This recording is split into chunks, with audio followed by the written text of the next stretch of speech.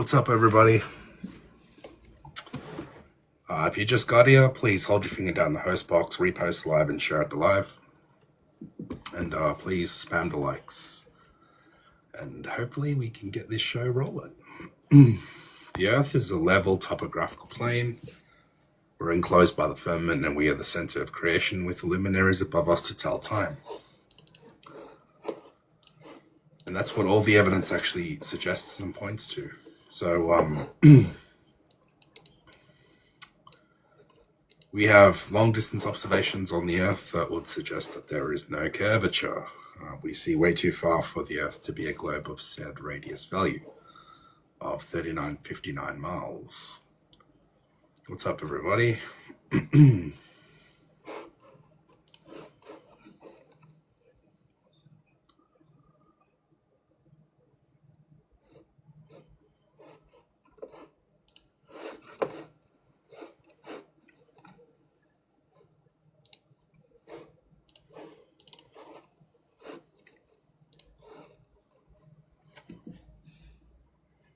What's up, everybody? Thanks for the shares, guys. Thanks for the gifts. Let's see if we can get this show rolling.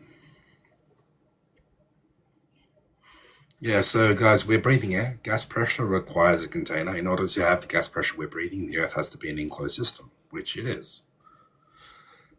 The definition of gas pressure is essentially the amount of force exerted by the molecules on the walls of a container. Without the container, you don't have gas pressure. You can't bring me any amount of gas without a container. And you can't prove the Earth is not enclosed without begging the question.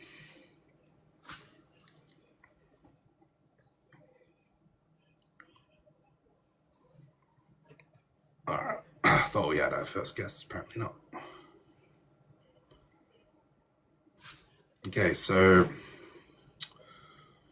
radar. Radar also goes way too far for the Earth to be a globe. It goes thousands of miles line of sight. Game over. GG. We have radar records, radar distance records of thousands of miles and kilometers. And they're actually above the 40 megahertz range that the ionosphere would bounce back. So, you know what's funny though? How was the ionosphere discovered? It was discovered because Marconi's transmission went way too far. So instead of saying the Earth was flat, they just said, oh, well, radar goes in a straight line and it bounces off the ionosphere in the sky and back down. That's a cool story. That's a really cool story. I'm supposed to believe that right when we shoot radar, that Marconi shot it at the ionosphere that he didn't know existed. Wow, that's amazing. Imagine that. And it worked. First try. It's not that it worked first try because the Earth was horizontal and level and that the radar beam just went straight out in a straight line. No. Bounced off a magical layer on the ionosphere. That's a cool story. It's a really cool story.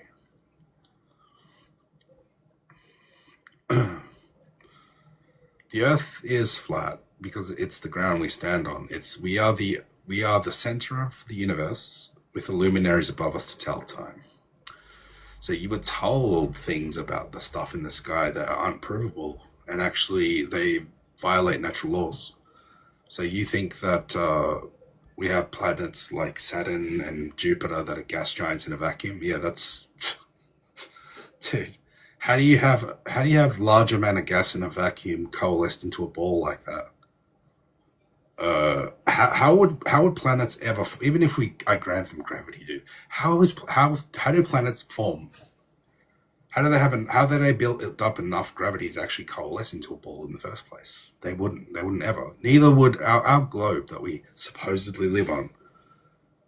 How would it have gas? How would we generate an atmosphere in a vacuum? Exactly. How does that work? Interesting, huh? Yeah, you wouldn't be alive. Like, unless you want to believe in the heliocentric model and believe in God did it somehow, then yeah, that's fine. But, geez. The globe violates a lot of natural laws, guys. That's how we know the globe is false. There's a lot of natural laws, and suddenly when you violate all these different laws, you know that it's not a globe. Especially if it violates the second law of thermodynamics and stuff like that. That's pretty bad. Pretty bad.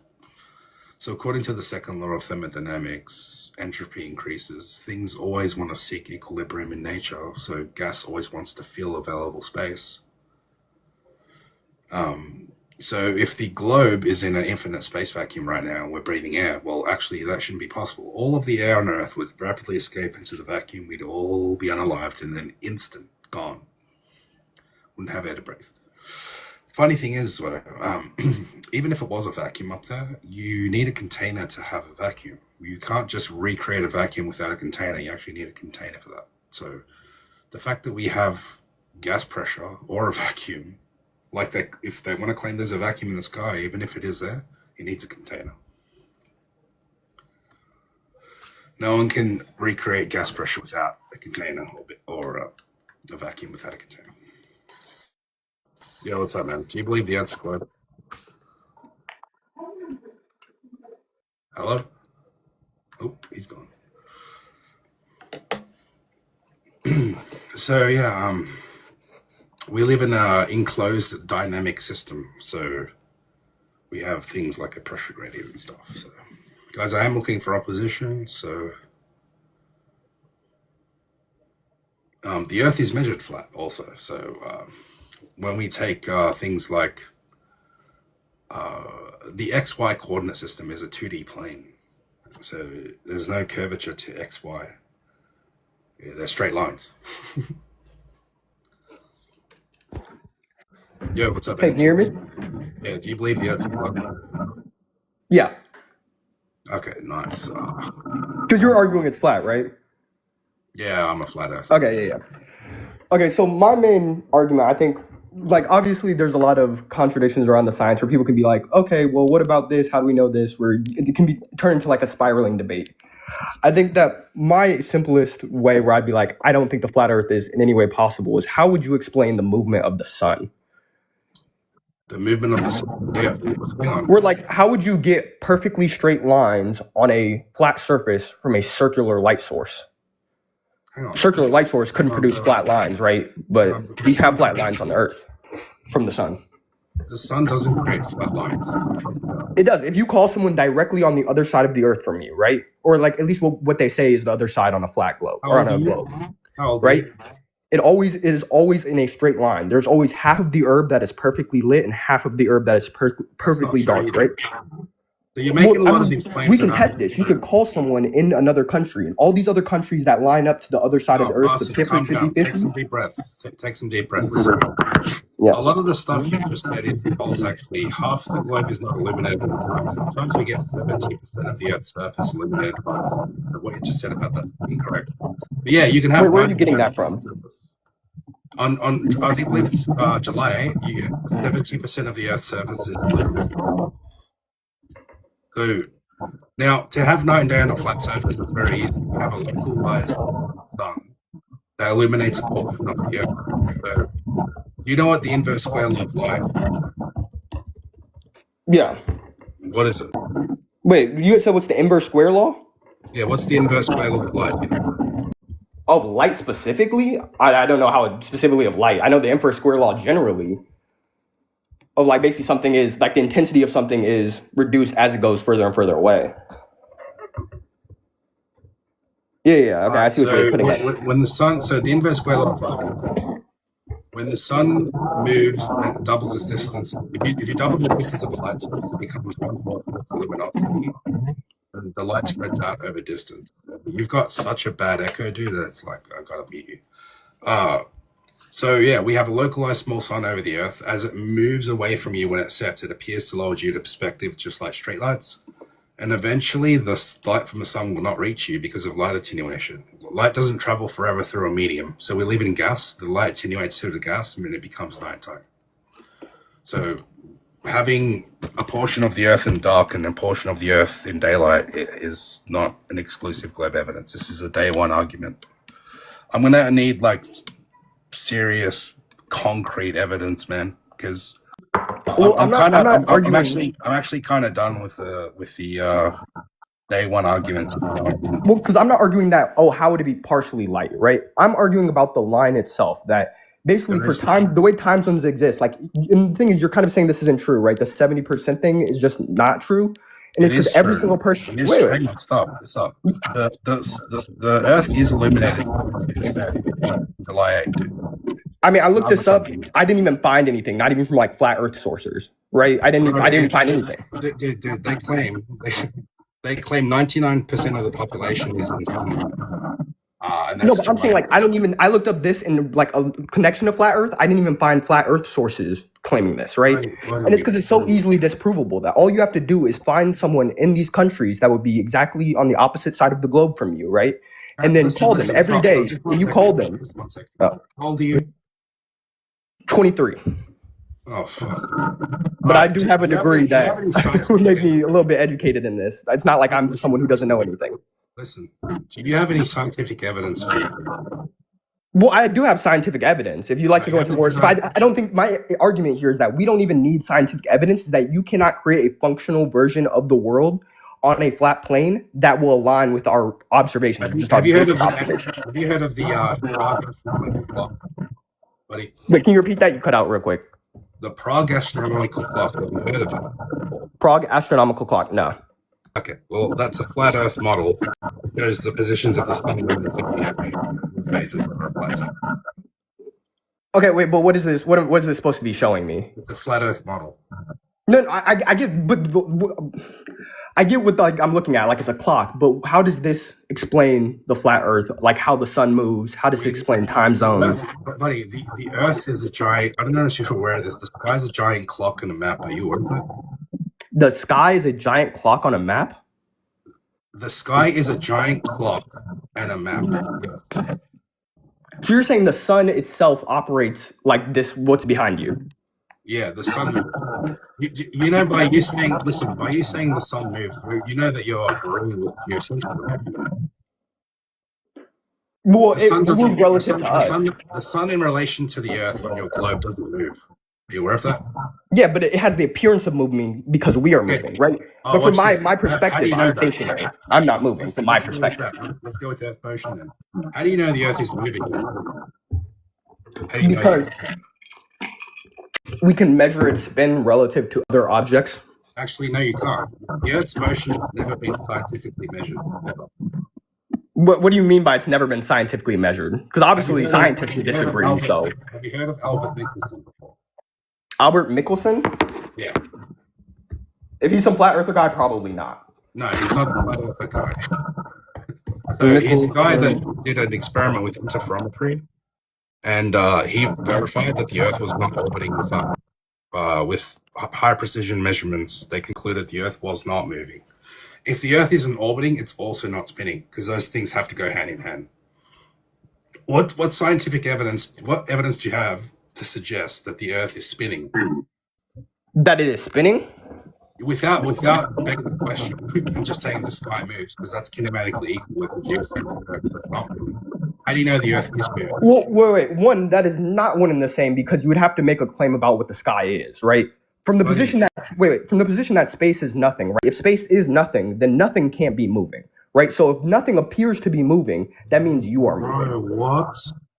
If an empty space seems to be moving, an empty space, nothing itself cannot move, right? So if we've got luminaries in the sky, we've got stars, sun, and moon that move around the Earth. So look, this is Einstein's quote in his own words, right? Either coordinate system could be used in justification. You got to start here, man. You got so much background noise. The two sentences, the sun is at rest and the Earth moves, or the sun moves and the Earth is at rest, would simply mean two different conventions concerning two different coordinate systems. Talking about relativity there, though. That's the same thing that I said. Geocentrism and heliocentrism is the same thing. So without just looking into the sky and saying that the things in the sky are not moving when we see them move, what evidence do you have to suggest that the Earth's moving? Well, that was basically what Einstein was explaining here, which is that from the relative position, you can't actually know. And it's the same argument that you just made, right? So how do you know that? Yeah. So how do you know because we don't actually measure it relative to just, oh, things are moving, right? We basically take specific measurements of the rotation. Basically, one is that we went to space, right? Pretty easy from that. I haven't. Have a nice day, man. All right, have a nice day. I can't, man. Like, this is why this live should be 30 plus, honestly, for this topic, dude. It's crazy. People just don't know enough, man.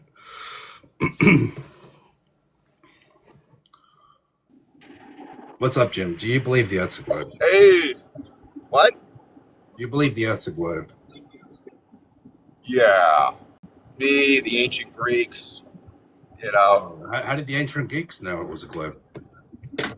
The ancient Greeks knew because they were island people, right? They lived on islands and they sailed a lot, and they noticed that when the boat sailed away from the port, the bottom of the boat would disappear first. So it was pretty obvious to Are you most aware that ancient seafaring people.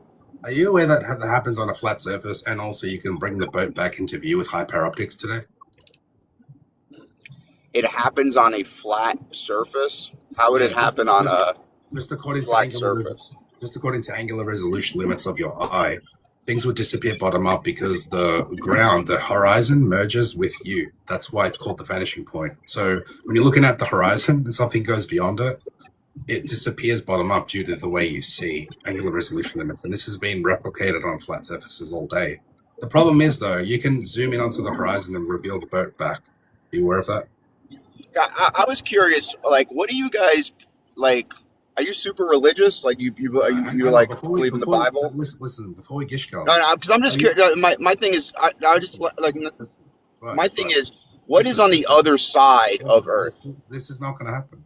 You made a positive claim. Well, you can't explain what. I'm just curious. What do you guys believe is on the other side? Buddy. Why are we talking about just something else now, dude? Let me address what you first said. You said boats go over the curvature of the Earth. That's been refuted, but you can pull the boat back into view. So instead of gish galloping, address this. I went out to the beach with my high power optics. I couldn't see the boat, and I zoomed in, and I could see the boat again. So it didn't go behind the Earth curvature that you're pre-assuming is there. It just got too far away to see. So if Aristotle had my camera 2,000 years ago, and he zoomed the boat back into view, would he have still said it was a globe? Why does if it loses focus, why would only the bottom of the boat lose focus before the top of the boat? I've just addressed that. How we you're just talking about. What's the explanation? Why does the bottom of the boat lose focus first? I explained that. When you zoom in here, does the top come into focus before the bottom? Do it again, and let's see if the top comes into focus first. Jim, let's just do it again. We'll see. Jim, look, do it again, and we'll look. Does the top come into focus first, or does it come into focus altogether? It's okay. Why is it so difficult to just do it again, and we'll see if the top comes into focus first? How are we seeing the boat if it was supposed to be behind the Earth curve? Because it's blurry. I get it, but does the top? Blurry? I'm not talking about blurry. It's blurry. Does the top come into focus first? Let's see. Blurry, dude. You can't see it. What are you talking about? And when you put it back in, you could see it all at once. Buddy, you see it all at once. It's not you don't just see the top first. Listen, you don't want to do it again because I just proved you wrong. No, I can. You don't just see the top first. It comes into focus all at once. No, it doesn't. So again. Okay, let's do it very slowly. Let's do it again, very slowly. I can show you on a. Tell me when the pause it when the top is in focus. When you can only see the top. How about that? Pause it when you can only see the top. Are you crashing out, bud, or are you okay? I'm not crashing out. I'm asking you to prove what you're saying. Okay. So and you don't want to do it because you can't. Okay. So first, all you have to do is focus it where you can only see the top. Let's just do that part. Crashing out. All right. So I'm gonna do it with a. So you're not gonna do it. I'm gonna do it with a big object. Like, see this boat, this ship over here. You couldn't see the top of that ship, could you? Oh, look! I can see the whole boat, not just the top. Wow, that's weird. So is that the top of the ship, bud? I can see that's the whole boat. Oh, and where was the top of that boat before? How come it wasn't visible? It's not over the curvature. Wait, stop. So now I've just debunked what you said. So I pulled in the top of a ship that wasn't visible, like you said. So again, how are we? So you understand? It's just too far away for you to see. Welcome to Flatearth. Okay, so too far away to see. That's my claim. It's too far away for your camera to see it. Can you Correct. pause it where only the top focuses it, I and you just can see showed you. the I top just is showed you that. the only part you can see. You can't do it. I just showed you that. I love these conversations. You know what? I teach special ed, Wait, so Jim. I love these conversations. Jim. I just showed you the It's like top. trying to explain general relativity to one of you guys. It's amazing. Hang on. You don't know What's what on the other side? Trust me. Oh, wait. Stop. What's Stop. on the other side? Your claim was when boat goes away from you, it's going behind the curvature of the Earth. And now you're telling me that it was too far away to see. So which one is it? Was it too far to see, or was it behind the curve? That boat. First of all, that's a camera. That's not your eye. Okay. I'm That's going to a start camera. again. I have no idea. When you're I was. This is my own observation. I was there with my eyes. I couldn't see the boat until I zoomed in with my camera. Was the boat too far away to see, or was it behind the curvature like you originally said? it is not. Admit you're wrong. Greece. Listen, Let me answer. Give me. Listen, because you grilled me and I let you grill me. Now I'm grilling you. Was the boat behind the curve or was it too far to see? Which one? In that scenario, the boat was too far away for the camera. So how come I couldn't see The it with my eye? Greeks had sailboats. Do you know how high is the mast of a sailboat? How high is the mast of a Greek sailboat? You tell me. How high is it? You know? How high is it? 100, over 100 feet. Over 100 feet. Oh, wow. Yeah, Okay, it's 100-foot mast. All right, so I pulled the boat back. A sailboat, I could see, I don't know if you've ever been on a sailboat. The masts on a large sailboat are very, very tall. All right. Let me show you another observation. The Greeks were not losing focus of the boat. They were losing sight of the bottom of the boat only. Okay. Because I own sailboats. I've seen it with my own eyes. Now I'm going to show you bottom-up disappearance. Have you ever been on the beach with a sailboat? Yes. You live near the ocean? That's how I've debunked your globe. I just showed you. So I answered your question. I've seen it with my own eyes. The Greeks saw it with their own eyes. Do you think they made it up? Do you think the ancient Greeks made it up? No. Now I'm going to show you bottom-up disappearance on a flat surface. No problem. The ancient Greeks, Socrates is in on the conspiracy, boys. Jim, I'm going to show you bottom-up disappearance now, if you can relax just for a second. So first reason we have bottom-up disappearance over the ocean is due to atmospheric lensing. You see how this one looks bigger, but it also appears lower, and it's beyond the horizon, which is limitations of your vision. That's not curvature. That's atmospheric lensing. That's a flat table replicating it, dude. Bro, that's one way. Besides our own eyes, they literally use lasers. One of your own. Buddy, one thing at a time, bud. The one thing I'm refuting what you're saying. I'm showing you bottom-up disappearance on a flat surface. So you can walk away on grass, dude, and disappear bottom up. Okay, a coin over a table disappears bottom up, just like the sun with a lens. It's the same thing. You lower the camera down, dude, and you lose angle to the bottoms of things first, because they're the first thing. The 0 degrees is where the bottom is. So this is not curvature. This is just bottom up disappearance due to atmospheric effects and optical limitations of your vision. But here's the best one I can show you, right? This is me, okay? This is that observation I had earlier with the boat. I overlaid it on a flat track. Now, it's the same effect. You see how it's the same effect, dude? So as these people walk away, the bottoms of them are going to disappear first because of diffraction limits and the fact that they're touching the ground. That's, of course, where they're going to disappear first from. But as they go all the way around, they disappear almost up to the waist, above the knee. So you see how now they're like the entire bottoms are gone. This is a flat track, dude. So these people are not behind a curvature. So watch this. This guy, I'm going to zoom in. There's a boat in the distance. All I'm going to do is lower the camera down, and the bottom of the boat's going to disappear.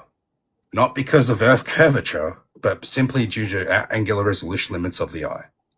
So you see the bottom. The lower you are, dude. The lower you are, that is absolutely curvature. The lower you are, the more the curvature is. Right, but the horizon. If you're standing up, you can see further. You don't realize this if you're standing up. So you're saying you went to the ground and that the boat started to disappear. Yeah, because you're lower. That's exactly what curvature would prove. Jim, is this boat behind a person curvature? up on a mountain sees for hundreds of miles. Jim, If you're on top of the Empire State Building, you see for much farther than if you're Jim, on the sidewalk. You hello, don't realize this? You're Jim, literally proving it right here. Jim. You're Yeah, about. I get it. Listen, 1 foot is that high, boat behind the you're a curve? lower observer. Is that behind the curve? Bro, Jim, look. bro, Is that behind the curve? I need my fries. Put my fries in the bag. Jim, you're melting, bud. Listen, you're melting, bud. How can this be behind curvature if the horizon's behind the boat? That's what I wanted to get out, but you're melting. So, how is? But where are my fries, bro? I'm late for work. Where are my fries?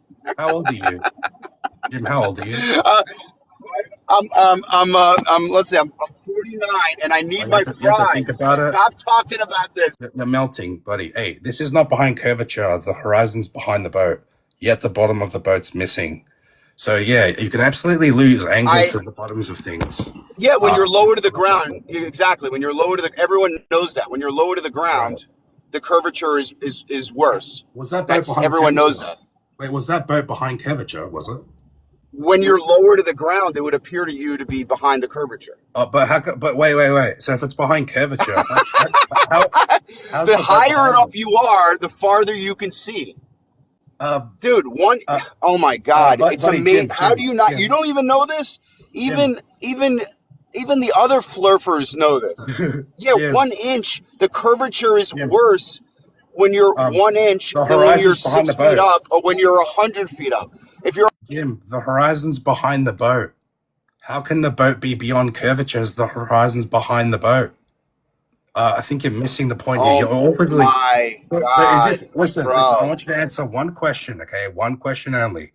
Is this boat behind the Earth curvature? Awkwardly laughing is not going to help you, dude. I'm letting you do this because you're just cooking yourself here. You're not paying attention. The boat can't be behind Earth curvature if the horizon is behind the boat. So stop awkwardly laughing like a child. You can have bottom-up disappearance just by going lower. It's not exclusive to your globe. The horizon's behind the boat, Jim. And it's funny how now you're not unmuting and laughing. So we can both agree now this is not curvature, right? That is a swell, which also would. Well, it's a that's a swell. swell. That's a swell. Is that a wave? Is it? The boat. You understand how? Wait. Dude, it could be a swell in the water. It could be another boat. Jim, it could be a wave created by another boat. Jim, let me get this straight. This boat, Dude, if I'm on the ocean, Jim, right, stop, and I'm in the water. Stop. Have you ever swam in the ocean? Jim, Have you ever swam in the ocean? If you're in the water, how far can you see if there's a wave in front of you? Jim, is this boat behind the wave? Is it? There's a swell. All right, have a nice day.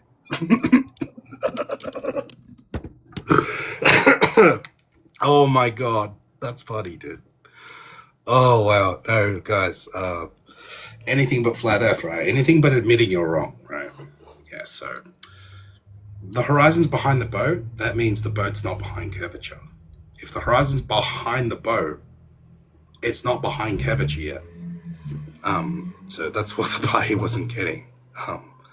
So anyway, let's move on.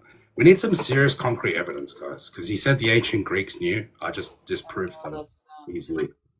If that's what that is. What else would it be? That's the curvature of the Earth. What else is it? Faye, are you there? I don't Hello? know. Hello? You're on a TikTok live. Hey, hello? Oh, hello. Are you there? Yeah, you talking flat Earth? Yeah, can you hear me? Yeah, man. So you're a globe Earth believer? Yeah. I am. All right. I want What's you your to number one? explain to me what the curvature in the eclipse, like a lunar eclipse and a solar eclipse is then. All right. So yeah, eclipses. Okay, this is awesome. Yeah. So in order for a lunar eclipse to happen on a globe, they have to be in a line, and the Earth has to be casting a shadow onto the moon. Except there's a lunar eclipse that happens regularly called the Caledonian eclipse or the impossible eclipse, where a single observer can see the sun and moon above the horizon, and the moon starts eclipsing from top down, which is the wrong direction. Now, buddy, If we're seeing the sun and moon above the horizon staring at each other, is the Earth between the sun and moon?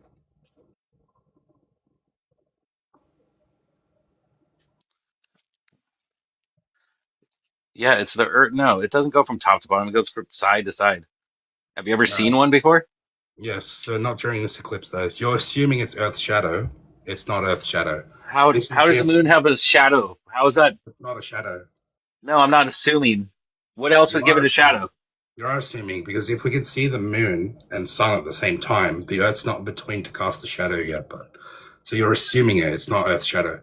And I've done infrared photography on it, videos on the You moon. don't see the moon and the sun. You don't see them at the same time. Yes, you do. It's called the Selenian eclipse. You do. Yes. That's why it's not Earth's shadow. That's how we know. It's Oh, geometrically possible.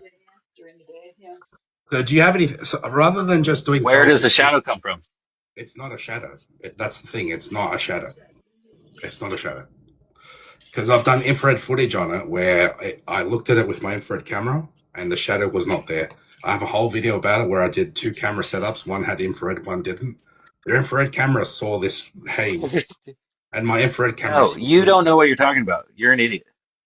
Oh, so now that I've debunked your claim that like everyone makes, now I'm an idiot. So Look at an eclipse with your eyeballs. I have. How do you see the sun and moon above the horizon during an eclipse with the You sun don't. behind? That's not your image is not what an eclipse looks like. Uh, so can you still man for me what a Selenian eclipse is, please?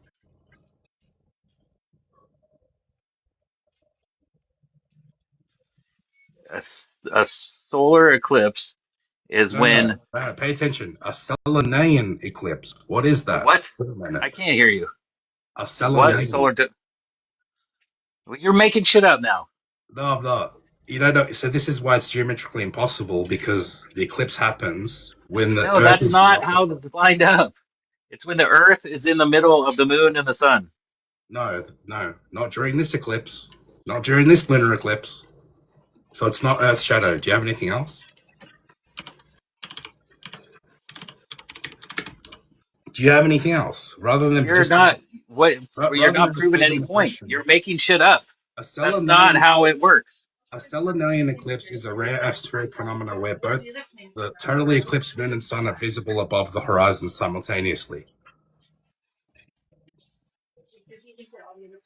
So instead of begging the question, okay, and assuming No, they something, said like how do you know the Earth is planets actually are curving the at planets are 18 like miles per hour? that there's a firmament that's Bro, can you separated. can you talk to me, man? Because your first claim got easily destroyed and debunked, right? Now you got to talk to me because otherwise I'm just going to drop you. Can you talk to me instead of having 10 people in the background or something? It's kind of weird, man. I've got to keep this show rolling.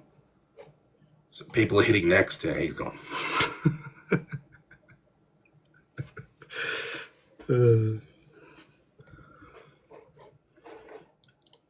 He wasn't expecting that, was he? Good old lunar eclipse. Yeah. Guys, we gotta do better, man. The problem is you can't. Out of that where it said atmospheric refraction. You read part of the definition, but you didn't read the rest where it said it explains why that occurs, which is atmospheric refraction. How does atmospheric refraction happen in one anisotropic medium when it requires 2 isotropic mediums? So you're going with the Google definition there, but you don't want to go with the actual explanation for why it happens, This is the guy just right? debunked earlier. And you also just Jim. Refraction doesn't occur like that, but you need to you just avoid talking about the actual eclipses because you can't prove it, you can't explain it. Wait, Jim. You can't explain why the eclipses occur. You just have to talk about this rare occurrence of atmospheric refraction. Why do the other eclipses occur? Let me get this straight. Let me not answer. The sun and moon. Let me not talk about that.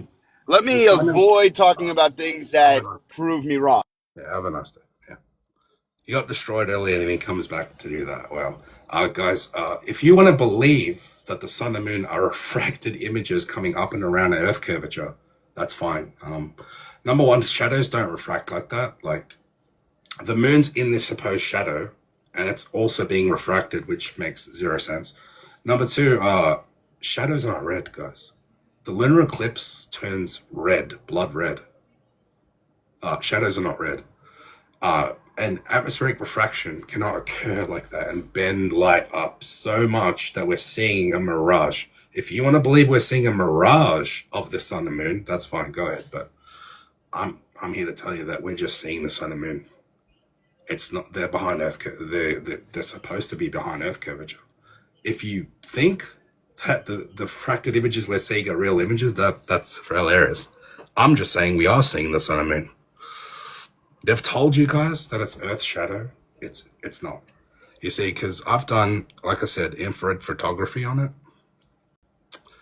Where my infrared camera, we're seeing the face of the moon. But this is my other camera. My other camera didn't have infrared, and it saw the eclipse. My other camera saw straight through the eclipse. But my camera can see shadows. So during the TikTok live I did, I looked at a shadow in the distance, saw the shadow, no problem. Looked at the moon, no shadow. So what I'm trying to get at is it's not a shadow to begin with at all. It's got nothing to do with a shadow. And this is begging the question.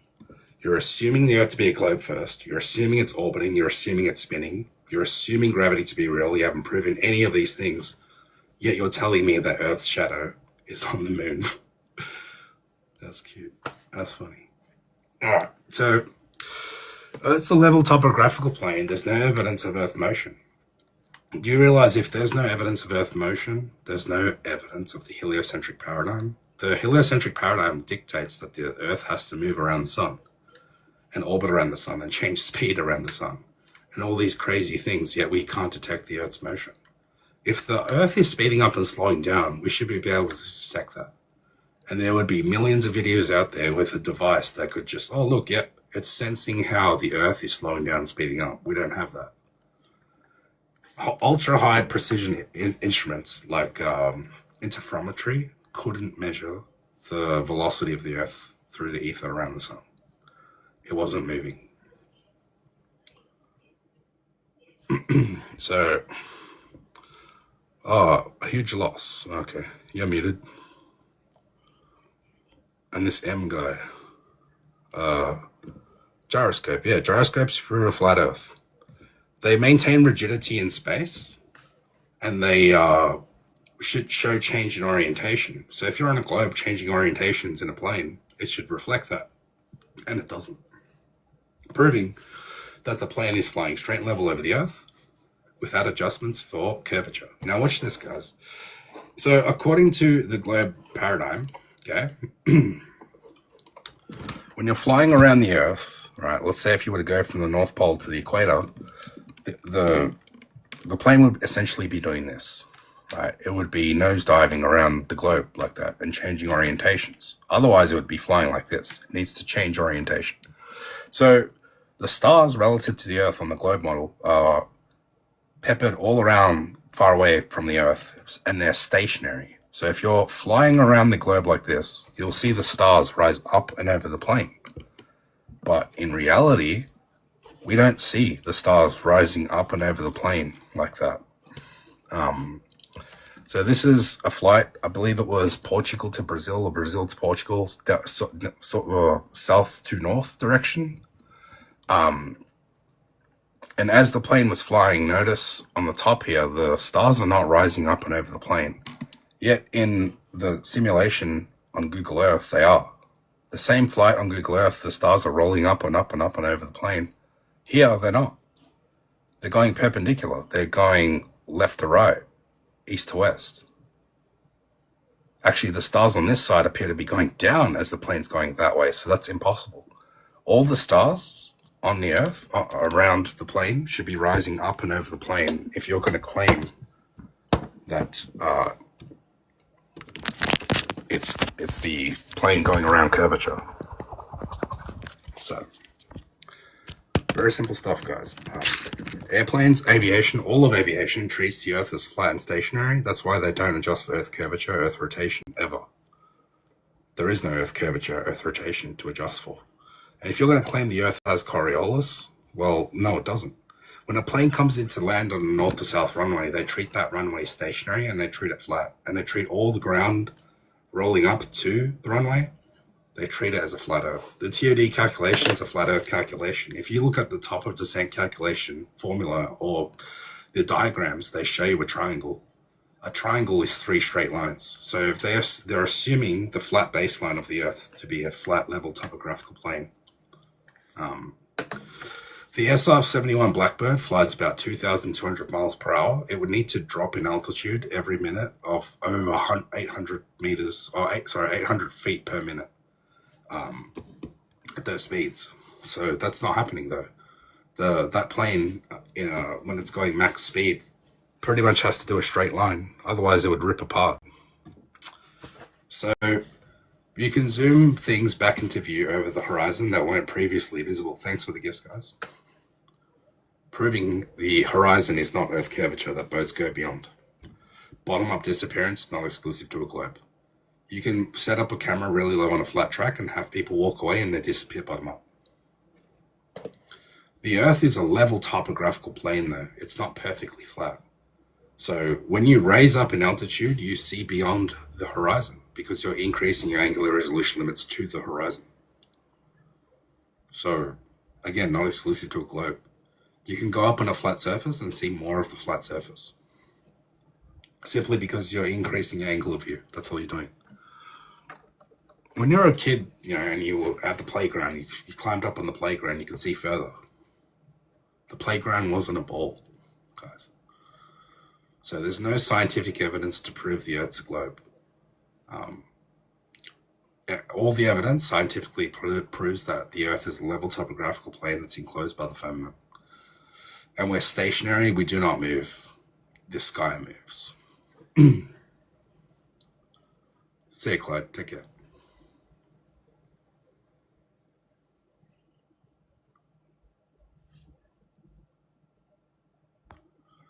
So this is why a lot of people are waking up, because just the way the globies act alone when they come up, they're so emotional. They're so emotionally damaged. If they were on the side of the truth, they would just be like me. They'd be all calm. They would just present evidence. They wouldn't need to melt. Yet they do. So, Nichikaku, in his own words, usually in science, if we're off by a factor of 2 to 10, we call that horrible. We say something's wrong with the theory. We're off by a factor of 10. However, in cosmology, we're off by a factor of 10 to the 120, Michikaku. So that's a 1 with 120 zeros behind it. That's how wrong they are in their current cosmological models, guys. The Earth is not heliocentric. It's not moving. We're not adjacent next to an infinite ever-expanding universe. If we were, all the gas on Earth would escape into it. We'd all be dead in an instant. We'd all be unalived. What's up, Science with Freddy? So it's funny because, I had so many people in my comments earlier, trying to preach from the chat their globe religion. And when I invite them up and mute them, they don't want to come up because they know what's going to happen. If the Earth were truly a globe, a 5-year-old could come up, present evidence for the globe that I couldn't refute. And that would happen over and over. Every single person that comes up would show me verifiable, undeniable proof of a globe. And it'd be over. That's it. There would be no flat earthers. That never happens. Slam, if you want me to respond to your questions, that's for the panel. So if you're a globe earth believer, come up onto the panel request, because that's where I do the talking, but that's where the debating happens. Not in the comments section. Oh yeah, dude, I still have to make the Mike Explain clip. It's in my thing here, but fuck. I was telling my friend earlier, as I was making that clip of Mike Explain being so dumb, I started feeling bad. I was like, man, it feels like I'm picking on a child or something. Like it just doesn't feel right. Like Mike Explained is so dumb, dude, that it actually concerned me when I was making the clip of him. It's like I feel bad uploading this. Oh man, he didn't know what a radius value was. He didn't know the difference between a radius value and a diameter, and he kept on coming back up, doubling down on this stupidity. It was bad. Oh, cousin Ray Ray. Oh, did you make a new account, buddy? Because I'm pretty sure I have you blocked on the other account.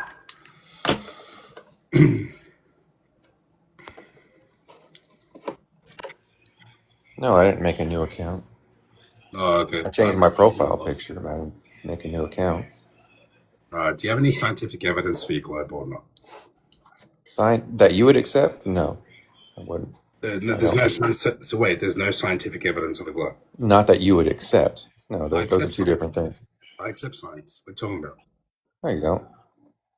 Yeah, what scientific evidence do you have? Well, the profile picture is scientific evidence that the Earth is a globe. Photograph. It's a picture Wait, so if I show you a that was photograph taken from space. Yeah, if I take a photograph of Bigfoot, did I do science? not necessarily. No, Okay, so give me because science. it's not just a photograph. It is just a photograph. So just what scientific evidence do you have that follows the scientific method, preferably? Well, you saw a rocket launch into space, and they brought back pictures. That's not science. Yeah, it is. Is observation alone science? No, Okay, so then give me the scientific because method. it's not just observation. Give me the I mean, a scientific rocket went off into space, and they took pictures. A rocket went off into a second law of thermodynamics violation? You think that's a second law of thermodynamics violation? Yes. How so? Because if there's a giant sky vacuum above the Earth, all of our gas would escape into it, like every other example we have. Where Hold on. You think vacuums suck? gas pressure seeks low pressure. That's what wind is, by the Yeah. way. So if we have a giant empty void up in the sky, the gas would violently fill that. Yes. Gas pressure seeks low pressure unless there's other forces acting upon it. So wind doesn't happen sometimes. I'm sorry, what? So wind doesn't happen sometimes. Wind doesn't happen sometimes? What are you talking about? You said unless other force is acting upon it. So does wind happen always? Does high pressure always seek low pressure to cause wind? Unless other forces act upon it, yes. And what force would that be to act upon wind to stop? I think you know. So- you know. So wait. Mass attracts mass, right? If you have low pressure here and high pressure here, will the air go to the low pressure? Unless another force acts upon it, yes. So entropy is incorrect. Sometimes it doesn't happen. And I'd say entropy was incorrect. Well, wind is entropy, but high pressure seeking low pressure, that's due to entropy. So does that always happen or not? Well, wind happens, yes. Always, right? If there's high pressure next to low pressure, it will seek equilibrium, right? Okay, the air pressure out on my lawn is higher than the air pressure on my roof. Why doesn't it exceed that? It does seek that. And actually, that's not No, true. it doesn't. At that No, distance, it doesn't. you're The saying air high pressure- pressure doesn't seek low pressure. If I took an altimeter and put it on my lawn, the altitude would be lower than it would read lower than the Yeah, right. altitude at my house, and that's a Right, barometer. but you know why the altitude? Altimeters measure pressure, right? You know why the altimeter would measure lower at the ground, right? Is because Well, altimeters measure air pressure, right? we have a pressure gradient. Yeah. How do you have a pressure gradient? Why do you think we have a pressure gradient? Because the Earth's an enclosed dynamic system. How do you have a pressure gradient without a container? No, the altitude on my lawn on the altimeter would read lower always. Okay, I heard you the first time. How do you So have a- where's the barrier between that pressure differential? How do you have a pressure? No, and that's not true even. So as you go Yes. higher, it gets colder. Temperature and pressure have a direct correlation, correct? Altimeters aren't thermometers. No, They're they measure barometers. pressure. They measure pressure. Exactly. So if the temperature is lower, will the gas pressure decrease? Is Gay-Lussac's law a thing, or is that also not No, true? Like, temperature's lower, the pressure doesn't necessarily decrease. No, yes, it does. It's called No, it Gay-Lussac. Yes, it is. Yes, it does. not necessarily. No, So Gay-Lussac's law is not a law now. I didn't say that. So then, according to Gay-Lussac's law, if the temperature decreases or increases, does the pressure get affected and go up or down? Sure. Is the pressure of a gas directly proportional to its absolute temperature? Sure. But that's Okay. not And when we go higher, that's an enclosed system. Yes. right? Exactly. Yeah. Like The atmosphere is not an enclosed system, so Yes, that law doesn't apply. Yes, it is. How do you? Okay, Oh, listen. you just say that. Yes. No, I don't say that. The Earth No. is the Earth an enclosed system? Yes or no? No. All right, watch this.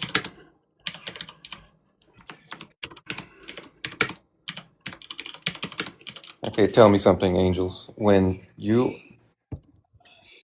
are at a lower altitude, the pressure is always higher, but the temperature is not necessarily the temperature differential is not necessarily always the case. The Earth is considered a closed system regarding matter. Is gas matter? Do you know what the term closed and enclosed is? Yeah, I just showed you. Yeah. You said Yeah, the Earth closed wasn't and enclosed are not the same thing. Is Earth a closed system? Yes, but it's not an enclosed system. So wait, so it's Okay. not. Wait. So the Earth's The enclosed prefix of without "n" enclosed. is not in front of that closed. Wait. So the Earth's not enclosed. It's not an enclosed No. system. No, it's not an enclosed system. It means there's not a physical barrier. Oh well, that's what you're assuming, Okay. though. But Do you know Okay. Watch this. Are you ignoring the lack of the prefix Watch "n" this. in front of closed? Watch Oh, this. you're gonna show me this again? Yeah, because it always debunks you. So does high No, it pressure doesn't. gas seek vacuums always? Always? No. Yeah. Oh, No. okay. So every time I open The this fact that valve, we have a pressure gradient, that we have a pressure gradient How do you have a- disproves that. how do you have a low pressure system without a container? Okay, is there a 100-kilometer column of air above that bulb?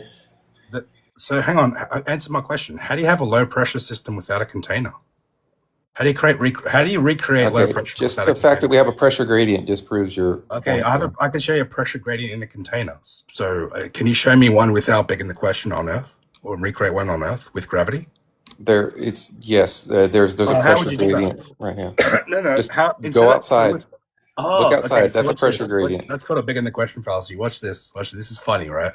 So if my claim is black holes create wind, right, and my evidence for that is go walk outside, you can feel the wind on your face. By you feeling the wind on your face, did I prove that black holes created wind? No. Okay. So then when I ask you for evidence of a low pressure system being recreated without a container using gravity, by you walking outside and pointing to the sky, did you prove that? Okay. Now, Answer the you said question. that hold on. You said that gas I'm pressure. not going to let you do it. I'm not going to let you do it. Because you agree with me that it's a fallacy when I say black holes create wind and my evidence is go walk outside, you can feel the wind on your face. What do black holes have to do with wind? Stop. So when you say, when I say to you, prove to me that you can have a low pressure system without a container, right? And you walk outside and point to the sky and beg the question, just like I did by you feeling the wind on your face. Did you prove it scientifically? Yes, because the air pressure is lower. So then I proved that black holes created wind by you feeling the wind on your face. Oh, man. I can't. This is why these anti-flat earthers need to be blocked. That guy needs to be blocked. He's so... All right. Soldier, what's up, man? Do you believe the Earth's a globe? Hello? Okay. Yeah. Cousin Ray Ray's like, he's got to be some sort of fucking paid agent. There's no way. Like, why do this? Why you like? Okay, you think we're dumb? You think we're stupid? Stop following us around. I thought I had him blocked, and here he is again. Unreal, man. So yeah, you can't prove to me. I can recreate a low pressure system in a container. I can do it right now. I've got a little vacuum chamber that I created myself. So I pump the air out of that and it creates low pressure. And I can recreate a pressure gradient in a container. A propane tank has a pressure gradient. So you introduce heat variations, temperature differentials to a container, it will have a pressure gradient. Guys, a soda can has a pressure gradient, guys. So you can't just beg the question. I want you to do that with gravity, and you can't. That's the problem. What's up? What's your name? Huckleberry. Ben. What's up, man? Do you believe the Earth's a globe? I do believe it's a globe. All right, and can you have gas pressure without a container? You sure can. Can you bring me 5 pounds of helium without a container? Yep. But my question is, wait, stop. You can bring me 5 pounds of gas of my choice without a container. yeah, just like the Earth is, you believe is flat.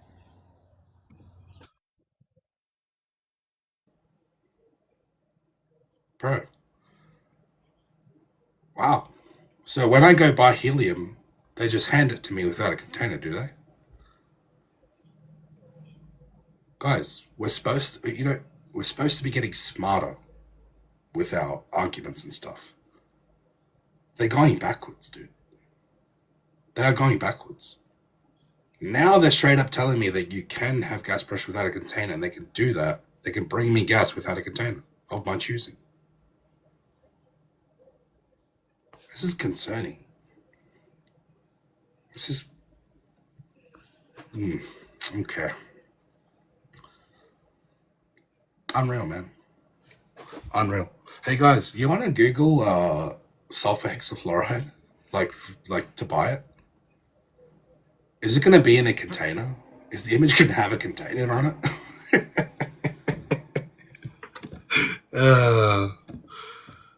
Man, this is bad, dude. This is bad.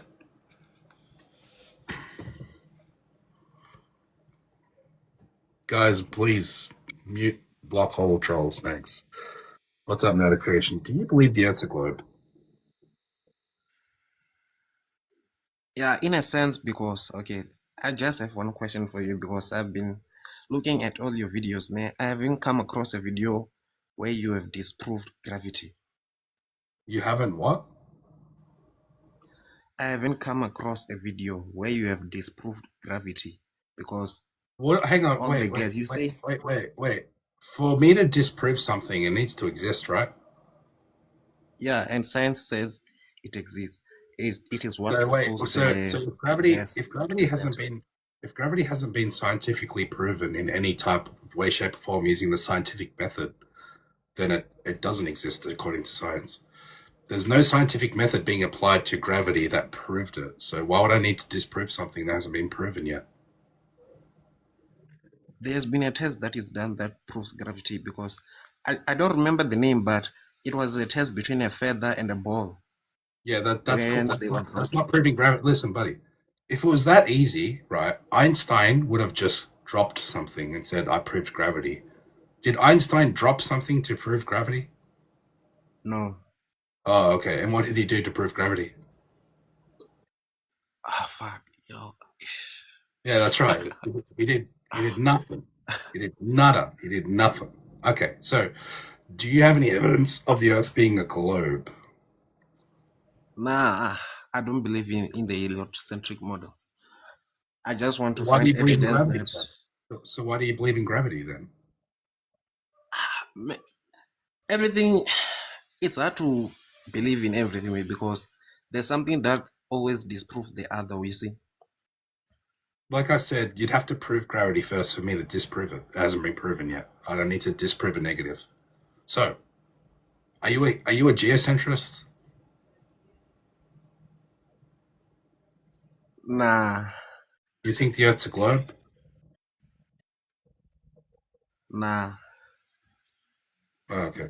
Well, work out what you believe and then maybe come back. Okay. All right. Yeah. Okay. Well.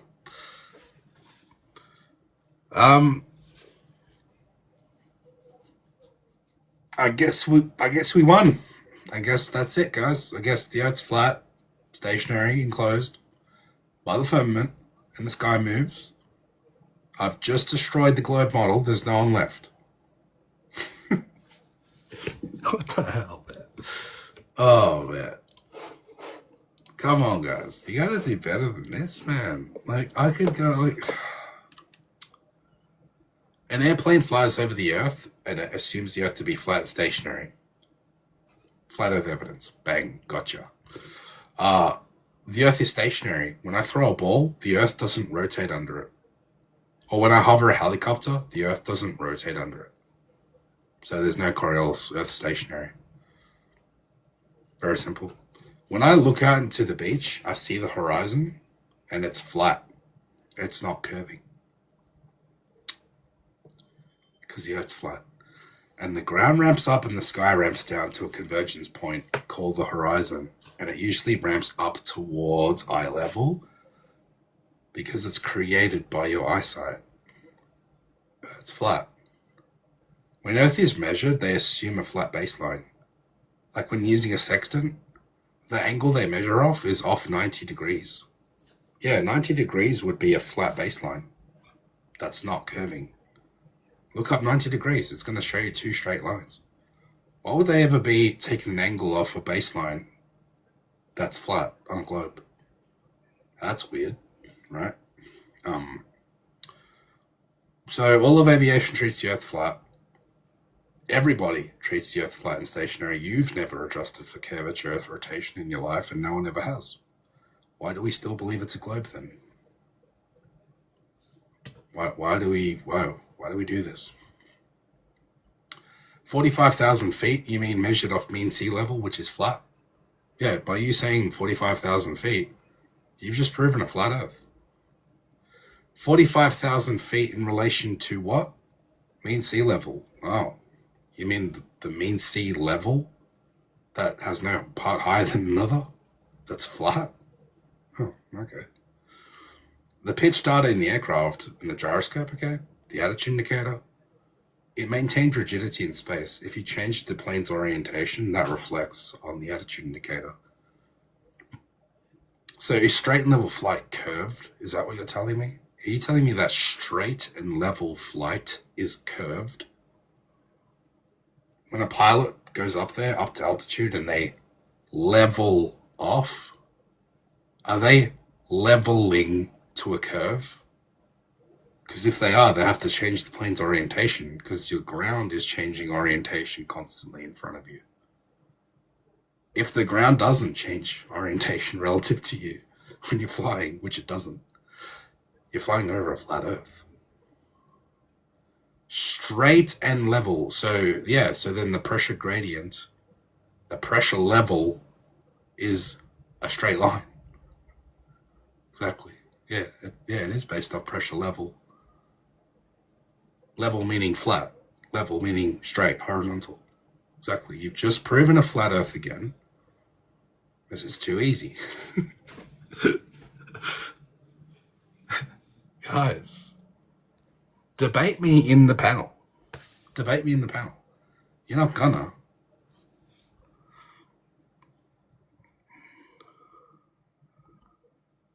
Yeah, repeat the lie over and over and it becomes a spinning globe, right? That's exactly what happened. So mean sea level is a flat level constant. If you go, guys, if you go onto Google Earth Pro, right, you go onto Google Earth Pro, guys, and you draw a straight line for many kilometers. This is my observation that I did, or I saw way too far, essentially. So let's see.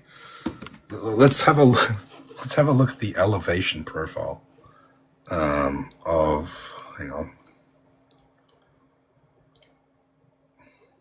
Why isn't it working? There we go. All right. Watch this, guys. So this is. Hang on. This is my observation that I did from it's 53-kilometer distance, and I was seeing the shoreline to the other side here when there should have been 160 meters of curvature. Guys, the elevation profile in Google Earth is a flat line. Why are they assuming mean sea level to be flat? Well, look, as I move that, see how on the observation it moves?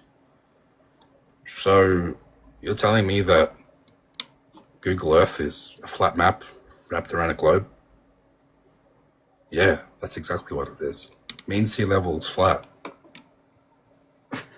Why would they be depicting mean sea level as flat? Interesting. It's almost like the Earth is flat, and that's why. So, guys, again, a pressure gradient requires gas pressure. The second you say gas pressure, the necessary antecedent for that is a container. So, a pressure gradient requires pressure. Like if I have a car, in order for me to have a red car, I need the car first. And then I can have a red car. So in order to have a pressure gradient, you have to have pressure first and then have the gradient. Any amount of gas pressure requires a container. So simply by trying to cop out and say, oh, well, we have a pressure gradient. Yeah, a pressure gradient requires a container as well. The necessary antecedent to any amount of pressure is a container. So you go higher up, it becomes exponentially colder. The gas molecules become slightly more dense. They settle lower. And there's less pressure because they move slower. You can replicate that in a container. A propane tank has a pressure gradient. A Coke bottle has a pressure gradient. So what are we talking about here, guys? What are we talking about here? How do you have clouds, okay, also, right, weighing metric tons, but the clouds aren't on the ground?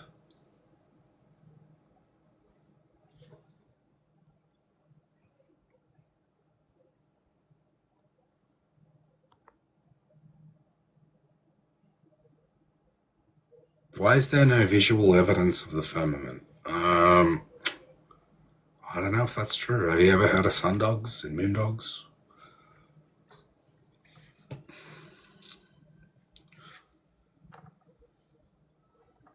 Rainbows? There's actual audible proof of the firmament. It's called thunder. What do you think thunder is the sound of? What do you think it's echoing off? So, yeah, when you hear thunder, if you pop a balloon in a silo or a large church or something, you're going to have a snap like a thunderbolt. When the thunderbolt makes a large sound, that one sound bounces off the ground and the firmament, basically, to create thunder. Thunder shakes the firmament. So, this is too easy. See, people come up here, right, and they really think that flat earthers are dumb because that's like how the media or whatever you want to call it has portrayed flat earthers. And then when they come up here and I start talking science and they panic, they go, oh shit, I wasn't expecting him to survive this question, and now it's his turn, and now I'm melting. I have to melt because, I wasn't expecting him to survive my question that I've answered 50,000 times. That's what happens usually. Flat earthers are all for science. I'm all for science. Yo, How old are you? 23. Sure about that? Really? You're telling me I sound like I'm 18? Yeah. Definitely not. I'm in college, bro. Look me up, Brandon Martin. I play college football. Okay. All right. Well, when you play college football and you kick a field goal, does the earth rotate under it? You said what? When you kick a field goal, does the earth rotate under the ball? When you kick a field goal, it's what? Does the earth rotate under the ball? That wasn't my. I just have like a like. I'm not I'm asking even. you. I'm not listen. I I'm was just asking. like, so they just went up to Wait, space or stop. whatever, right? I'm asking you. I'm asking you. When you kick a Does it? field I goal, does the Earth mean, rotate on doesn't the? I think so. Wait, so have you ever? Wait, you're telling me I you've don't. corrected? You've corrected for Coriolis when you've kicked a field goal? I don't kick field goals. It's not what I don't play that position. Okay, the people who do play that position, do they need to take Coriolis into account? I don't know. Do you? Okay, be serious with me. Do you really think that the Earth rotates under a ball when you kick it? No, bro. Can I ask you a question, or are you just gonna keep asking me questions? Well, I mean, we're on the same question, and you haven't really answered it. I said I don't know. You don't know. I don't know. So it's It's kind of a possible. weird question. So it could be possible that a ball is affected by Earth rotation. I don't know. I don't know. Bro, you are 18, aren't you? Nah, bro. Look me up. All right, yeah, I'll look you up. Yeah, watch your head. Wow. Wow. I don't know if a ball is affected by the Earth's spin, guys. He doesn't know. That's crazy. That's crazy. Why would I ever debate someone who thinks the Earth spins under a ball like that? I mean, if you're going to be that dishonest, why would I even bother? That's crazy. That's just crazy talk, man. Crazy. No, you're not coming back up. Stop requesting. Or you're going to get blocked. Come back tomorrow, and tomorrow tell me that the Earth doesn't rotate under a ball, please. Because if you believe that the Earth rotates under a ball, then you have to believe it rotates under a hovering helicopter. So,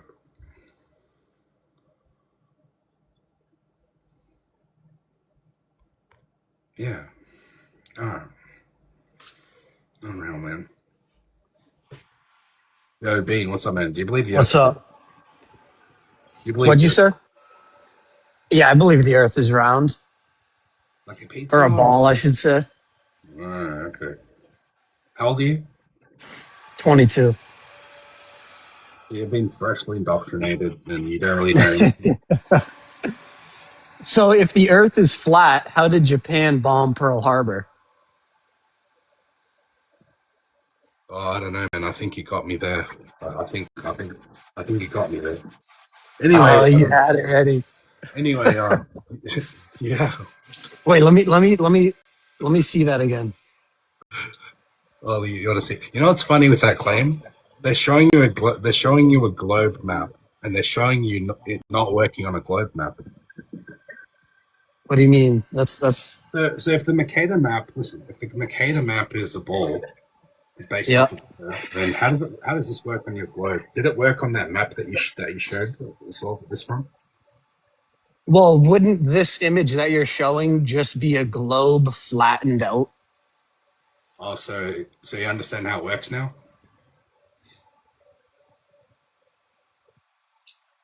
Yeah, I mean, I guess if the Earth had that shape, it would be possible.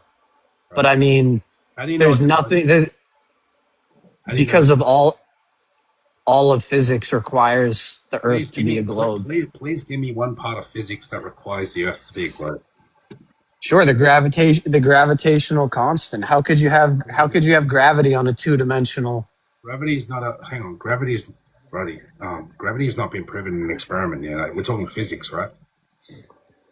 Are you saying gravity isn't a part of physics? Well, technically, no. The little g is not even gravity. So yeah, no. Unless you want to believe that the bending and warping of space time, two concepts can merge and become one, and somehow bend something is actually Well, science. Well, yeah. gravity in it of itself, all it is just the curvature of space-time Oh, and how is that proven? via mass. When you have mass located in, Wait. How do they isolate and manipulate space and time bending and warping a fourth dimension? How did they verify that? How do you bend and warp a fourth dimension? It's easy because we know that light has no mass, photons have no mass, yet they are still affected by gravity, correct? Wait, but gravity affects things with mass. For what you're saying, and you just Yes. debunked it. So if gravity affects No, things no, with no, mass, no, no, no, no, no. I'm proving my point because if photons have no mass, yet they are affected by gravity, how are that they affected shows you by that gravity with their mass? How are because they because affected? gra- because gravity curves space-time itself, which photons follow. And how did you verify that in an experiment? Einstein did. Einstein did. So Einstein, I forget Einstein the didn't do an name of the experiment. star. No, I Einstein forget the did not name of the experiment. star. I forget the name of the star, but Einstein said that Hey, there was a star behind our sun that we wouldn't be able to normally see because the sun is blocking it. how do you know that But at a wasn't certain how do you know wait, what? how do you know that wasn't refraction? How could that be refraction? Well, you What claim is it? What is it? What is it you refracting claim off of? you claim that everything else is refraction, so why not that? Well, tell me how a star thousands of light years away can refract Because the when it's light's being blocked by the sun. because the light's bending. So you guys claim you guys do you realize that the Exactly. light So the light is bending, correct? It's bending how do you know around the sun. how do you know it's space time doing that? A fourth dimension. How do you verify that without just observation? You didn't. Do you realize okay, let me ask you this. Is No, but how observation else would that happen? is If observation space time didn't curve, how could you see a star listen, behind another star? listen. Is observation alone science? What about it? Is observation alone science? Oh. No, because science No. requires you to test Okay. your theory. Thank you. How did they test that theory of light bending due to of space-time bending and warping? How did they prove that exactly in an experiment? Well, because at certain times in the year you can see that star Yeah. normally, but in other times Oh, hey, you just you did the can thing. test for that. What are Yeah, you talking about? you just went back and did an observation. How did they verify that using science, the scientific method? They Well, didn't. because they calculated the curvature of space time. Again. How did they do that in an experiment? Did they verify that in an experiment? Yes or no? The answer is no. They did experiment and they did test And it what and was they that did experiment? conclude that And what was that experiment called? And what was the independent variable for that experiment? How did they isolate the bending and warping of space time? because you can see that star at other points in See time it. Oh, you can see it and in you big the can't. question. Wait. You can see it and beg the question again. Yeah, observation's not science. So, do you have anything that's like Well, okay, so then how actually? do you prove the Earth is flat then? Oh, very easy. Fluid statics demands that large bodies of water require a container. All of aviation treats the Earth as flat and stationary. There is no curvature to Well, it. you can still have water on a ball with gravity. You can still wait. You can still have a large amount of water on a ball and have it stick to it with gravity. How do you think we're standing on the ground right now? Wait, can you prove that? Can you show me using gravity a large body of water sticking to a ball? Can you show me that using gravity in experiment, please? Well, that's impossible because the balls that we have at scale for human size don't have gravity to Let me hold. get this. And actually, you can if you take a ball and you dunk it in water, the water will stick to itself on the ball Yeah, that's because cohesion. water has because Cohesion. the That's not. property of water is to stick is cohesion. It sticks to That's itself. The not gravity. molecules do. That's not because of gravity, dude. Are you aware that that's not because of gravity? If I wet a But ball, wait. Listen. If I wet a ball, did I prove gravity? no, but that's not what I'm trying to prove. I'm just Oh, saying that okay. water sticks to itself. Okay, so okay, let's go back to square one. Okay, how do you know the Earth is either moving, orbiting, or curved without begging the question? How do we know the Earth is moving? Yeah, how do you know that? If it's never been scientifically verified or measured.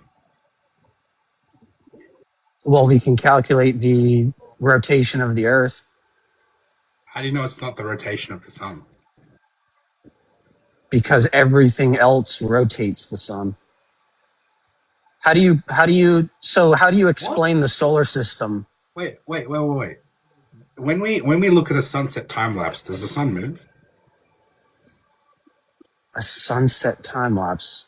Well, I guess what you're saying All right, look, from the look, look, perspective of Earth, look, from the look. perspective of Earth, the sun moves. From the Oh, perspective of the sun, the Earth okay. moves. Now watch this. How do you know that this sun is then not moving then? How do you know that? Well, what do you mean? Everything is moving. The sun is moving and the Earth is moving. How do you know this? So this, no, in relation to the Earth on your paradigm, the sun doesn't move in relation to the Earth. How do you know it is though? How do I know that the sun is moving? Because it's No, look going out on of screen. On frame. screen, we're seeing right. That's right. So this, so how do you know it's stationary? Your claim is it's stationary relative to the Earth. But nothing is stationary in the universe. Everything is moving constantly. Wait. So is this sun stationary? No. Oh, okay. So you just proved geocentrism. But how do you know the Earth is moving? No. No. No, all I'm stating is that everything in the universe is constantly moving. Not the Earth. How do you know the Earth is moving? How would the Earth not be moving? Do you feel it moving right now? Just because you can't, if you sit in a car going 60 miles an hour, do you feel like you're moving? No, Yeah. all you feel is acceleration. Yeah. That's the only force. A constant speed is not a force. You can only feel forces, such as acceleration. You know the Earth is accelerating, right? According to your paradigm. The Earth is not accelerating; it's at a constant velocity. Yes, it is. If Do you know what? Do you know what a velocity? Do you know what the definition of velocity is? Yeah, it's direction of speed, basically. Correct. Yes, a direction and a speed. Right. So if you're constantly, so watch this. Is turning acceleration being? Centrifugal force. No. Is turning acceleration? Yes or no?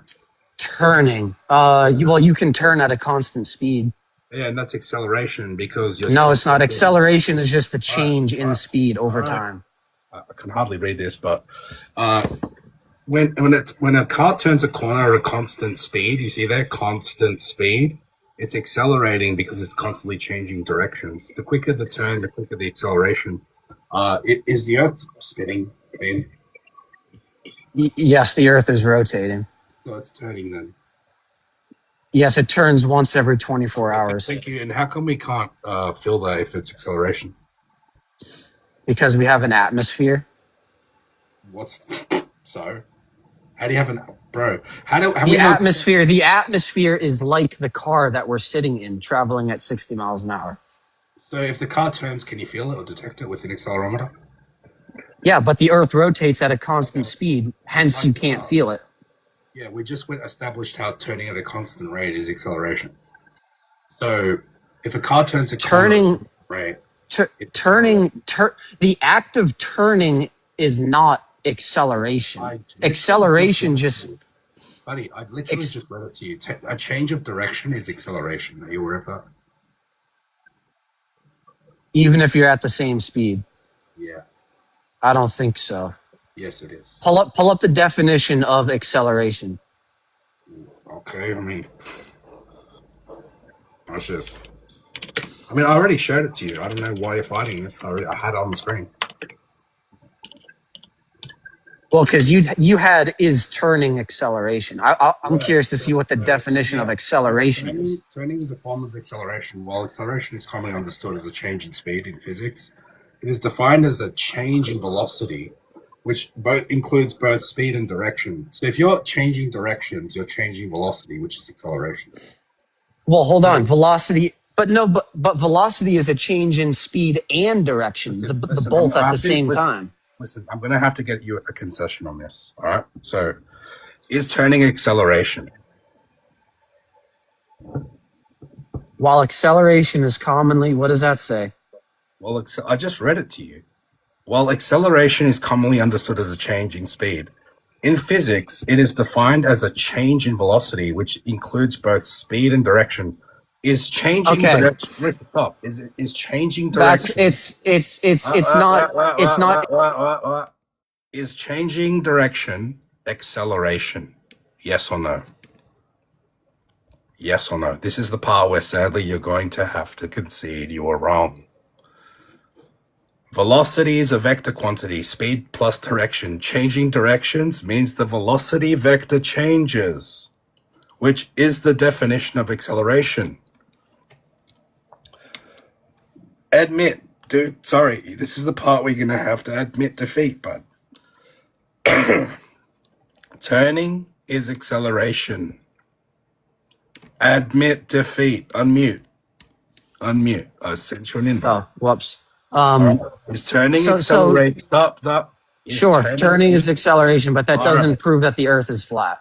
All right. How do we? So tell me when you're sitting in a car, going 60 miles an hour, why don't you feel that You do feel that when it turns.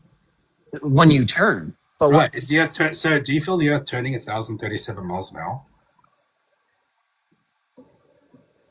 you don't. No, you don't. Oh, okay. So does that match your stationary Earth? So what you're saying is because you don't feel something, it doesn't exist? Even if we have an accelerometer, it's not going to detect the Earth rotation. Why? Well, answer my question. I just did. So if we have a hypersensitive accelerometer that detects change in direction, how come if I put that on my table, it doesn't detect How?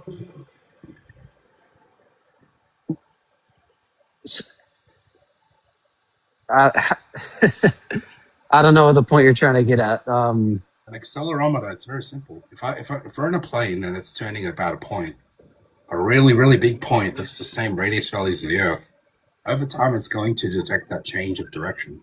How come when I put how does it detect that change in direction? That's what an accelerometer does. It detects The acceleration, how? direction, and change. I'm not exactly sure how it works. I think there's digital ones now that use light and stuff, like fiber optic gyros and stuff. They use light to detect the change in direction. But again, we don't detect that on the Earth. So if you're on a merry-go-round and we extend that merry-go-round to be the size of the Earth, that merry-go-round turns once a day. And if you're on the edge of that merry-go-round, do you know how fast you wouldn't feel it? It's so big you wouldn't feel it. Wait. So you're saying to me that if you're moving and turning 1,037 miles an hour, you wouldn't feel it?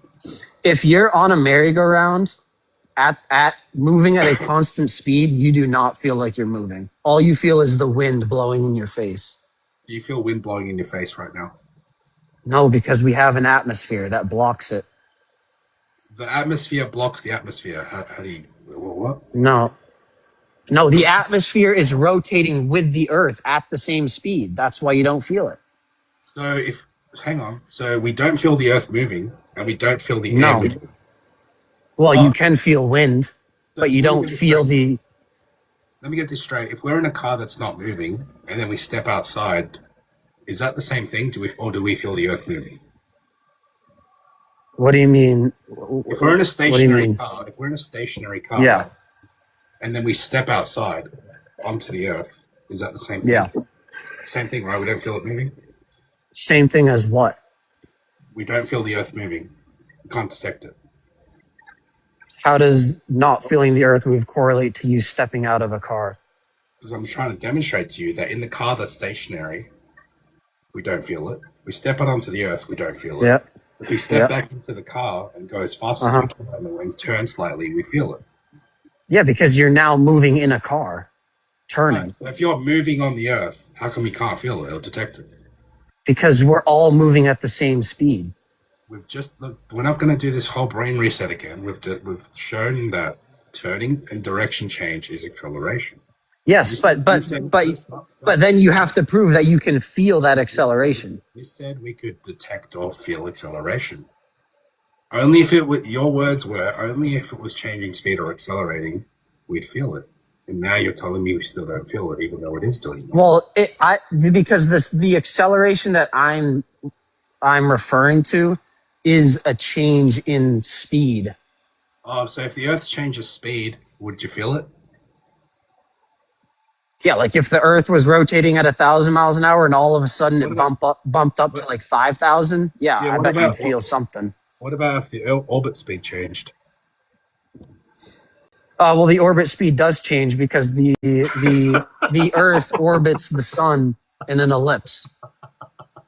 Oh, so the Earth does speed up and slow down. But that's a different rotation than the Earth rotating on its axis. Let me get this straight. This whole time you knew the Earth speeds up and slows down, And you said we would feel if that happened, but we still don't. You're you're conflating the Earth rotating the sun with the Earth rotating on its axis.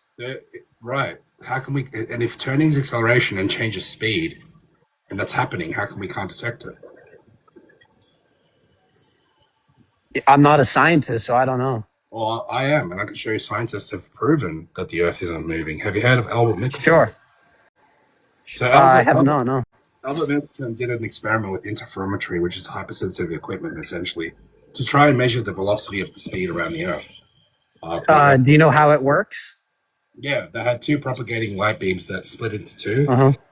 And then they tried to check one direction versus the other, and they got the same result in both directions, proving that there was no velocity of the Earth. That was the expected result, a phase shift. There wasn't a phase shift. How did they conduct this experiment? With interferometry, I just explained it to you. I know, but what did they do with that? Like, where did they? Well, in his own where did words, they shoot? In these own Okay, words, the conclusions are Earth moves. Right. So how do you know? What I'm trying to understand. Stop. Listen. Are you aware that you wouldn't know who Albert Einstein is if it wasn't for this man here? Are you aware of that? Albert Michelson.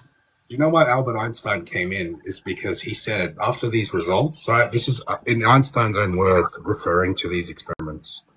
But when I was a student, I saw that experiments of this kind have already been made, in particular by your compatriot Michelson, which proved that one does not notice anything of Earth motion, but that everything takes place on Earth as though the Earth is at rest.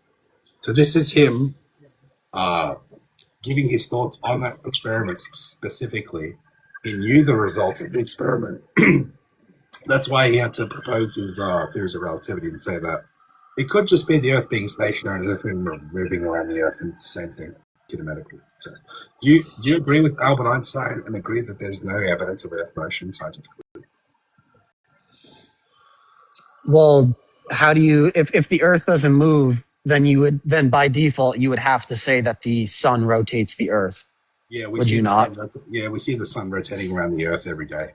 So tell me, so does the sun have more or less mass than the Earth? Oh, well, I don't know. I haven't measured it. You can't science the sky, can you? Unless I could take a scoop of the sun and tell you. So you're making a conclusion. So you're making a conclusion without all the evidence. If you don't know, hang on. Just why are we pivoting to like some arbitrary thing like the density of the sun and stuff? Well, it's pretty important. Would you not say? You didn't answer my question. Do you agree that with Albert Einstein there is no evidence of Earth motion? I can't say right now because I haven't looked at everything Einstein has said, but I can show you more then. Here's another quote from his book, The Evolution of Physics. Either coordinate system could be used with equal justification. The two sentences, the sun is at rest and the Earth moves, or the sun moves and the Earth is at rest, would simply mean two different conventions concerning two different coordinate systems. So yeah, I guess from our perspective on the surface of the Earth, it does look like that the sun is moving because we are moving with the Earth. And how do you know that the sun is stationary then? Relative well, to the sun. I'm not saying the sun is stationary. You just said. I'm saying from our perspective, it looks like it is, but it's not. So it looks like the sun's moving, but it's not. And how do you know that? And you should know this because you just said earlier that observation cannot prove science. Exactly. That's why I'm asking you scientifically. How do you know the Earth moves? I've showed you an experiment that proved it wasn't. So, well, because this is the thing. I know that the Earth's mass is less than the sun. So how can the sun orbit the Earth? Whoa! How do you know that? Because it takes light 8 minutes to get to Earth from the sun. That has nothing to do with anything. And also that. What do you mean? Because that proves the distance of the sun. Speed of light's assumed. That's all gibberish. The speed of light is assumed. So when they measured it, they were just measuring a phony. They don't have the one-way speed of light, and it's assumed. And the speed of light changes in mediums, which they didn't account for. So when you listen to this, right? When you look up and see the sun, does it look bigger than the Earth? That's kind of a silly point because we're on the Earth. Does the sun look bigger than the Earth from the Earth? From the Earth. Yeah. Obviously not. Because if the sun was bigger, if the sun looked bigger than the Earth on the Earth, then. How do you know it's bigger then? Because I know it takes 8 minutes for light to get here from the sun. The speed of light's assumed, buddy. And even if that's true, No, it's not. You can prove it. Anytime the sun sets or rises, go to a tall building. Go from the top of the building and you can see it. And then you go to the bottom of the building, or I reversed it. If you start at the bottom, you can watch the sun set. You go up, take an elevator to the top, and you can see the sun again, and you can watch the same sunset. Oh, you can see, so you can watch the sunset. You can watch the sun move. You're supposed to be telling me how we are falling over backwards watching the sunset, and the sun's actually stationary. You've just said the sun moves. Yeah, the sun sets. Yeah. How do you know it's not actually setting? And it's the Earth moving. How do I know the sun isn't setting? All right, just concede. Just concede. You have no evidence for Earth motion. We'll move on. You don't have any evidence as well. What evidence have you brought up? I showed you Albert Michelson's experiment that proved. Oh, one little photon experiment. So I do have evidence then. Plus, what would be the purpose of lying to the entire civilization that the Earth is a ball? So I do have evidence of the Earth not moving. Really? Yeah, I just showed it to you. So concede you have the evidence. One photon experiment does not. Hey, buddy, is one more than none? Hey, tell me how all of physics was based off of. Stop. Is one, and there's more than one, but is one more than none? One is more than none, but one isn't sufficient in science. So then I have evidence of the Earth not moving, right? But that's not even evidence. That doesn't prove that the Earth isn't moving. You don't even know how it works, and you said it. The Michelson and Molly. Wait, so look at me straight. The Albert Michelson experiment in 1881 and the Michelson and Molly experiment in 1887 are not evidence. No, and the other issue I have with flat Earth theory is you can't. How do you explain everything else in the universe if the Earth is flat? I've already explained it to you. There's a kinematic equivalence. But okay. What does that mean? Before we move on, concede you have no evidence for Earth motion. Otherwise, me personally, I don't. And who does? Does Einstein have it? Because he said there is a kinematic equivalence, and it could be either way. So who does? Well, Einstein knew. I would say the majority of physicists understand that the Earth is a ball. And how exactly? How do they know? Okay, they can say that. How do they know that? I've spoken to PhDs who agree with me with the evidence I showed that the Earth could be. There's a problem. Could be. There's problems with the globe with how far we. So is the moon flat as well? Or are they lying about that too? Is a disc flat? A disc is flat, sure. But do you understand that humans perceive objects in 2 dimensions? Right. So if we've only ever seen one side of the moon, could the moon be? The moon's probably 2 dimensional. What do you mean? No. We've seen all sides of the moon now because of Artemis 2. Not from the Earth. From the Earth, you can't because the moon rotates the same speed as the Earth. The moon rotates, but the sun doesn't. The sun does rotate in the Milky Way galaxy, correct? No. So when we see the moon setting, is that the same as seeing the sunset? Well, you don't really see a moon setting or rising per se. What? Yes, we do. What? What are you talking about? You don't see the moon setting or rising? So this moon is not setting? What? What are you talking about, dude? How? That's too big to be the moon. Go back to that first clip. Too big to be the moon. What? Dude, stop. Yeah, that is too big to be the moon, buddy. Well, what That is not the moon. I what don't is know it? what that is. Wait, what is it? That looks like this. I don't know. I don't know what this video is. I don't even know if that video is real. All right, man. Hey. Plus, all right. plus, Let me show you something. how? Seeing as you have no evidence, right? Seeing as you have nothing. Let's admit it. You have nothing. You have absolutely nothing. All right. So they claim Explain to me how in one part of the Earth it can be day and in the other part it can be night if the Earth is flat. Yeah, no worries. The same reason why I can have half my table illuminated and the other half not is the same reason why we have night and day. We have a small local sun that moves over top of the Earth, and it illuminates a portion of the Earth according to the inverse square law. So, okay, so the Earth isn't rotating the sun then? Yeah. Or I should say the sun isn't rotating the Earth then. The sun is rotating the Earth. That's why it sets. But how is it rotating the Earth if the Earth is flat? It, because east and west circles. Do you know that how the sun rises in the east, sets in the west? Well, hold on. What is the act of rotation? Don't you have to have a circle or a ball for something to rotate? Yeah, the latitude lines are circles, but yeah, that's what happens in reality. Okay, show me how you can have day and night on the Earth if it's flat. Can you see the other side of my table? All of those are in light. No, this is my kitchen table, and the other side of it's not illuminated. You can't see it. So there's night and day at a flat surface. The inverse square law of light dictates that when you double the distance of a light source, it becomes 1/4 of its luminosity, and the light spreads out over distance. That's what the sun and moon do.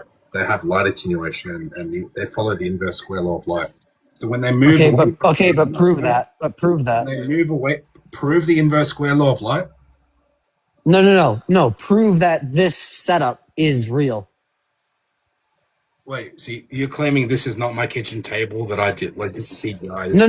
No. I'm not saying that image is fake. I'm saying prove that this concept is what reality is. It's on screen. So if this is the sun and further away from this point, it will dull out, yes? Prove it. It's on screen. It's on screen. But that's not the sun and the earth. That's a flashlight and candles. Yes, genius. That's correct. And the sun is an luminary in the sky, just the same as this light source. So it follows the same principle of the inverse square law of light. But you do agree that if the earth was a ball, you could also have day and night on the same planet. If the earth was a ball that you haven't proven yet. But you haven't proven that the earth is flat yet either. Oh, okay. Well, we'll do that then. That's easy.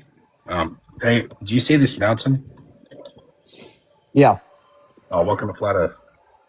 Thanks. So that a mountain proves flat Earth. Yep. Yeah. So this was taken from 400 meters above sea level and 296 kilometers to the mountains. That entire mountain should be below the Earth's curvature, and we're seeing it because the Earth's flat. So yeah, all of aviation treats the Earth as flat and stationary too. Every pilot I've debated admits that they don't adjust for curvature with rotation because it doesn't exist relative to the plane. Or it's because they don't fly high enough for the curvature to impact them. What? So do you know how high commercial planes fly? Wait. So you're saying to me that they fly straight and level? If they're flying at 45,000 feet, they fly a straight line, not a curved line over the Earth. No, they do fly a curved line over the Earth. No, they don't. It's called straight and level flight that don't adjust for curvature. If they were adjusting for curvature, they would be flying a curved line, but they don't do that. How do you adjust? How do you adjust for curvature? You don't. It doesn't happen. Well, exactly. You don't have to adjust for curvature when you're flying a plane. Yeah, welcome to Flat Earth. Thanks. That doesn't prove that the Earth is flat. So treating the Earth flat and stationary doesn't prove it's flat. No, when you're flying a plane, you don't have to. All right, I think we got to move on. At this point, I think we're done. Okay. All right, guys. Let's tap the likes. Hold your finger down the host box. Repost the live. Share the live. Appreciate you guys. What's up, man? Cam, what is it? Cam. What's up, man? Do you believe the Earth's a globe? Yellow. Okay.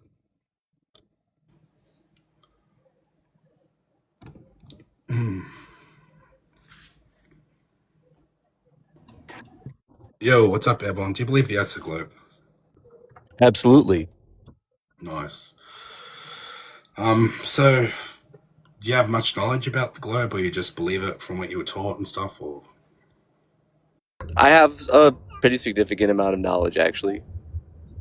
So do you know how they got the size of the Earth? Or the claimed size? Not specifically, but I want to talk to you about gravity, if that's possible. No, gravity doesn't prove the shape of anything, but it's not proven yet. We might as well talk about how unicorns. No, gravity is absolutely proven in science, sir. It's not just a theory; it is actually proven by Newton's laws.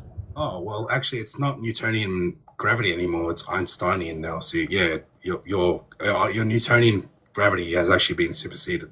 Did you know that? Oh, so gravity is real. Thank you for proving my point. And how did Einstein? So Newtonian mechanics that you invoked isn't correct then? I'm not going to sit here and argue the minutia of what scientists discovered it when, because you're saying the minutia of science, but you're saying Earth is flat.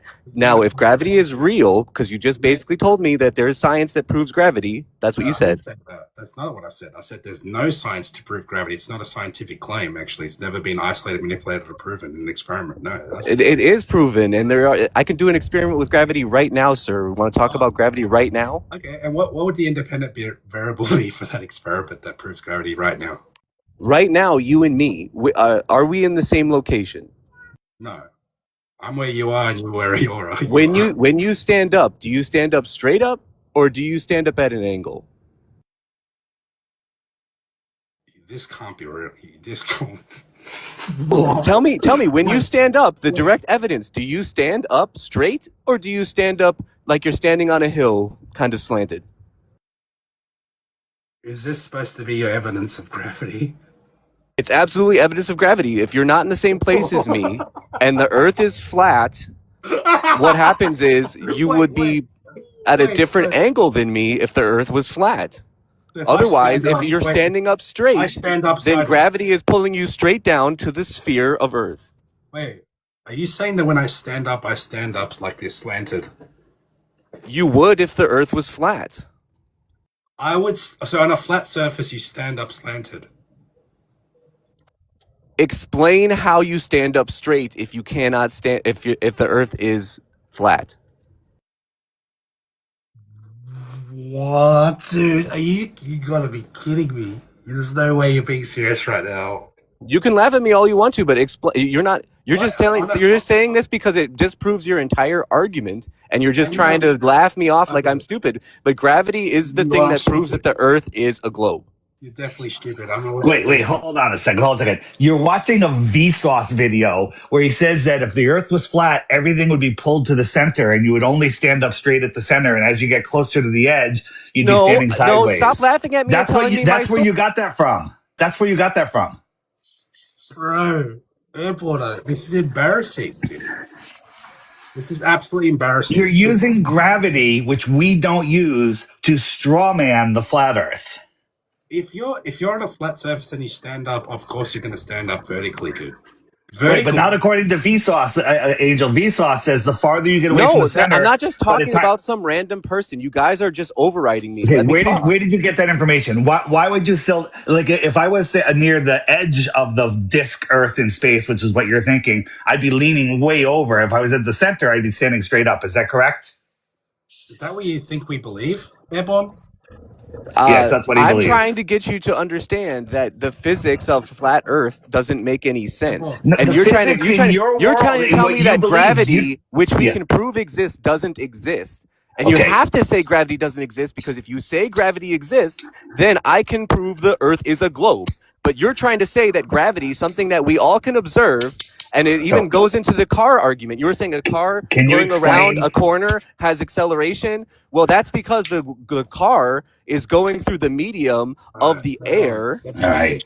You're galloping. You're running. Whoa, wow. Yeah, he's quoting Vsauce, and he doesn't even understand that we don't believe that. He thinks the Earth is a disk in space, and all the gravity pulls you to the center of the flat disk. Yeah, Airborne, we don't. Then believe what keeps you on Earth? Then that's what I'm trying to. We'll explain it. Just chill out. You're melting, but just a sec.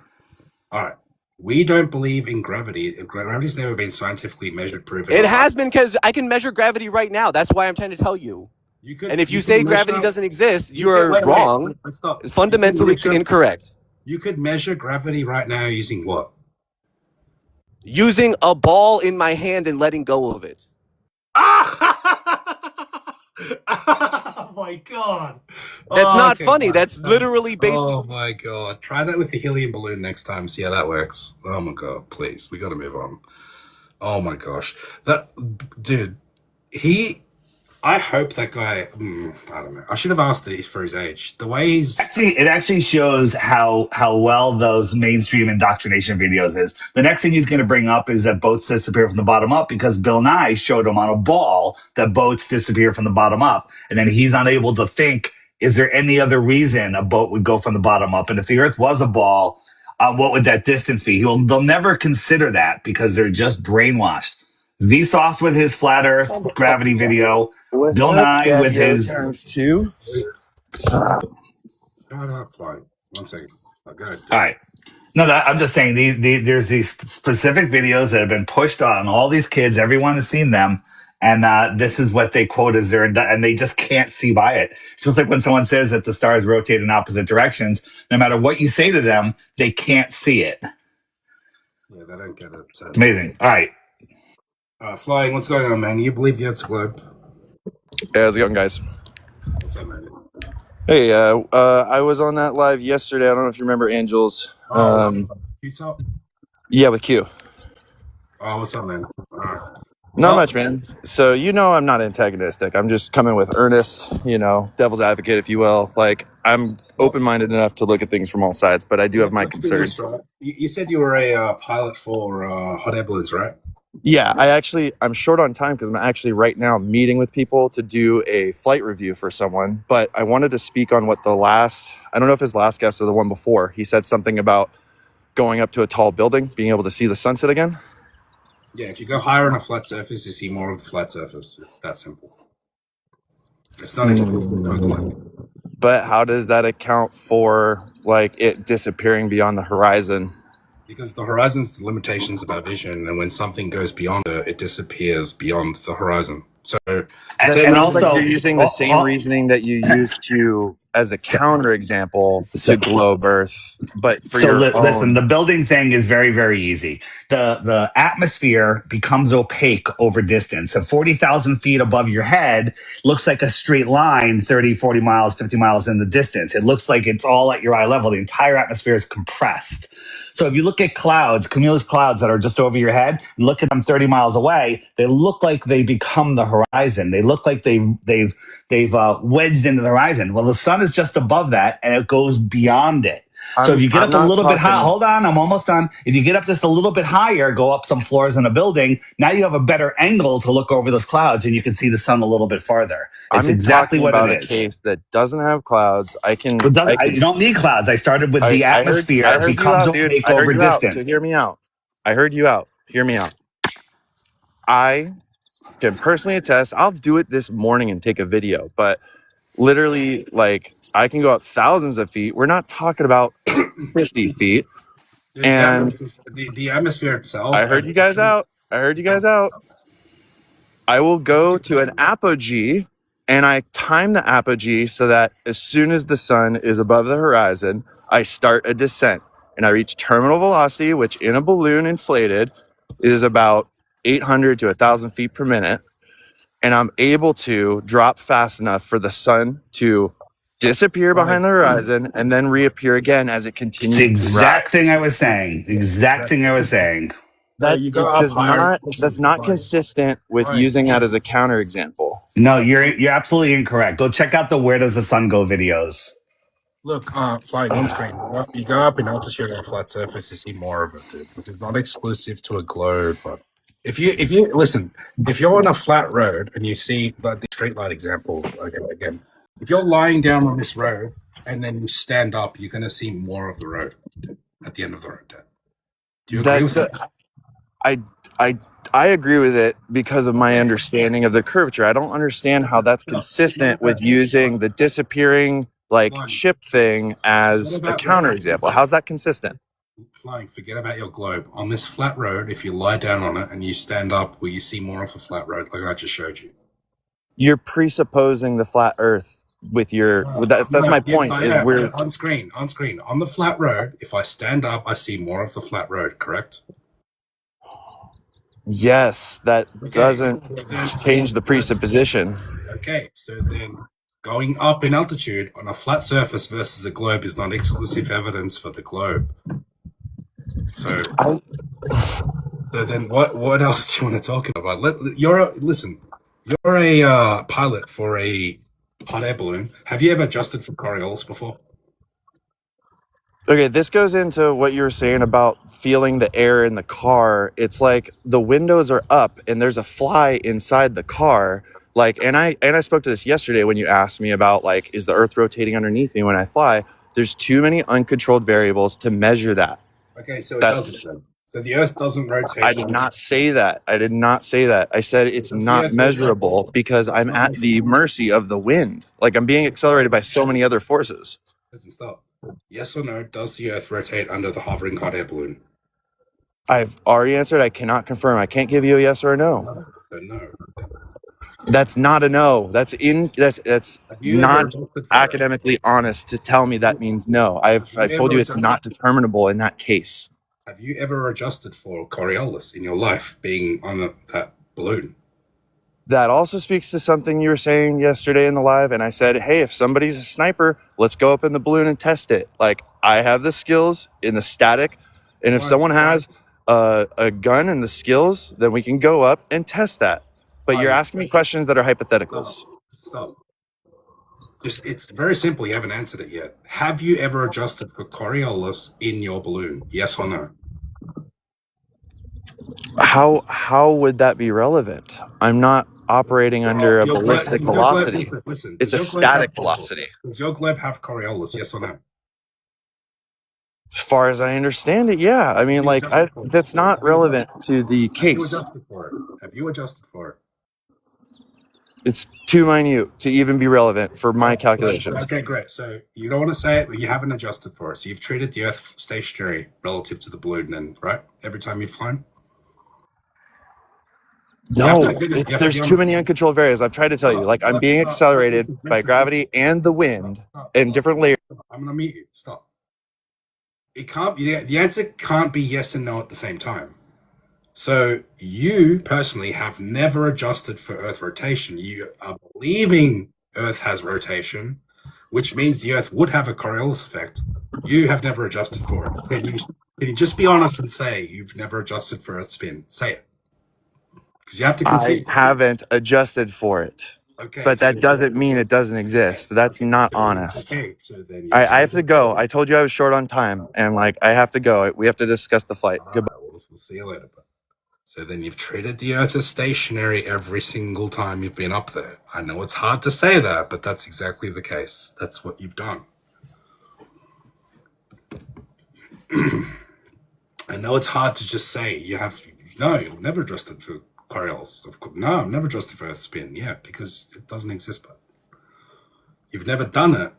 You're assuming it's happening though, but you've never adjusted for it. Just like every other pilot, just like anybody else that has ever done anything over the Earth, they've never adjusted for Coriolis ever in their life. It doesn't exist like that. It doesn't happen. If it did, you could hover in your hot air balloon and wait for a country to come to you. That's not the case. Oh, what's up, DJ? Do you believe the Earth's a globe?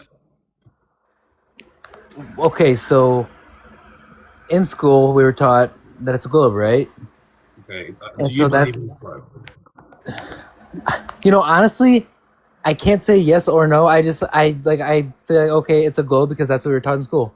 But when you were talking to that other guy, I was thinking, okay, so like, what happens if like I say I get in like a hot air balloon, right, and I go up and I'm just sitting there, I don't move.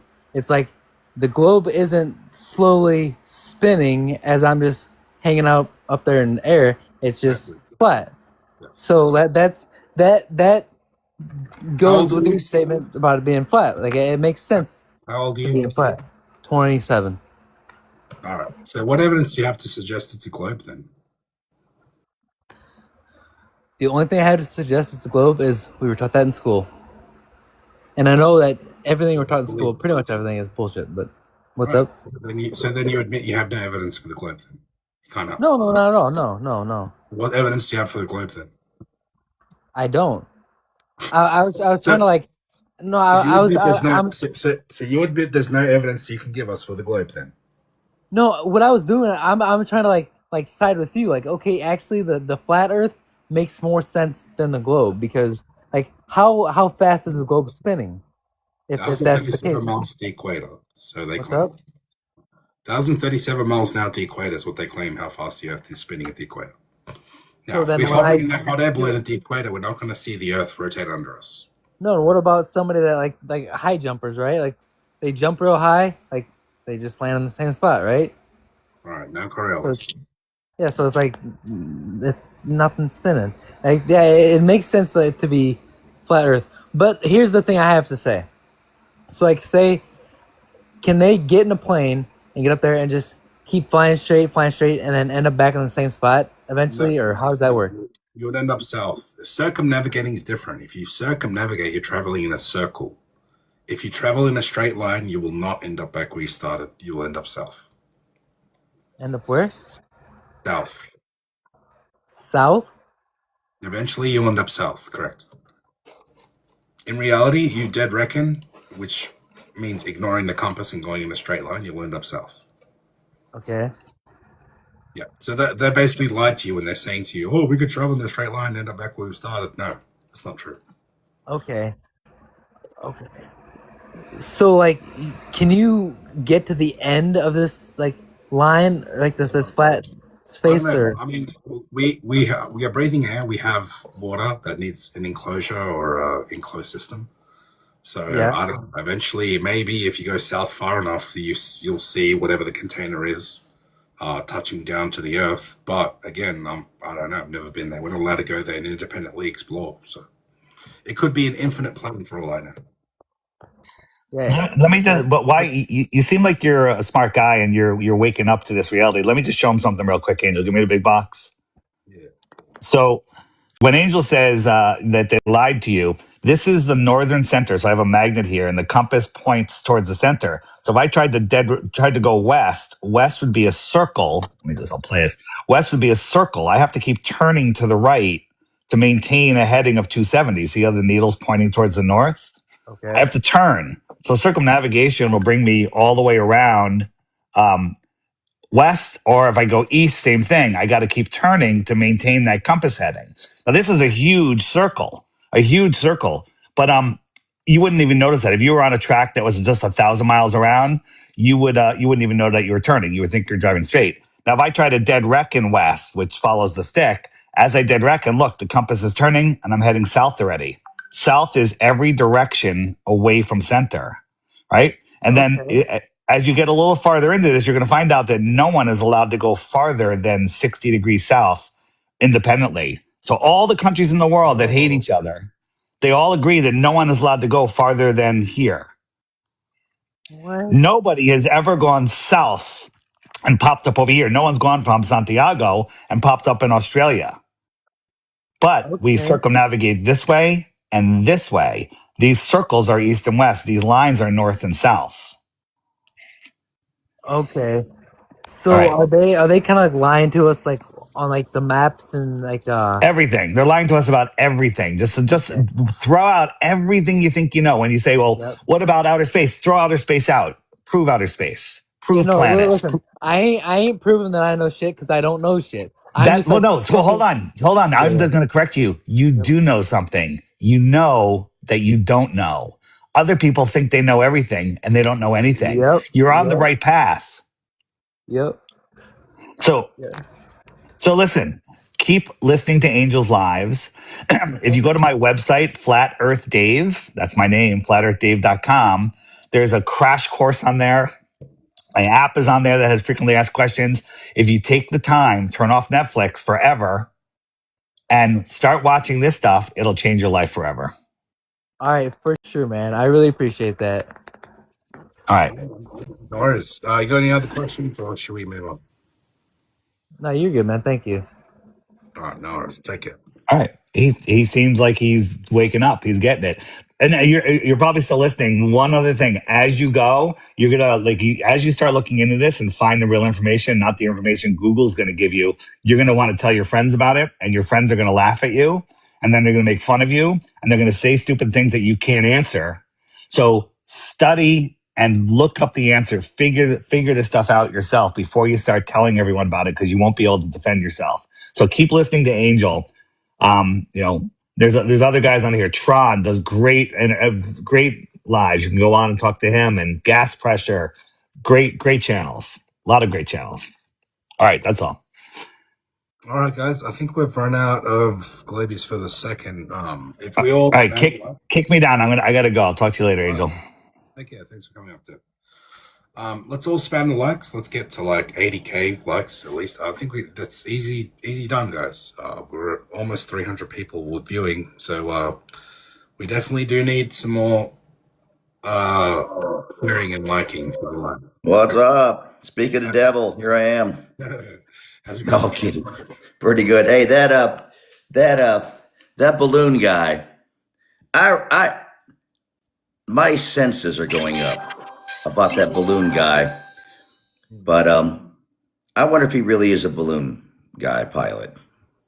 We should investigate a little bit more. Yeah, I was speaking to him in another live I was on last night, Christian live, whatever it was. He seems pretty. He was funny. He was a funny guy. He wouldn't concede. He wouldn't concede that if he's in a balloon, he believes the Earth is rotating. Is it rotating under your balloon? He wouldn't say it. He didn't want to, sadly. I mean, he didn't want to say it because he realized he would. Yeah. It's obvious what the answer is, but he didn't want to. That was funny, man. Yeah, definitely. Dave sent me this really good video, guys. I'm going to show it to everybody.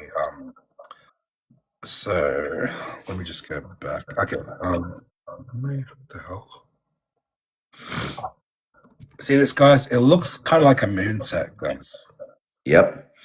As the light source comes closer, it's actually a train. It splits off into. Oh, totally cool. Yeah, I like that.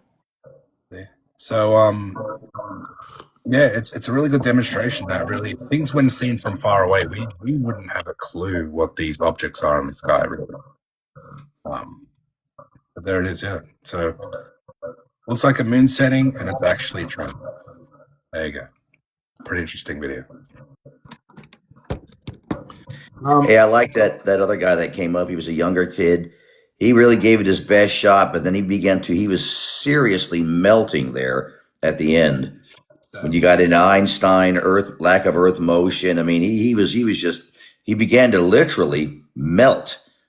Poor guy, man. I've really noticed that, like I said, and like you said before, they think that we're just not smart. We don't know. We're flat earthers because we're dumb. But we start talking about this, and we suddenly we've gotten through the one question that they're going to get us on, and now it's our turn. Well, that's what happens. Listen, two of those guests, I'm telling you, two of those guests that you had very recently, both had another person with them that was telling them what to say, because I could hear it. It was so funny. At the end of the day, I don't care. I could be debating 10 people at once like that. It's not gonna help. No, we're having to debate AI and Google and ChatGPT and everything else. Yeah. No. Yeah. I was actually looking through my observation. I did the 53-kilometer one, or the 33-mile. And I actually worked out that Peak Finder is actually assuming refraction already, which is funny. Peak Finder assumes all the established globe stuff. That's why I wish Cuz would realize that. You knew who I'm talking about. Yeah. Because when I looked it up, it actually admitted that it actually it's basically elevating you 100 meters. So you'd be at 0 meters of elevation. But you're actually seeing things as though you were higher. That's why it's not reliable, in my view. Why even fool with that, you know? The funny thing was, because my observation was such a nail in the coffin, the one I've shown with the infrared, Yeah. even with their refraction on, it still doesn't help them. It still didn't help. So yeah, I would have had to have been 200, over 200 meters. I was 4.8 meters above sea level. So, And what was funny, this is what's funny. It's funny and sad. The one guy that was talking about gravity has been proven, and then you simply ask, how? yeah. And then they began to melt. I dropped a ball. Okay. The ball hit the ground. And, I mean, the cognitive dissonance is really bad. Yeah. I love that. That's called dropping. I can prove it to you right now in 5 seconds. Yeah, try it with the helium balloon. But when he was talking about you couldn't stand up on the flat earth, I thought, oh my God. That was bad. Please, that's a clip, dude. That's a clip, bro. Angel, you sound like you're in the neutral buoyancy lab underwater. Something's up with your microphone. I thought it was some of the callers before, but your microphone is making all this background noise. I think there's something going on too, Angel. You kind of sound a little bit garbled, bro. Wait. Like very garbled at times. What, really? What the fuck? Oh, hang on. Let me mute everyone and let me know if. All right. How do I sound? Do I sound good? Or do I sound bad? I don't know, guys. In the chat, do I sound all right? It's not too bad right now, but like when you talk and then someone else is talking, something's going on. Like say something right now. Talk. Go ahead. Talk right now. Yeah, it's a level topographical plane, and the Earth's definitely not a globe. Now it seems to have stopped. It's like going to the doctors. You feel better when you go. That's okay, man. Yeah, it could be maybe your position of the mic. I think it's actually your mic somehow. It's got a little tiny echo from you. Is it me? Or I'll mute up. Yeah, I think it's from you. Maybe it was Tron. All right, well, it was the same as before. So just throwing it out there. Are you there, man?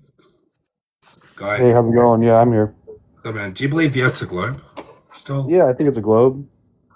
Why? I work on boats for a living, so I observe globe features on a daily basis. And one thing I wanted to talk about was celestial navigation, how that naturally proves a globe, since you have to correct the curvature to get.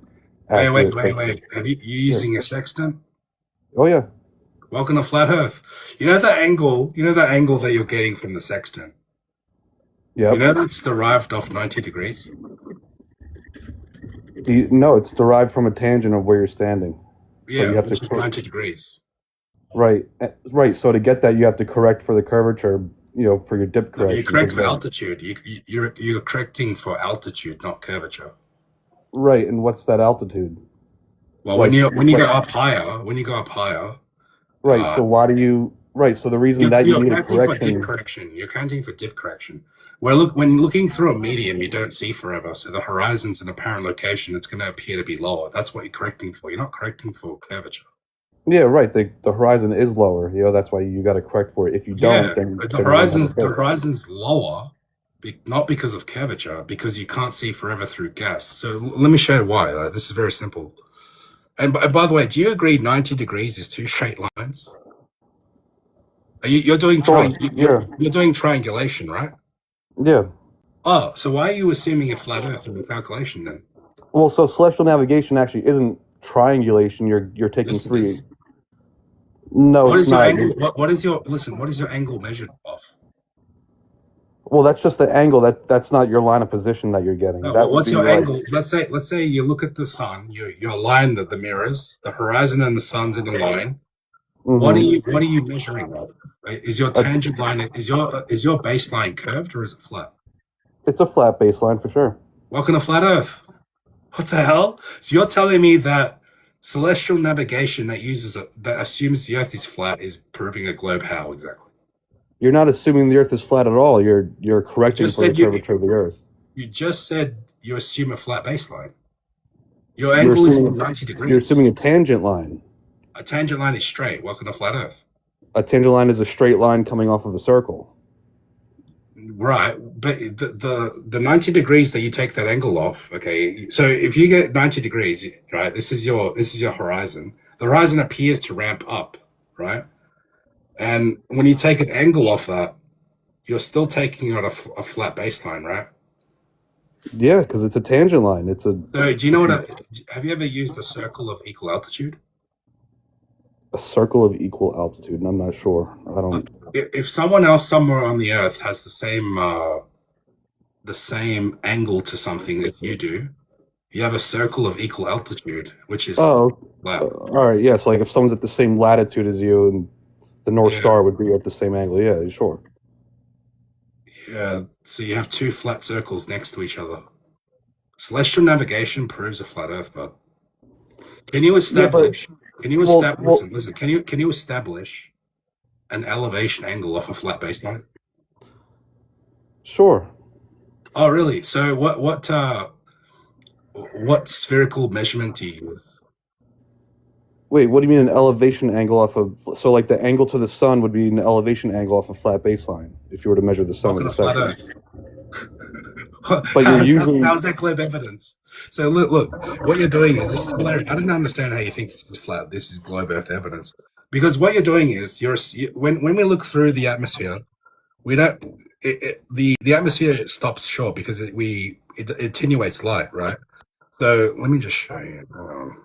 Well, there's other reasons that celestial navigation proves it's a globe. So. Well, we'll go over that soon, but we'll get to why your dip angle thing, right? When you go up higher in altitude, the horizon appears to dip optically, not actually. Do you agree with that? It's actually dipping for sure. No, it doesn't. No, it doesn't. Look at this. If it was just optically, there would be a correction for that as well. Because that's the reason why.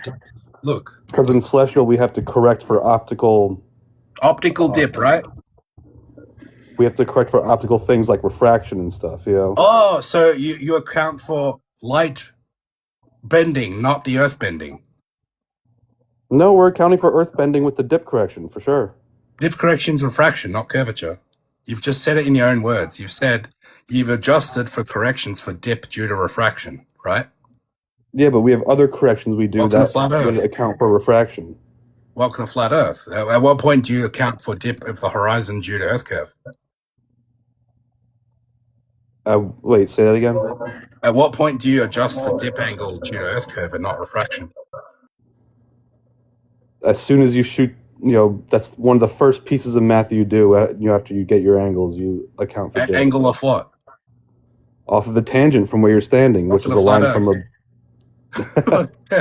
This is easy. Hey, look. Well. So the other thing. See how this becomes opaque. Listen, see how this becomes opaque over distance, dude. So if we look at how the horizon's actually made, it's made because of our vision. See how this hallway's ramping up and then the ceiling's ramping down? Now let's imagine I put a fog in this hallway, okay? And let's say it chops off. Oh shit, sorry, 1 second. The fog, because we can't see forever through it, is obstructing, let's say, the last little bit of doors. So the horizon line would be shorter, it'd be lower. Right? So because we're looking at over distance, the light, due to light attenuation and the inverse square law of light, when light doesn't reach our eye, because we're looking through gas over in a horizontal way through a medium, then it's going to optically drop. So that's what you're correcting for. Every time you're taking an angle of elevation off a flat baseline, you've just proved a flat Earth. Right, so it's also very apparent that in your top photo that the visibility is much greater distance than what the horizon is itself. That's what gives you a very crisp horizon. There's many days out there where we'll try to do cell nav and it's a very blurry horizon, and it's not a great day to do cell nav. Thank you. None of that's true. So the horizon's optical. So what causes the horizon? The curvature of the Earth. But then you can have weather effects that then make it blurry or so. I gotta say something. Can I say something, please? Go ahead. Doug, are you a boat captain or are you just a deckhand? Seriously, what do you do on a boat? No, I'm the captain. Wait, you're a captain. What's the size of your rig? 156 feet. Okay, where did you what boat were you on prior to do? How did you become a captain, if you mind me asking? I went to school, then worked on deck, then a couple years ago I got a captain's spot. And how big is the rig you're on? 156. Okay, all right. Who taught you how to use the sextant? The school that I worked at, and we would sail all over the world. And Did they tell you that celestial. Did they tell you all this stuff that you're telling us? Because I don't know that they tell you those things, Doug. No, well, so one other thing. The answer is no. You just said no. So you're making it up, right, sir? Well, I knew you were making it up. They don't teach you that in school. Hold on. Right, because you can critically think and figure No. out. Critical thinking doesn't work in school where you went to school at. If you were using critical thinking, they would have taught you exactly what they taught you, which is the opposite of what you're saying. Listen, Doug, watch this. I'm going to prove to you right now, easily. That I knew he was full of it. I knew it. You're not, Doug. You're not adjusting for physical curvature of the Earth curving down and away. Now, your claim is that the further out you look into the horizon, the more it drops down because it's actually physically dropping. Correct? Is that true? Is that what you believe? Sure. Yeah. Watch. All right. Thank you. Welcome to Flat Earth. Well, the higher you are, the more it drops down. Sure. Yeah. Doug, the horizon is apparent. It's an apparent horizon, constantly changing. So watch this, right? So you're saying that when we zoom into further and further onto this horizon, the things in the distance are going to be lower, yes? Yeah, I know it's just going to be a video of a boat, but okay, well, hang on. That's not what I get it. Yeah, I can zoom the boat back through the curvature of the Earth, right? Or the horizon is just optical. It's the limitations of your vision.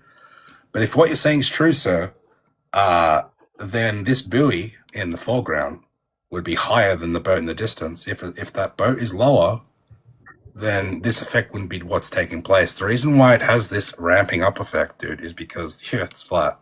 And the reason that it has the ramping up effect is because you have a height of eye from where you're observing. Right. So you just said to me 2 seconds ago that when you zoom in further, things are gonna be physically lower.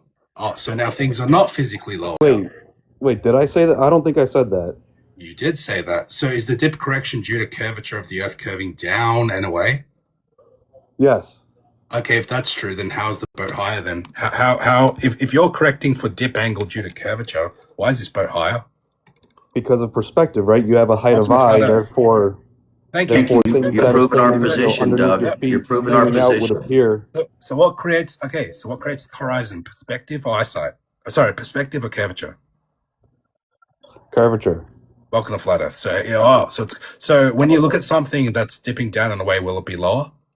No, I'm telling you something that appears. So, like you're saying that buoy appears lower than the boat. That's perspective, right? So is this buoy higher than the boat? Wait, is this buoy? Is this buoy physically higher than the boat? No, and if you were to bring the camera down to sea level, right, they would appear the same level, right? Stop. So the same level. That is sea level. Flat Earth. So same level, yeah. So Flat Earth then. What? How is that flat Earth? Level is not flat. Hey, Angels, can I say something, brother? Angels, listen. This is an example here. It's just like when we talk to pilots. Now we're talking to boat captains, apparent boat captains, and what have you. That they're telling us things that they were never taught in school. They're making their own science up and claiming to use crap that they don't use in real life. They were not taught these things. It never happened, yet they're making it up on a panel.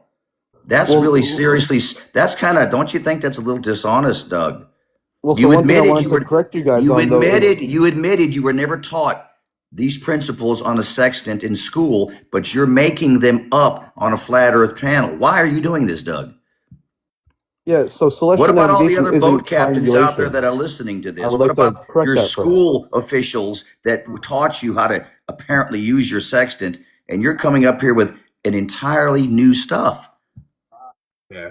Can I correct why? We don't need to know why. You're lying. That's why. You're lying, sir. You're assuming the Earth to be flat every time you take an angle of elevation. Welcome to Flat Earth. Now, why else do you think it's a globe? Okay, so when you're doing social navigation, right, you have things called a zenith and a nadir, right, of a celestial body. Whoa. A zenith angle. A zenith. And what angle? What angle? Not a zenith angle. That's something different. What is zenith? What is it? right? So on a sphere, right? If you were to have Stop. What's a zenith? the point at which a celestial body would be directly over your head. At what degree? What degree would that be? 90 degrees. And it's 90 Flat. degrees. Welcome to Flat Earth. So it's 90 degrees that I told you earlier that you're minusing from. Is that a flat Earth?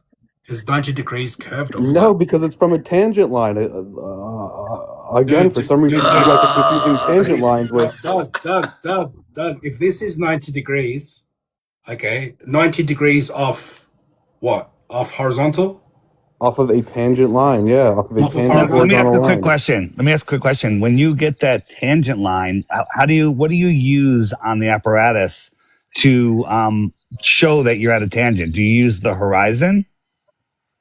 Yeah, right. You're shooting you're using the horizon to get and the celestial body. Yeah. Right? Hold on. That horizon isn't at the tangent of your feet.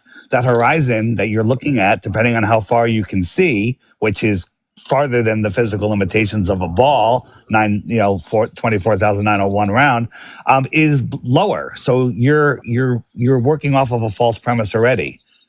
Exactly. So the angle from the horizon to the celestial body, move on? right? Right. You're not the trying angle. to What angle?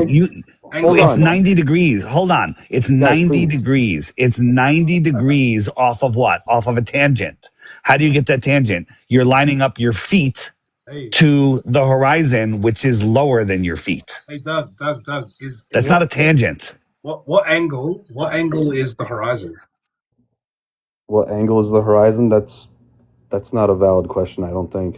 What do you mean, what angle is the horizon? If you're taking an angle of elevation above the horizon, what angle is the horizon?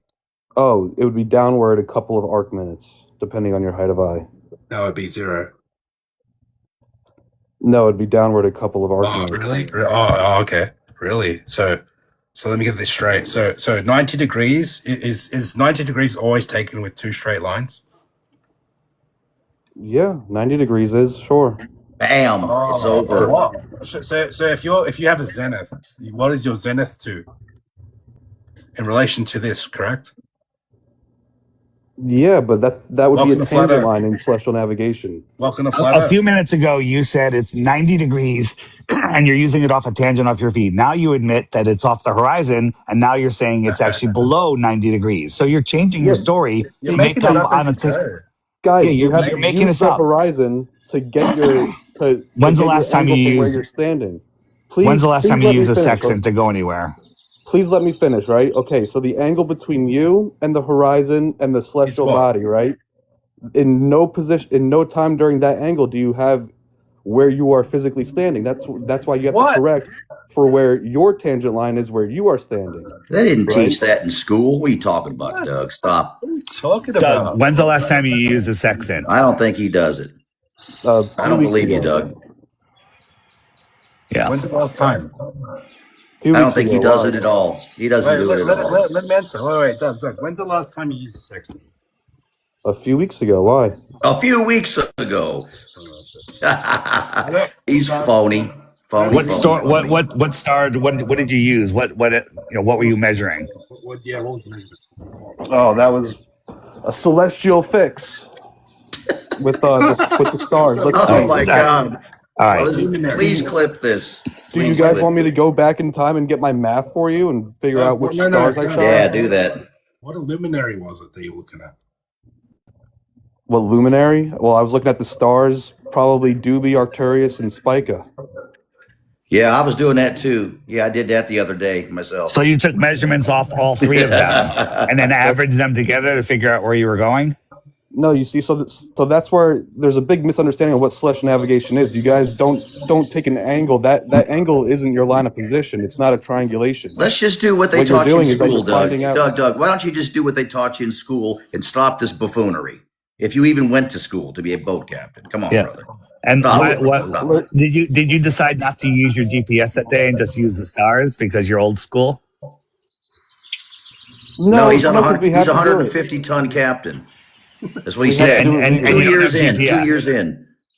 We have to correct our compasses with it, which is 150 another way of ton proving the captain. globe. Oh, your compass. Yep. You mean the thing? Wait. Your compass. You mean the thing that you hold horizontally? That one. The one, the same compass where you would measure the sun setting on the equinox due east or rising due east, right? Oh. And no matter Also, where the you sun are moves. Thank latitudinally, you. it would Sun be due moves. east. So the sun moves.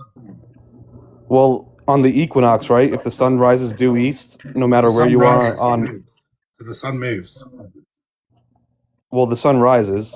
Thank you. So it moves. Welcome to Flatearth. Welcome to the And geocentric it Earth, rises, baby. it rises So- due east and sets due west for everyone on Earth, which works perfectly on a flat Earth if you understand how a compass works and how directions work. If you point straight in Not front if of the you, sun's local. right now, I'm asking you a question. If you point straight in front of you right now, what direction are you pointing? Oh, let's hold on. 098. What's that? Just east southeast. No, you're pointing south. Now turn around any amount of degrees. Point again. What direction are you pointing? If you just aim a straight line, imagine your arm. Every straight line is south. Exactly. Hey, I don't know about Doug, that, have you ever guys. dead reckon? You're a captain, right? You know what dead reckoning is, yeah? Sure, yeah. Okay. When you dead reckon, do you end up south or do you end up back where you started? No. Where do you end up? Ahead of where you were. Minus currents and winds and stuff. If you were to dead reckon for long enough, would you end up back where you started? Or would you end up south? If you just kept in a very straight line, sure. You would end up where you were. Wrong. See, the unknown age just making shit up, dude. You don't know what you're I don't know. Have you done it? Hey, Angels, I'm just trying to picture old Doug out there on the bow of his on the bow of his 150-ton ship, holding his sextant. You know, with all of his fancy equipment he has there in the wheelhouse, if they don't even have those. And he's holding his sextant while everyone's laughing at him. There. Dougie, come on, brother. You can't expect us to believe your bull crap. With all due respect, bro. So We when appreciate you're you trying. right? We appreciate in order you to trying. get in order to get your LOP, which is He's a lot not of going to positions, concede. He's going to that's keep not going. He's triangulation. going to keep doing. Hey, by the way, there's And is there another anyone dude else that was up? there's another boat captain in the chat. I was trying to find him. All of a sudden, all these boat, usually we have all the pilots show up. Now all the boat captains are showing up, Angel. Just to let you know. It's so funny, man. Look, guys, that guy did not do any of that bull crap in school. Stop it. I have a 23-foot boat, and I go out at night a lot, and the stars are amazing. And I actually own a sextant, but I also have a GPS on my boat. I've never once used a sextant ever. I know. I mean, why wouldn't you use a sextant? I mean, it's bulky, it's difficult, it takes a lot of time. And if there's waves, how do you use it if the boat is rolling? Also, I'm just trying to picture if there's swells out there. First of all, he's 2 years in. He's a 150-ton captain, suspect right there, and he's standing on the bow of his big rig, and he's breaking out the sextant and doing his calculations. You ever try to use like a P1000 or even binoculars, telescope on a moving object? Extremely difficult. Going up and down. It's the farther you look, the tiniest motion. Not for Doug. So, Doug does it all the time. Well, he did it a few weeks ago. See, he said he did it a few weeks ago. Poor Doug. Hey, this is the best they have, man. This is the best they have. I hope you clipped that part of that. That was funny. So what degrees is 90? What degrees is Zenith? 90 degrees. Off what? The flat Earth.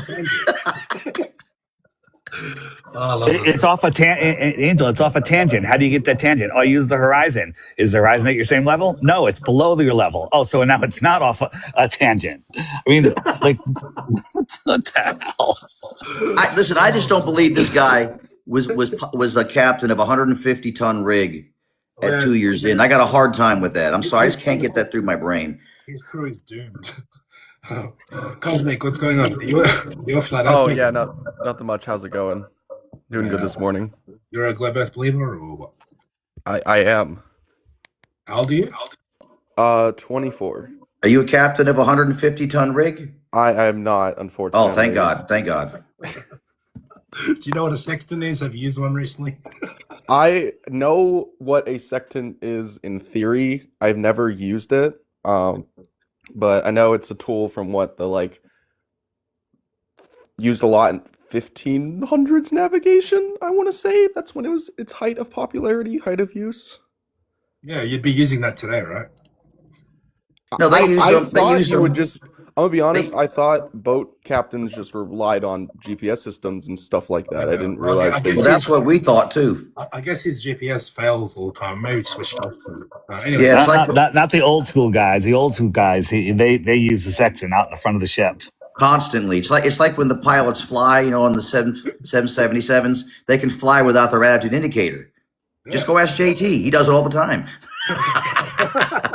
He does it all the time. He can fly at night with that one. Yeah. Hey, Cosmic, why do you think it's low? Well, to be honest, it's a lot of it is just kind of accepting what I learned in school. But I haven't really. I just, to me, it like more mathematically it makes sense that the Earth is globe over How so? being. How so? Mathematically, the Earth is supposed to curve at 8 inches per mile squared. We can see far, far, far beyond that physical limitation. So, how does the math make more sense on a globe? What math exactly? Well, the main math that at least I accept is I don't know like exactly what it's called, but like those experiments where like you take a sundial and you observe, like you wait for That's a time. not math. That's not math. What are you talking about, brother? Yeah. Can I Wait, finish? hey, Leo, hold on. Before you finish, one thing. You said you believe it because that's what you were taught. Do you believe that governments lie? Oh, sorry for saying that word. What, lie? Do you believe that the govs that they lie to the people? Yes. Okay. Do you understand where your textbooks for all of schooling comes from? From the gov schools come from? They come literally from the gov. And so they're teaching you lies. So just understand that, and that now you can go ahead. Okay. So, yeah. So assuming that we cannot trust what we learned, based off of like the source of the information, I suppose, then yeah. So anyways, sorry, continuing on. So those experiments where they have like two sundials in separate cities, separate towns, and they wait for the moment in which one produces no shadow and then the second does produce a shadow, Well, right? that was using a sundial, but you're talking about Eratosthenes, right? Yeah. Yes. So just do this right now. Use Do you sticks. hold on. Get two upright things on your countertop right now. Two bottles, two lighters, whatever you can stand. Just make two posts on your table about a couple feet apart, and then get a light bulb and hold it directly over one of them so there's no shadow. And then look at the shadow of the other one. Now take the math that you think proves the globe. You can use the same calculation and prove the sphericity. Sphericity, is that the word? What's the word I'm looking for? Cervicity. Is cervicity the word? Sphericity. No, the like circularness. Yes, the globulousness. All right, I can't speak today, but you're going to see that the shadows are different. So that's exactly how it works on a flat Earth with a small local sun. So your math is describing something that it sees, but it isn't proving anything. Okay, so yeah, but I think that's like the main distinction, right? Is that like for the flat Earth model with that system, it has to be a small local sun, but then just like we see it, just like we see.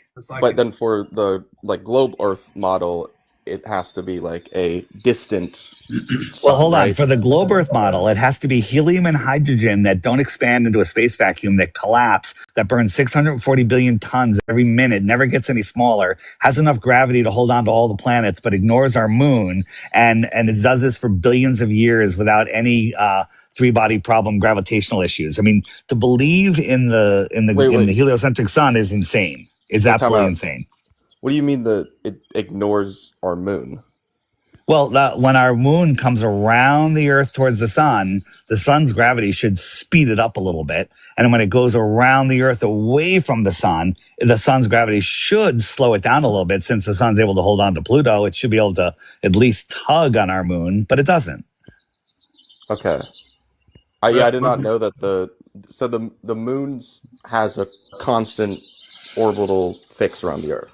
So let me, it does it. It has its cycle and it goes in perfect. It's a perfect clock. The whole solar system is a perfect clock, which just is a huge problem. But when you watch the sunrise and you sit at the beach all day and you watch the sun, you see the sun move across the sky, right? Mm-hmm. Right. And if you watch the moon rise, the moon does the same thing, takes kind of the same path. It just follows the sun, either in front of it, behind it, whatever.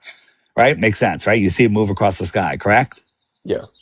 So in the flat Earth model, the sun and the moon are just circling around the Earth in between the tropics, just like we see them. The globe Earth model, the sun is moving because we're spinning. The moon looks like it's moving like the sun, but it's going in the opposite direction around the Earth. And we're spinning, but it looks like it's going the other direction. I mean, I can't even describe the heliocentric explanation for that. But what we see is very simple. Hey, would it be all right if I could just interject something, guys? Cosmic seems sincere, so I wanted to say something. We kind of slid back something that Cosmic brought up, and that is the sundial. Cosmic, do you know what the term sundial means? With all due respect, and I'm not trying to get a gotcha question on you here. No, I literally thought it was just anything where you have a stick in the ground and you're No. There's measuring an the actual angle of thing shadow. called a sundial, which they use to measure time, which you can even do today. The term dial is like motion. So it's the sun motion, the sun dialing. It would measure the motion and movement of the sun, not the earth, in order to tell time. It was used for thousands of years.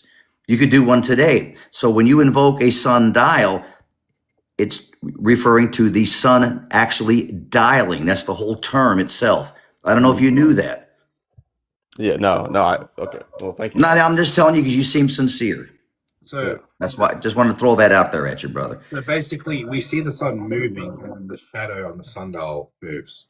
So because the sun's moving. How do you know when you watch a sunset? Let's say, or even a time lapse of a sunset, the sun looks like it moves. How do you know that in fact that sun is stationary relative to the Earth? Then I guess you don't know just by making an observation of a sunset because it could go either way. It could either be that the sun is staying still, but the Earth is rotating to cause it to look like a sunset, or it could be that the Earth is still and the sun itself is moving around the Earth. You don't really know. Then how do you know then the Earth is moving? If we don't feel it moving and we can't detect the movement, how do you know the Earth is moving? Yeah, well, I'd say like the main, and I haven't really looked into it, but like I've always just accepted like Copernicus's observations of like how the rest of our have like I think he called it celestials, but like the rest of the planets move in the solar system, and basically he came to the conclusion that it's impossible for a model in which everything rotates around the Earth, and like that's kind of like what. No, wait. We see everything rotating around the Earth. Tycho Brahe disagreed with him. You know that, right, Cosmic? Have you ever heard of Tycho? No, I have not. Look into him. Kepler was one of his students. You're familiar with Kepler, right? Yes. Okay, Kepler bought into the Copernican model. Tycho never recanted. He said it's not true. That the Earth was stationary. The struggle so violent in the early days between the views of Ptolemy and Copernicus would be then simply quite meaningless. Either coordinate system could be used with equal justification. The two sentences, the sun is at rest and the earth moves, or the sun moves and the earth is at rest, would simply mean two different conventions concerning two different coordinate systems. Geocentrism is kinematically equal. We could just say that everything is revolving around the earth, just as we observe. The axis of evil in cosmology proved that everything was revolving around the earth. You have to believe that it's an illusion, that we're moving and everything looks like that it's revolving around the earth, but it's not. Let me ask you a question, right? If we're in a plane turning about a point and it's turning, constantly changing directions, do you feel it?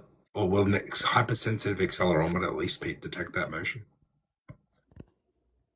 So we're saying in a like airplane, not like geometric plane, right? Okay. Yeah, in a plane, we have a hypersensitive accelerometer. We either feel the motion turning, or the accelerometer detects it, right? Yeah, I would. Do you feel the Earth? Do you feel the Earth spinning right now, turning? No, I do not. So that matches a stationary Earth, then, doesn't it? I mean, it could, but like also like with the scale of the Earth and like the relatives, it's kind of like what like goes into Einstein's relativity that like if you're moving at constant speed, like you're not going to feel that. Hey, Like eventually you get. Angels, can I help? I want to. This Angels will agree with me. Cosmic, what if science proved through experimentation that the Earth really wasn't in motion? What would you say about that? I'd have to, adjust my worldview after looking at the evidence. Well, what if there is evidence? What if we can show you some right now? Yeah, sure. Go ahead. All right. Have you ever heard of George Aries? No. Okay, write it down, study it. Have you ever heard of Albert Michelson? No. Okay, these are good things to know. I mean, Angels, if you want to, you got it. You got it. You're going with it. Go ahead, brother. I'll let you take it. Well, Take it from here. George Airy, it was called the Aries failure, his experiment, which is actually Airy's, I guess, they call it a failure, but it really wasn't. Anyway. Water in the telescope experiment. Go ahead. Yeah, so basically, if the Earth was moving, the telescope would have to be tilted on an angle, if I'm not mistaken, and the light from the star would go into the telescope and then get slowed down and go and be clear if it was tilted. But they concluded that the starlight matched the stationary Earth, so it was actually a proof of a stationary Earth. They tried to basically hand wave that away by saying, "Oh, the ether was disproven," but no, it wasn't. And in this experiment, Albert Einstein did hypersensitive, used interferometry, really hypersensitive equipment to try to detect the velocity of the Earth around the sun. They didn't get a velocity of the Earth around the sun no matter what. And they concluded, in his own words, this conclusion directly contradicts the presupposition that the Earth moves. And if the Earth isn't orbiting the sun, it's also not spinning, because those things have to go hand in hand. And if I could add, Angels, the Cosmic mentioned Einstein and relativity. See, Einstein, the reason why Einstein even came on the scene was he said that it was specifically the 1887, the 1881 and 1887 experiments of Michelson, the 1887 one called the Michelson-Morley experiment, or you could say Michelson, between them, that the results of that showing that the Earth seemed to be stationary, and Fitzgerald and Lorentz and their ridiculous, in my view, contraction theory, that's what motivated him to develop his theory of special relativity in 1905.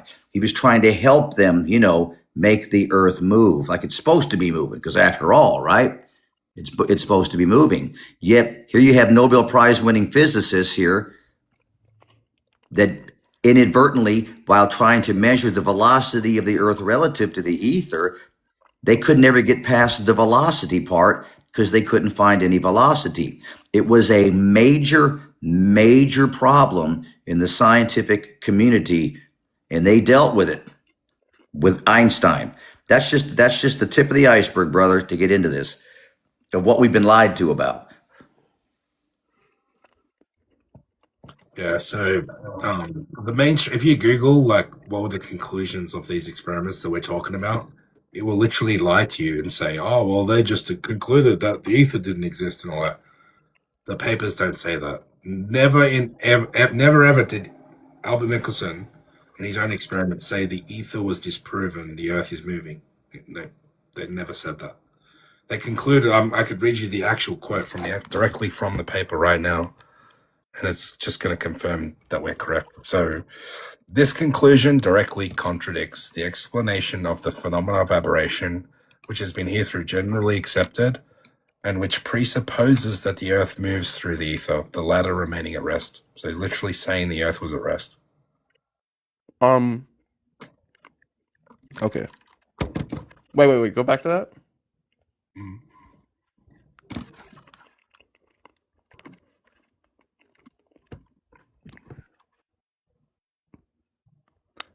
Propose that the Earth is moving through the ether.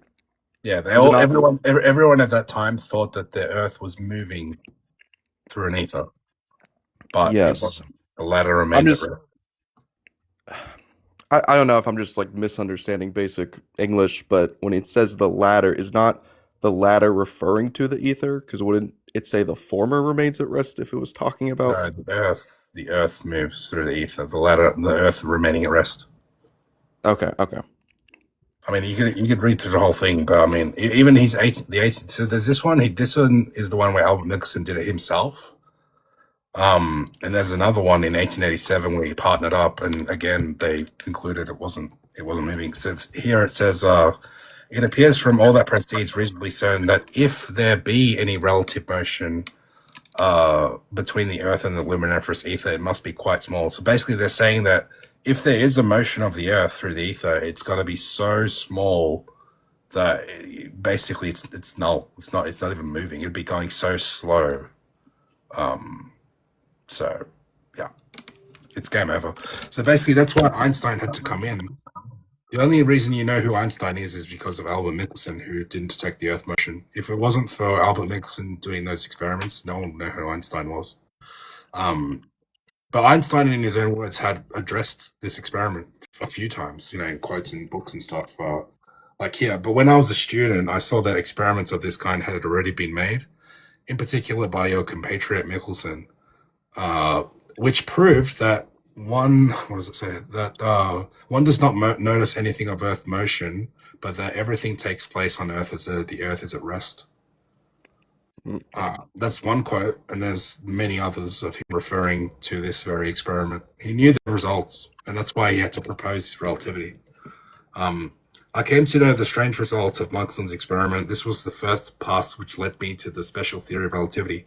So because of Michelson's findings of the Earth being stationary, that's why he had to propose this nonsense about, relativity, relative motion. It could just be where stationary, but it is moving, but it's just an illusion, basically.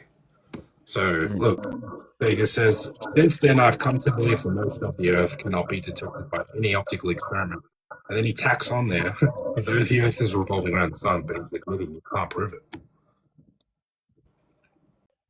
Can I add something, Angels? Because if it's all right, you might be asking, Cosmic, what does this got to do with anything? Why are we pushing this so hard on lack of Earth motion? Okay, Earth motion, or that it's in motion, turning on its axis and then orbiting the sun, and just the two main ones. There's actually supposedly more.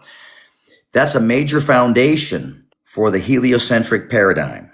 Okay. If Earth is, and that's what this is what Copernicus proposed and changed. He decided, which by the way, nobody believed him when he put it out there. He shifted the paradigm from Earth being central, okay, and stationary, and a sun orbiting us. He moved it around, saying that the sun is now the one that's stationary. At least that's how they viewed it back then, and that the Earth is orbiting the sun. Okay, so the foundation of the heliocentric model is really Earth motion. It's one of the major foundations. If science, which we've clearly shown that science has proven that Earth is not in motion, that completely destroys the foundation of the heliocentric paradigm. It comes crashing to the ground. Now we need to deal with, is the Earth actually a ball? And that's easy. You see, so we've been completely misled about what we live on and what's actually happening in the cosmos.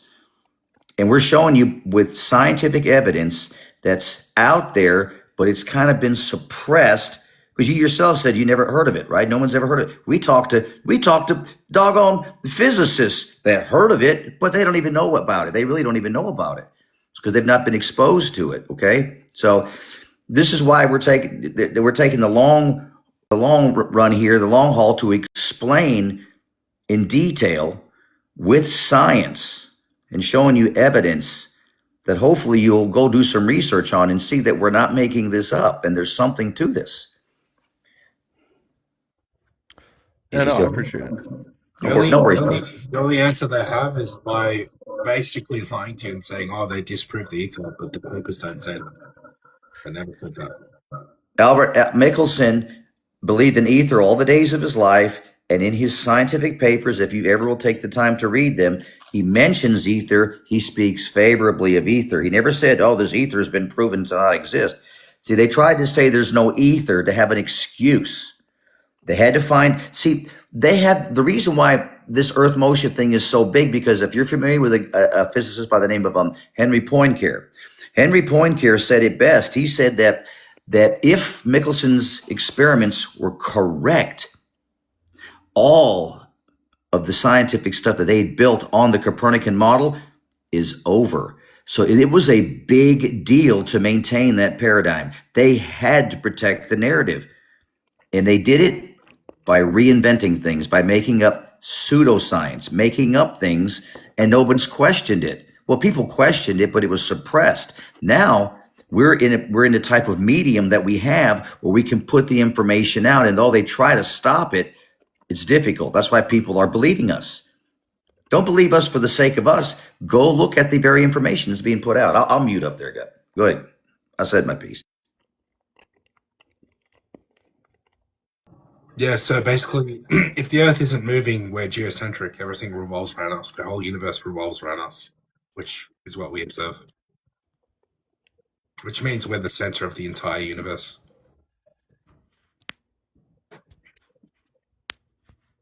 You got any other questions, Cosmic? No, I'm good. I gotta head to work. So pleasure chatting with y'all. Look into those two pieces, and yeah, catch you later, maybe. Take care. All right, let's move on. All right. Well, That seemed positive. That seemed very positive. Yeah. Hopefully he'll look into it. All right, let's move on. We're looking for more opposition, guys. Let's see if we can have a good, genuine chat. Let's see.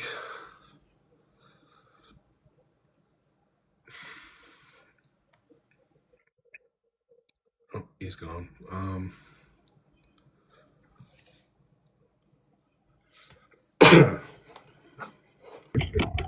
Megan Jr.'s trying to. I appreciate you. No problem, Boblin. Look like Ryan Is he in the hot air balloon right now? Is that what that is, guys? Is he seriously in a hot air balloon right now? How does he have time to be on TikTok? Shouldn't he be adjusting for Earth rotation? Buddy, are you there? He should be adjusting for Coriolis effect. I have a counterexample to your. Oh, we couldn't hear you, man. It's way too loud. It was super loud. All I heard was. Yeah, we couldn't hear him, man. You probably wanted to show us the Earth curvature. And how high does he think he's going to get in the balloon and still be able to breathe? Is what I want to know. Yeah, no, okay. Yeah, that was really loud. Let's move on. By the way, I don't feel comfortable having you up here if you're in that balloon, by the way, piloting it. I don't think you should be alive while doing that.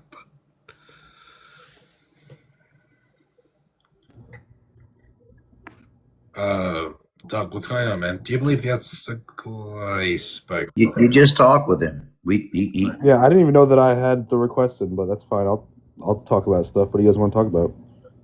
We already talked. Why did we kick you last time? Remind me. I don't know. The lack of understanding in celestial navigation from you guys, maybe. Right. He was too stupid. That's why. Okay. Yeah. You were too dumb, Doug. Yeah, that's what it was. Yeah, thank you. You're welcome. Yeah, I remember. He was the boat captain dude that uses a sextant instead of his navigation equipment on his 150-ton rig. How y'all doing today? You doing all right? Hey, good, man. How are you? Pretty good, man. I got a few questions. Play Beth Believer or what? I'm on the edge.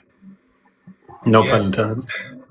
Well, can I ask a question? If you're on the edge, that means you must think that some of the things that we're saying are incorrect. Can you tell us at least something that we're saying that you would put you on the edge? You obviously think that some things make sense. Can you tell us some of the things that you think make sense so far? I mean, one thing that brought me back is I came across Angel's live, and he was talking about the magnetic source of the Earth's core.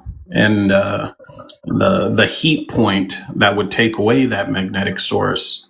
Can you elaborate on that a little bit? That intrigued the hell out of me. That opened my eyes. Now I'm like, now I got my algorithm screwed up with a bunch of flat Earth stuff, and I like yours. So talk to me. It's called a Curie point. If you get a substance, a magnetic substance, and heat it up to its Curie point, it loses its magnetic properties, so it no longer becomes magnetic. So if they're claiming that the core of the Earth is like 10,000 degrees Fahrenheit, and the Curie point of iron and nickel is way less than that, you wouldn't have a magnetic field on the Earth, according to your globe. You see, I never thought of that. That's crazy, the amount of crap that we take for granted.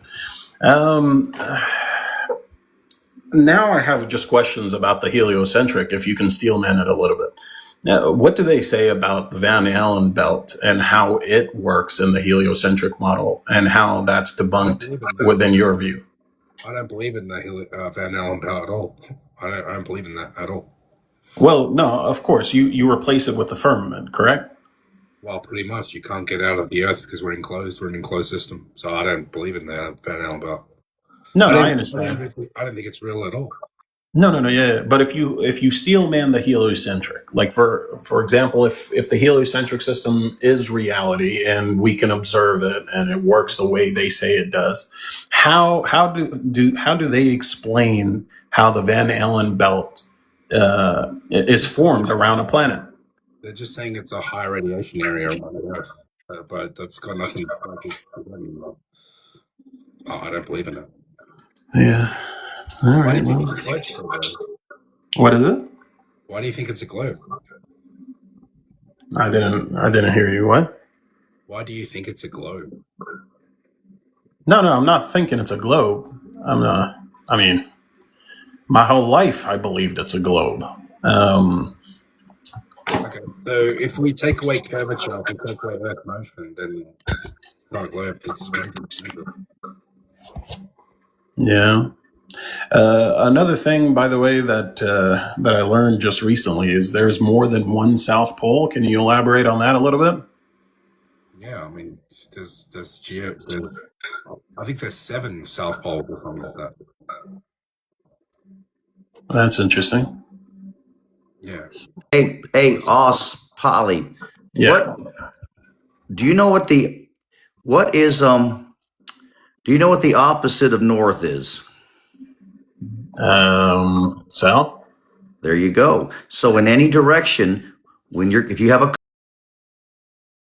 used one, regardless wherever you're standing, where does the compass point? I mean, a compass will point always north if it's working properly, right? Yeah. So wherever you're standing on Earth, the compass points north. So what would be the exact opposite of that? South. Right. So anywhere you're standing on the flat Earth, the compass is going to point north. So south is going to be around the. Oh, I see. You see what I'm saying? We've been taught incorrectly with the map like that. Yeah. Okay. And it can be proven with a simple compass. A simple compass. Yeah. By the way, so a compass has to be held horizontally for it to work. I mean, on a globe, the compass is actually pointing to the top of the ball, not the middle of the Earth. So if it's pointing to the top of the ball, and I'm in Australia, I have to hold the compass horizontally. Well, I'm holding it upside down, and kind of like if this is the way I have to hold it. But in space, if we look at it, the compass, I'm holding it like this. The top of the ball's here, and the compass, I'm using it like this, and it's working. Yeah. And is it true that it can only work on a flat surface? Is what he's saying. It's impossible. You can't. A compass doesn't work on a ball. Yeah.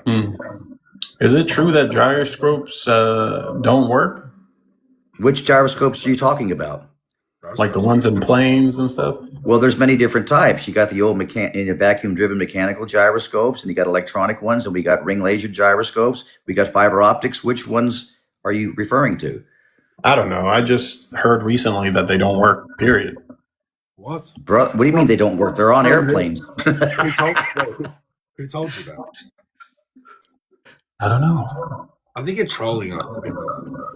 No, I'm not. See, this is why I come up here, is to find out which lives to unfollow. Like, I don't know if there are some BS videos out there mixed with the real stuff. Who told you gyroscopes don't work? If they don't work, why are they in millions of aircraft, in thousands of aircraft all over the world? If they don't They work, do work. why are they even a thing if they don't work? Okay, so how do they work exactly? They maintain rigidity in space, so they spin up, like the old mechanical ones would spin up the disc, and because it's spinning like a good spin top, it maintains rigidity in space. So if you change orientation, it's going to maintain them the same orientation to tell you the orientation of the thing and stuff like that. It tells you your orientation. The gyroscopes are very important for aircraft flight because the gyroscope is the core of an attitude indicator. Okay, the attitude indicator is extremely important to for a pilot because it tells the pilot what the orientation is of the aircraft at all time and in real time. Okay, especially when it's dark and they're flying over water, they could get vertigo. They will not know where they're at. It's impossible. I've talked to countless pilots. I mean, very experienced pilots, pilots that train pilots, retired Delta pilots. I talk to these people all the time, and they all say the same thing. They need the AI, the attitude indicator, or they can't fly. So the gyroscope is the core of an AI. Okay. Now they got fancy ones today, ring laser ones and what have you, but they all operate the same by showing a pilot what the orientation is of the aircraft, so they can know where they're at. You know, what is the pitch? What is their role? Where are they at? What's the position? That's how they work. They work based on telling the pilot where they're at. They work off a flat surface, frankly. Okay, so it proves that the Earth is flat. Is that what you're telling me? Yes. It gets right down to it, that you're flying over a flat plane, just like pilots are taught. They're taught to assume a flat, non-moving Earth. And all the instrument panels that are designed, engineers design aircraft to work in the real world, not the theoretic world. Okay? The real world is we're flying over a flat, non-moving surface. Not like a pancake. There's mountains, there's valleys, but this is how all the flight instruments work. There is no such thing as an aircraft Earth curvature or Earth spin adjustment instrument on any aircraft in existence that I'm aware of. And pilots are not taught to adjust for to do calculations for curvature or spin or anything like that. It's not anywhere ever taught ever. Matter of fact, in the FAA manuals, the CAA manuals, the United States Navy air navigation training manuals, it all says for pilots to assume a flat, non-moving Earth. And one can only use logic and reason, and that would be because that's what they're flying over.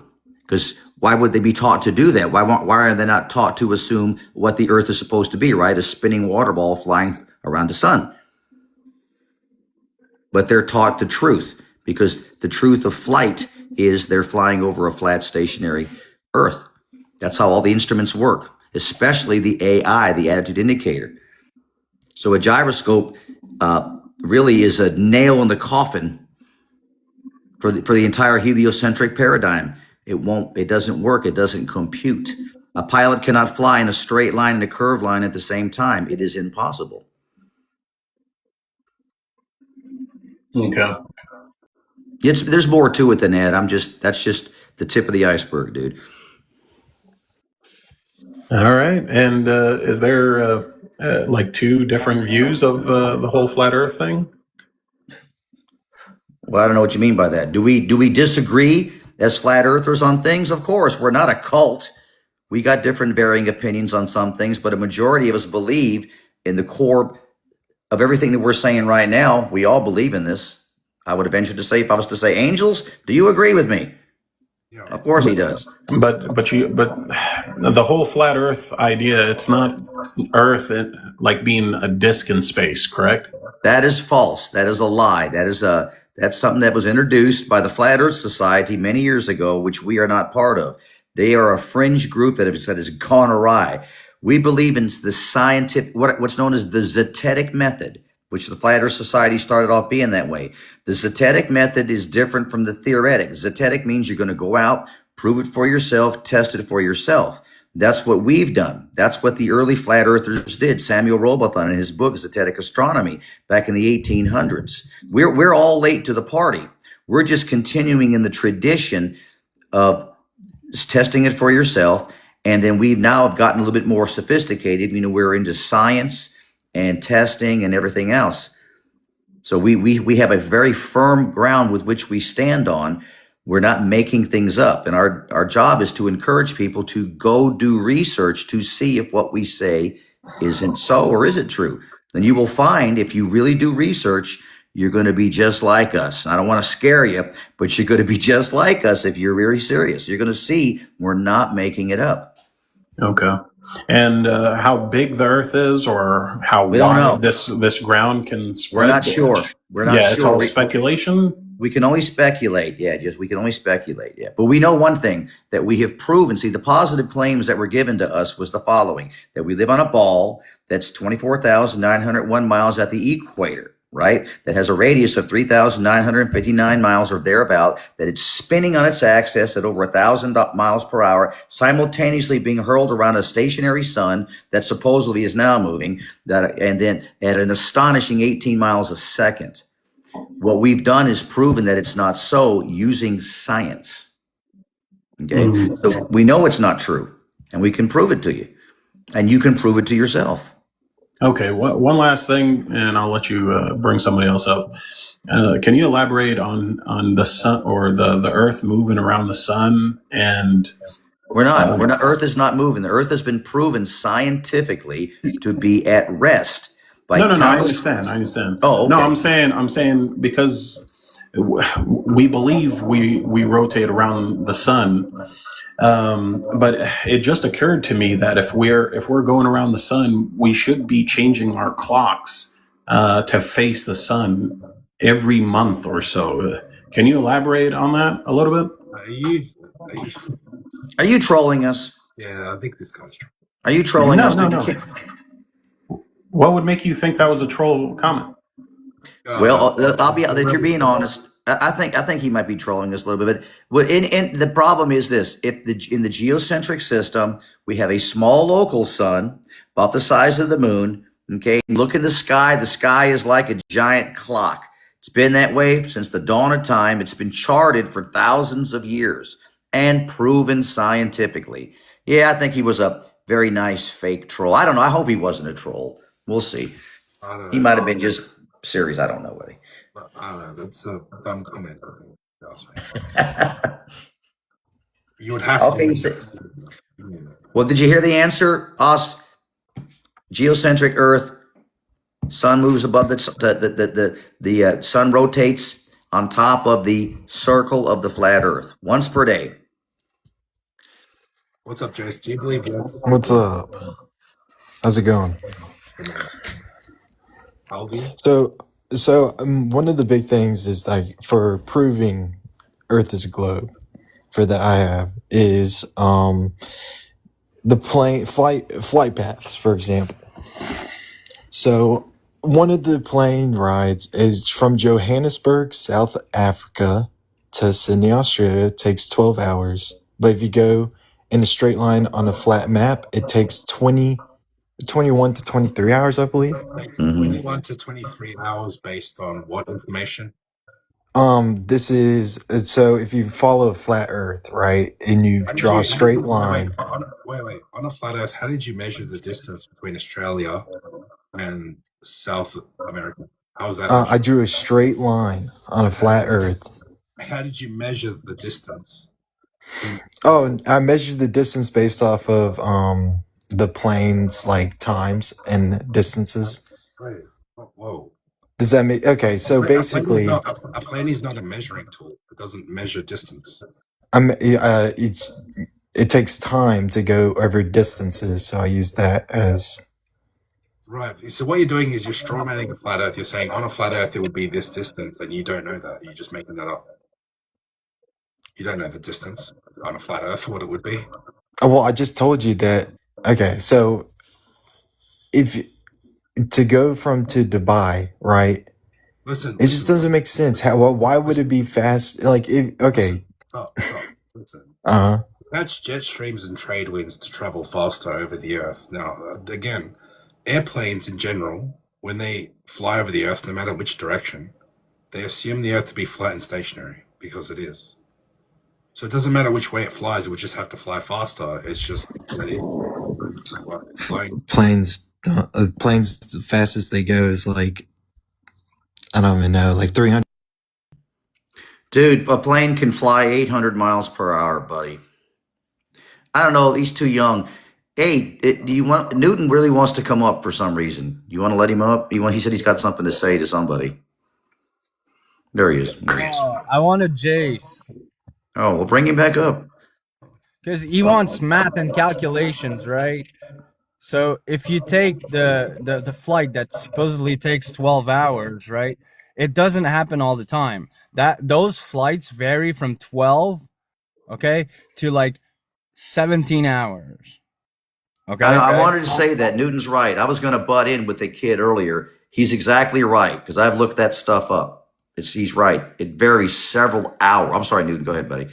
Yeah. So at the fastest time, 12 hours times the normal max speed of the plane that they use, which is a Dreamliner 787 that can achieve 615 miles per hour on its own, right? That takes about 7,000 miles, right?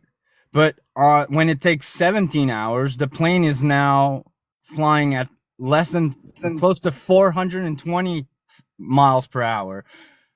Okay? But that's not true. The plane should still be able to go at 615 miles per hour because they use jet stream. Jet streams reduces resistance because you're basically in a flow of air giving you speed. So the 12-hour is achieved using those polar jet streams that can reach over 200 miles per hour to lessen the resistance on the plane to travel a farther distance in less time. So if you apply the, I was just going to say, if you apply the jet streams to the top speed of the plane, when it's doing it in 12 hours, the shortest time, right? If you say the plane's going 650 miles per hour just on its engine, and then the jet streams gives it another 200 miles per hour, right? That's 850 miles per hour times 12 times 12. There you go. That's why I said 800 miles per hour. I said it. Yeah, that's 11,000 They can really go miles. that fast. That's 11,000 miles. Just saying. Yeah, and that debunks the globe on itself. You can't have 11,000 miles in between those two things when you claim it's only 7. Also, we can't verify the actual plane route. Like, they can draw a line wherever they want. How do we know it's not just flying over America and then going to the South America? When I flew from Australia to America, they flew in a straight line to America. If they used a bigger plane to go faster, they would only have to travel a few more hours. And if they used a faster plane, they would maybe even get there in the same amount of time, 15 hours, and they'd get to Chile. How do we know it's not flying over America? How do we really know that? We wouldn't be able to tell. Look out your window. You see oceans, right? Have you ever done that? You understand that you don't see on those flights. You don't see Antarctica. They don't even fly close to Antarctica. Okay? Exactly. You wouldn't be able to tell, dude. Your only reference point is the sea. Yeah, you wouldn't be able to tell. So anyway, do you want to address the point of how planes assume they have to be flat and stationary? I don't care which way the plane flies. It's going to be flying over a flat Earth. Why would that be? Why do you think it doesn't? Why do you think every pilot I've debated, even ones at the airport, agree with me that they ignore curvature? Why would they ever be ignoring something that they would need to take into account? Because the systems account for them? No, they don't. Tell that to the pitch data. Which systems would those be, Jace? You were talking about the gyroscope earlier. I actually looked this up. Oh, you did? You and did? it was talking about how In the plane system, it Yeah. actually does account for Does it really? curvature. Who told you that? The gyroscope adjusts for curvature. Google, and it's Google. never wrong. It's never wrong. Do you want me to tell you what's something funny about the gyroscope? So the new gyroscopes that they use pendulous vanes, which increases the rigidity in space of the gyro, right? So it shows less deflection. So basically, it stays flat all the time. Exactly. So if the plane's not adjusting for curvature, why would any instrument be adjusting for curvature? How does that make any sense? If the plane itself is not adjusting for curve, why would the instruments be adjusting for curve if the plane's not? Usually they use autopilot, and if the software is automatically adjusting for a curve, then the plane does the same. All right. Well, can I say something, Angels? Hey, young man, Jace. Okay. In 1945, they didn't have any software in any airplane. How did they do it then? That's probably due to pressure gradients in the Okay, air. so how did the pressure gradient explain that? Do you even know what you're So talking pressure about? gradient is based off of like I know what it is, but how does it make the airplane curve?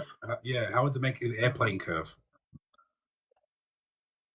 because if you have a force pulling down on it, and then you can't. So now it's you can't gravity. go Now it's keep on going gravity. up. So Wait.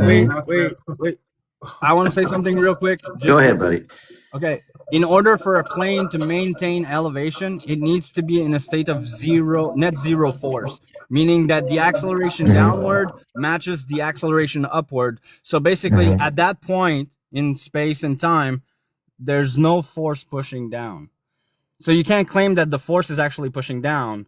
Because gravity would have to be selective. Whoa, no. Pull the nose more, dude. The gravity would have to pull the nose more. If I drop something, if you're going to claim that it's just following the curvature of the Earth because gravity's pulling the nose down like this, curving it, if I drop something, it's going to drop in that orientation.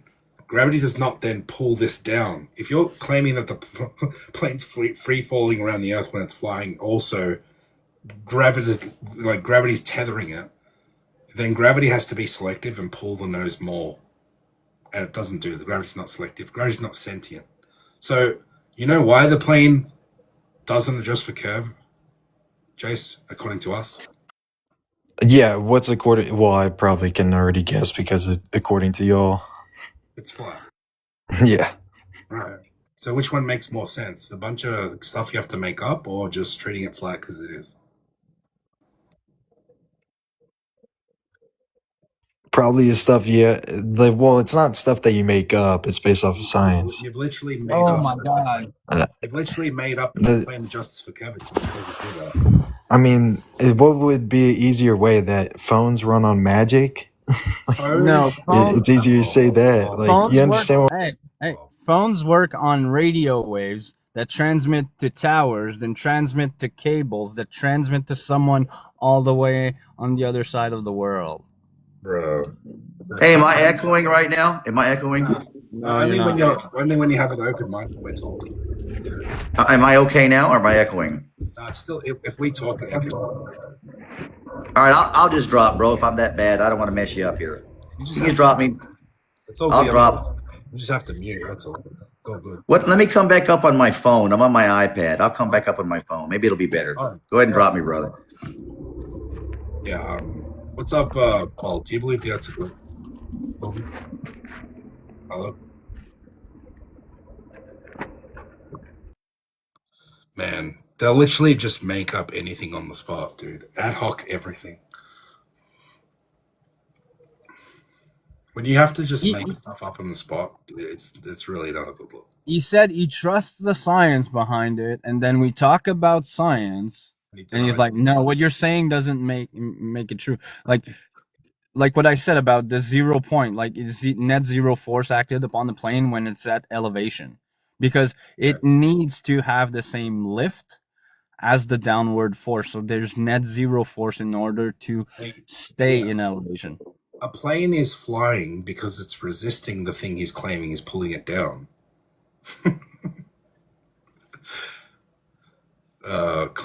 Content, what's up, man? What's going on, brother? Hey, I just wanted to. I won't take too much of your time. I'll drop back down and listen. I'm a friendly, but I wanted to say, while you guys are on planes, obviously I study your stuff a lot. Caleb, a few other you guys, Dave. I've been a flat earther for about a year now, and while we're on planes, I've been doing one of my own with the tangential rotation velocity, right? Because the claim is that rockets launch at the equator to use the 1,000 mile per hour rotation to help their launch speed, right? To make it easier to launch.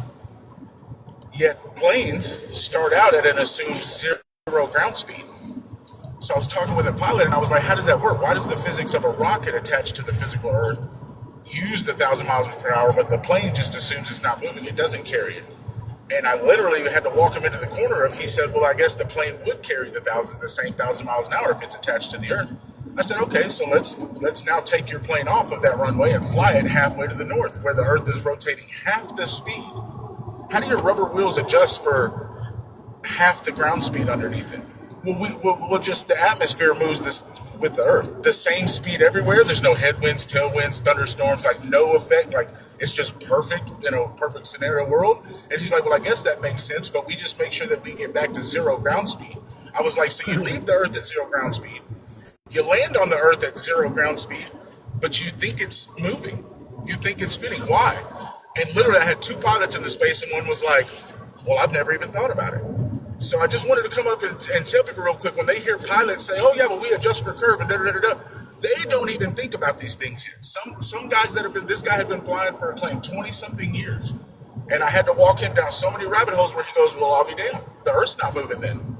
Like he couldn't contemplate it because he hadn't even thought of it. So anyway, appreciate your time. I just wanted to let anybody in the chat know that might be having that question. They claim rockets use the Earth's speed and planes use zero speed. Both those things can't be real, so you pick and choose. Anyway, Content. take it up, brother. I want to tell you, man. Welcome to the community, man. That was very well said.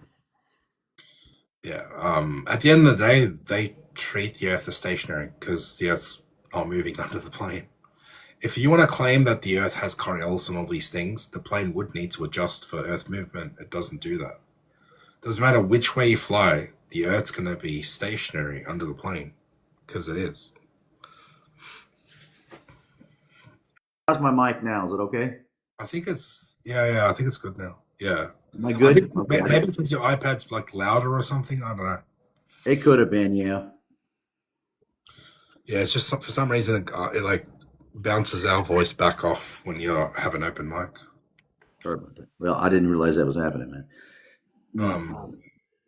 What's up, Sheriff? Hey, Angel. Oh yeah, you're a flat earther, right? I'm a flat earther, sir. Appreciate your show. Watch you every time I can. I just wanted to say something for the entire panel. Had one down here called Liberal Genghis or something like that, and I gave him the basic physics of water. So he had to bring up tying a string to a cup and spinning the cup around. That's how it works. wait! But the cup's holding the water, dude. We'd have to be inside of the ball for his claim to work. Yes, sir. I clearly understand it. I just needed the whole panel to see. Like, man, it's really sad, y'all. Like, it is. It is. I'll say it. That person was stupid. I said it. Sorry. Appreciate what you do, man. Appreciate what you do, Tron. Love you guys. I'll take care, man. Thanks. Hey, that's gotta be one of the that's like the pilot at the airport that told me centrifugal force holds him to the globe. Fuck. The thing that throws you off a ball is holding you to the ball. Wow, that's a pilot saying that. That's sad. That's scary. Making shit up. Just making shit up. So bad. I got that recording too.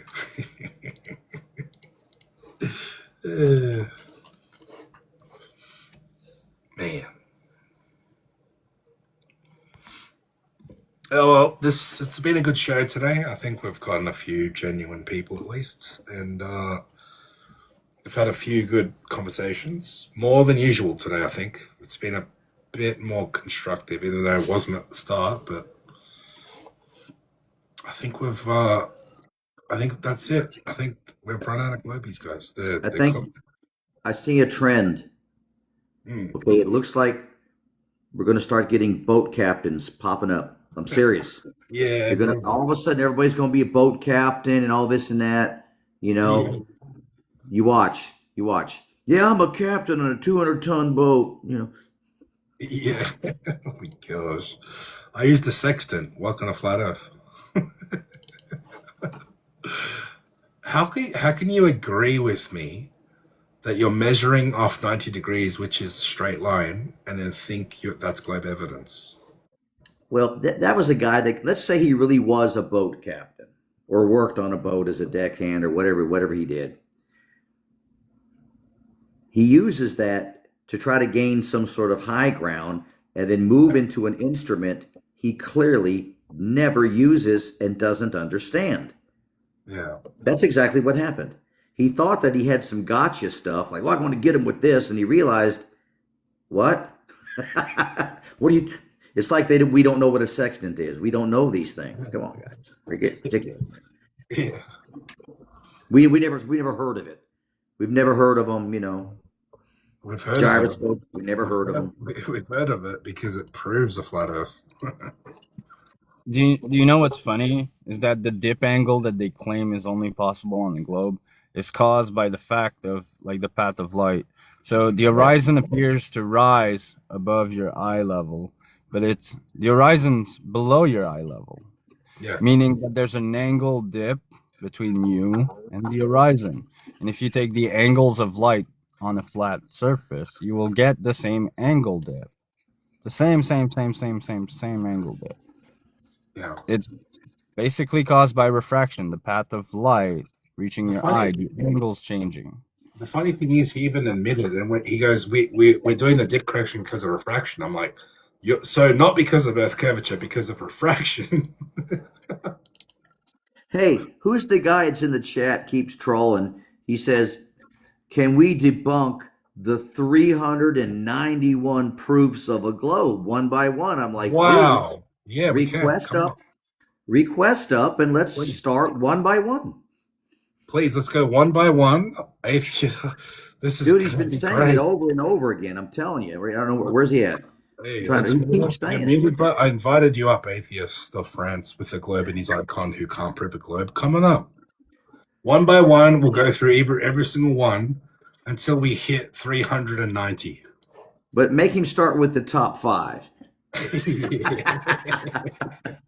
Let's go to start with the top 3. Please, yes. I don't know that one. 300. Where's that video that I can watch? We've got 200. Here, let me give you the top proofs for globe. Gravity, refraction. My uncle works at NASA. You don't understand physics. There you go. I just gave you the top 4. Just don't get scared. Well said, Tron. Well said. Earth is really, really big, guys. Really, really big. Oh, you're not educated enough. You don't understand science, dude. You just don't get You don't understand science. Yeah, and funny enough, when we start talking about science, they're like, why are you talking about science? It's like, well, they'll say this. They'll go, well, I'm not a scientist. Well, you brought it up. They do that to get out of it. Well, I'm not a physicist or a scientist. Well, we are. Shut up and listen. We're talking about it. Every time they say, I'm not a scientist, I say, yeah, I am. Go look up the definition of what a scientist is. We do experiments. We do observations. We do research.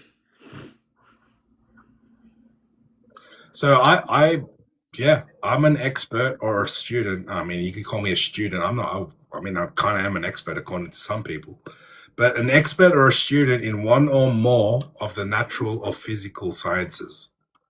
Yeah. So do I talk about the second law of thermodynamics and the gas laws and entropy and fluid statics? Sure. That'd be science, right? I'm a scientist according to the definition. Yeah. Oh, but you're not credentialed. Someone said, so the sky is the size of the earth. Well, technically you can't prove otherwise because the only surface you stand on is the earth and the only observable measures are from the earth. So yes, the sky is the size of the earth. Yeah, it is. The sky is the size of the earth. Yes, exactly. Oh, the dude dude didn't want to come up. No. You got 391 proofs of your globe. Give us Please. one. Try One. it. How about one? Yeah, come on up. Yeah, Come on, man. what was it? This is 290 proofs, whatever it was. Let's hear it. No, 391 is what he said. 391. Oh, he said it several times in Are you the sure it chat. wasn't? Are you sure it wasn't 392? No, it was 391. So wait. So the sky is the size of wood.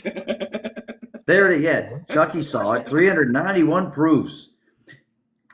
We need to go get that book. Oh, it doesn't exist. Fifth Element, what's going on? Do you believe the Earth's a globe? So yeah, man. So the sky is the size of Earth. Wow. Can you prove otherwise? Can you prove otherwise? Well, Drop me in. hey. No. I can prove that the sky is the size of the Earth because we only observe the sky from the surface of the Earth. So the only visible sky that we see is as big as the Earth. So that's a... Sorry, Dave. Yeah, okay. So that's the logical thought that, yes, the sky is the size of the Earth because the only observable sky is observed from the sky of the Earth, from the Earth, the surface of the Earth. Yeah, exactly. So it's sorry about that. I pocket paneled, but I'm here. Fifth, it's like me saying to you, right? It's like me. It's like you saying to us. You know the sun's bigger than the Earth, and we say to you, how do you know that? If the sun looks smaller than the Earth, how do you know that? Right. So it's a dumb question. So how do you know it's a globe, for starters? How do you know the Earth is curved and spinning and orbiting? How do you know that?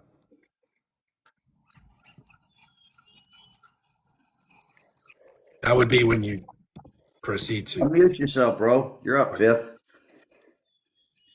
Prime time, Fifth Element. Prime time, buddy. You're up. Bro, wait. Hold on. So you say Earth is flat, right? So you say the sky is the same size of Earth, and I don't have We've just addressed that. We're not going back to that. I'm asking you, how do you know the Earth is spinning, globe in outer space and curving? How do you know that? We don't. We assume. Oh, you assume it, so you don't know. We all assume that it's round, it's flat. No, we don't. We assume. No, we don't. Pilots don't assume the Earth to be round and curving and bald. They don't do that. They assume it to be flat and stationary. You're wrong. Well, here's this. So if the sky is the limit right there, as we can see, what's under? Is there nothing? Does Earth extend to eternity? Yeah. Oh my God! Yeah, Earth could be, for all we know, Earth could be infinite. Yeah, exactly. So, I mean, do you have any evidence of a globe, or you just assume it and that's it? You don't actually have evidence for it. Oh man, I was just asking. I got none, man. I was just asking. Well, thank you for admitting that you got nothing. But yeah, Fifth Element, just understand that from our standpoint, okay, as we experience and observe Earth, we experience it stationary, okay? We experience it flat. When we go into engineering for buildings and structures, they assume a flat and stationary Earth. When we go to engineering of planes, they assume a flat and stationary Earth. If we go into the aerodynamics of satellites, they assume a stationary Earth. It's called the Earth fixed, Earth centered coordinate system. So all these things assume flat and geocentric, meaning that the Earth is not in motion, that everything is in motion around us. So by you asking me to prove it, it's already observed and assumed to be. You would need, if you want to believe in a globe, you would need to have proof otherwise. Because observable reality stands for its own. Measurable reality stands for its own. You just don't understand scale. No, man. See, the Earth is really big. It's really big. That's why it looks flat, and that's why it's stationary, because it's big. And my uncle works at NASA. I win. Yeah, my great uncle was cousins with Werner von Braun. Okay, so yeah, it's a globe. Yeah, My grandfather knew Buzz Aldrin. They played marbles together in the playground. This is what it's coming down to. This is the crap that these people are saying. My ancestor is Isaac Newton, and I found books. It's really getting sad. He It's really played getting sad. marbles. He played marbles. He played. Oh, yeah, they man. played marbles back then. They had no video games. They played marbles. Fuck, that's Hey, fun. marbles. Hey, I used to collect marbles when I was a little kid. Man, it was a thing. You know. Am I that old if I say I did too? Do you guys remember Pogs? Who? What? Pods? Pogs. So I don't know if you guys. Okay, so I'm almost Top of 40. milk cartons. Yes. No, okay. So Pogs were flat discs that you would try to flip around. So there was a backside and a front side, and the front side. I do remember that crap. Okay? Yes. So it was like marbles, but with flat discs. Hey, check this out. My sister used to play jacks. You know what jacks is? No. Yeah. Yeah. But I was a awesome jacks player. I used to play with all my sisters and her friends. I learned how to play jacks. Hey, man, you should try it sometime. Hey, it's a tough game, buddy. Yeah. Here we got Unsound Mind. What's up, man? Do you believe the Earth's a globe? What's going on? What's up, man? Globey. If it's a globe. I was just wondering, like, let's say the Earth is flat. Like, what would be the reasoning for them lying about it? Like, what's the big conspiracy? Does someone else want to answer this? Yeah, I'll go since Angel answers it a lot. So, okay, let's start with a little analogy. So, if you catch someone lying to you, do you know why, or would you have to ask them why?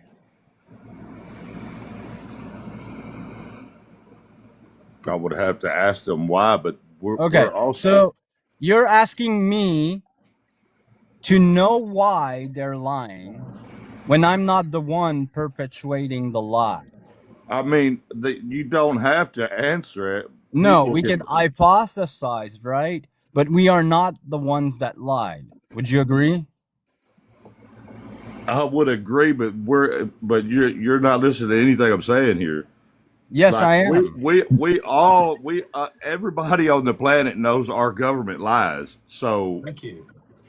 Do you know why? Do you know why? So why why they would lie? you believe? Why would you? Why do they lie? When Wait. Why do they lie? That's just what politicians do. Oh, okay. Yeah.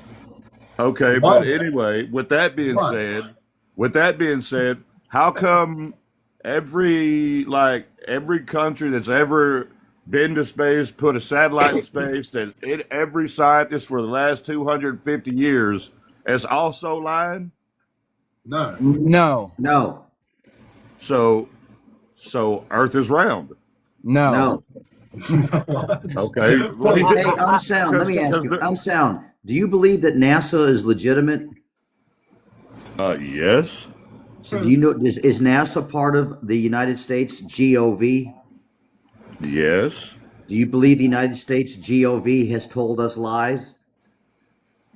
I believe that our government has made them tell us lies. Yeah. Okay, so we've been told lies. So why do you think NASA is the only part of the GOV that doesn't lie? I didn't say the only part of the GOV that doesn't lie. Oh, so NASA does lie. I just said that. Oh, I thought you said that they don't lie. I said they do lie. Oh, okay. I thought you said they don't. I misunderstood you. I'm sorry. But again, like they lie for certain reasons, like to keep the world out of petty. For say like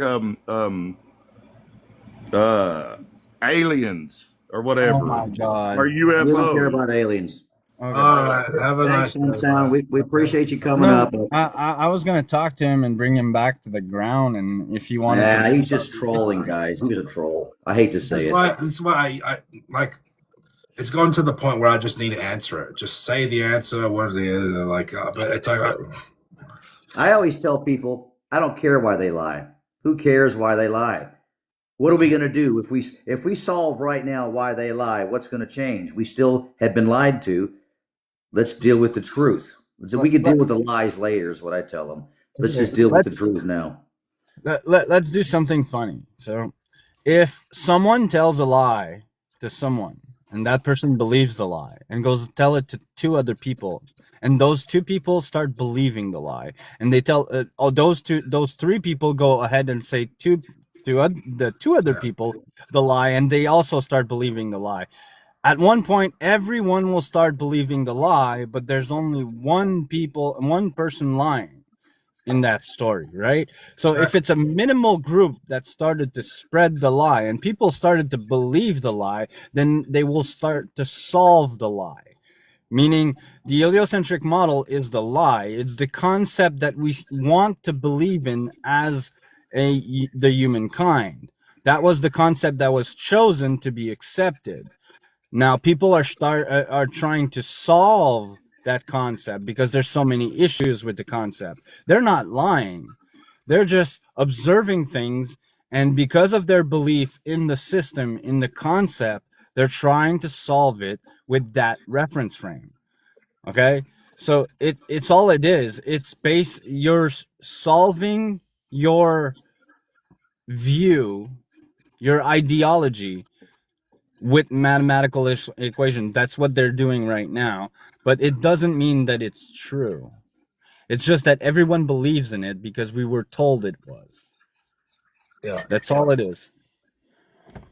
Gravity, refraction. My uncle works at NASA.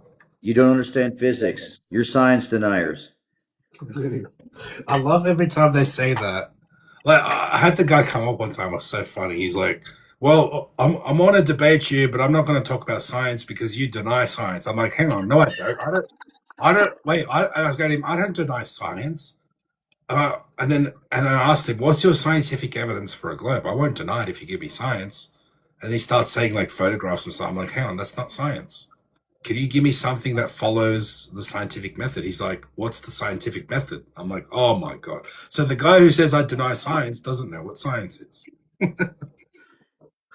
He has one of those scientific cameras. See, there's regular cameras, then there's scientific cameras. Dude, nothing writes the truth better than the scientific pen. There you go, brother. Once you get no, man, a scientific pen, okay? It's a theoretical pen in science that always writes the truth. It's a scientific theory for that pen. So if you have it in your hand, you will know all the truth. That goes right along with the theory of magic. It's a theory that is not well known, but only invoked when there's nothing left.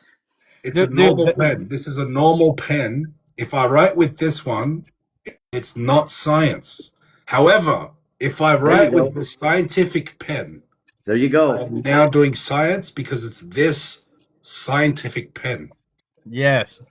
So if you sign your name to it, and you get some of your friends and peers to sign their names to it, it now becomes unchallengeable. Yeah. Oh my God, dude, that's so. Oh, okay. So, you said the theory of magic, right?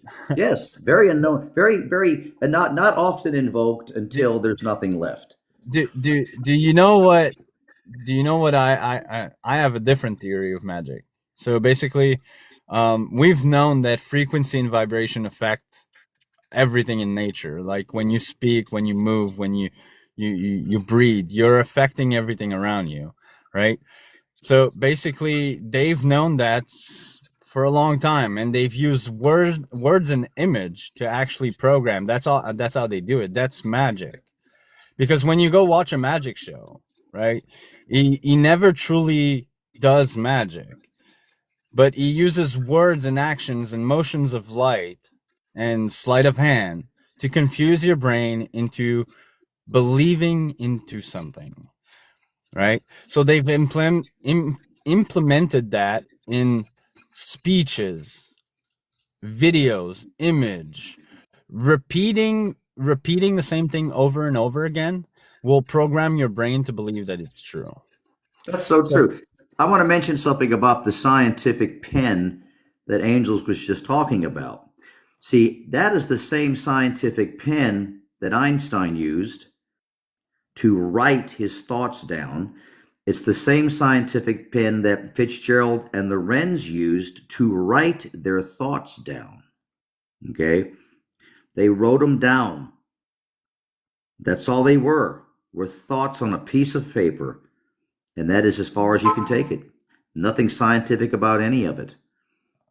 Just thought I'd throw that out there. okay, so hey, unsound minds. Okay, you didn't make any point because you know nothing about science. You know nothing at all about science, bud. Nothing at all. If you want to come back up and show me otherwise, that you know things about science, that you know things about the history behind the model, then come up and show me that you know. Wait, But what point were you trying to make, unsound mind? You made the point. We were agreeing. You said the GOV lies. We said they lie. We believe people are lying. Point made. What else do you want to know? I say bring him back up. Let's request him back up. I sent him an invite. Oh, you got an invite, unsound. Come on, get back up here. Let's have a real conversation if you really want to. I got about like 20 minutes, then I'm going to get a massage at my massage therapist. Well needed massage for my body. Good for you, dude. None of us have a clue about science. Oh my god, you're blocked because you don't know anything about science.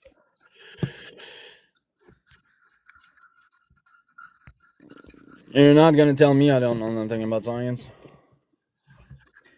Well, he was getting the invite and he's crying in the chat, so Yeah.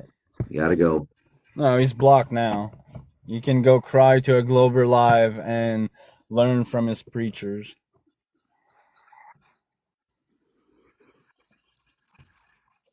He sounds like a grown man too, crying. Why do people lie? Well, because they just do. People lie. Why do people lie? Therefore, the Earth is a globe. Is that the point he was trying to make? Yeah, his whole argument was, why would they lie? That's basically what he would say. Why would they lie? Why would they lie? Earth now a globe. Interesting. That's a Grand Canyon leap. Okay, let's see who this guy is. I want to bring somebody up real quick. Seeing how Angels is gone for a second. What's up, boys? What's going on, man? I'm just saying, like, you know, when the why would they lie? It's a bit like saying you find out your partner's cheating, and you walk in and go, "Why would they do this?" It's like it's regardless. They're doing what they're doing. So, like, what's done is done. It doesn't matter why. Do you know what I mean? I think that a lot of people exactly. It's like when the police investigate some sort of heinous crime. I mean, they might go, "Dang, why would somebody do this?" But they're not going to sit here and talk about it for an hour. They're going to go look for the person that did it. At least try to find it. I think they have a hard time wrapping their heads around that everyone's lying. But the truth is, they're not lying. They're just programmed thinking they're telling the truth because they're indoctrinated. They think they're telling the truth, so they're not actually lying. They think they're telling the truth, but they're just incorrect. Hey, do you know what I mean? So, Random, Sean, one second. I need to. TJ Mike, you got 2 minutes to come up and prove your claim that you've been at 70,000 feet and saw the curve, or get the F out, you liar. He's full of crap. He's already lying. Don't even. I sent him an invite. He's not going to come up. He's going to decline the invite, and he's going to decline everything because he's a liar. No, he wasn't at 70,000 feet. Dude, at 120,000 feet, it's flat. Why would it be curved at 70,000 feet? Because his uncle works at NASA. Maybe he's got like those glasses that are like binoculars, and they're really thick. So, Hey, even okay, if he claims he went on the Concorde only went 45,000 feet, about 10,000 feet above commercial flights or If something he like went on that. the Concorde, how old is this guy? Because Yeah. Concorde's been out of service for a very long time. If he claims 70,000 feet, he needs to claim that he's been on like the SR-71. Interesting. Because the Concorde, I truly believe, I do. Oh, he's here, TJ. What's up? How's it going, TJ? Yeah, bear in mind they think they're telling the truth, so they're not actually consciously lying. They're just programmed. I know, but when you lie about something like that, like I want to know which plane he was on at 70,000 feet. Oh no, yeah. Some people are directly lying completely. They know that they haven't seen curvature from a plane, but they argue that they did. And some people will figure it out that you can't have like gas pressure without a container, but they'll still argue that you can. When the pressure comes from the actual container, so you can't have one without the other. It's like saying you can't have left without right. Do you know what I mean? So saying that, we can have right without left, he's basically saying we can have gas pressure without a container. Random, I don't like that you're talking too logical here. You got to stop, man. Sorry, bro. You guys are the ones that don't think logically. Okay, TJ Mike, what plane were you on? I can't tell you what plane I was on, but I can tell you I've been higher than any of these other planes. You can't tell us. Okay, so basically you're telling me that you were on the SR-71 and you had to sign a NDA? Is that it? Were you on the SR-71? If you were, I want your name. Why would you mute me if he's talking to me and I'm trying to answer? Why would you mute me?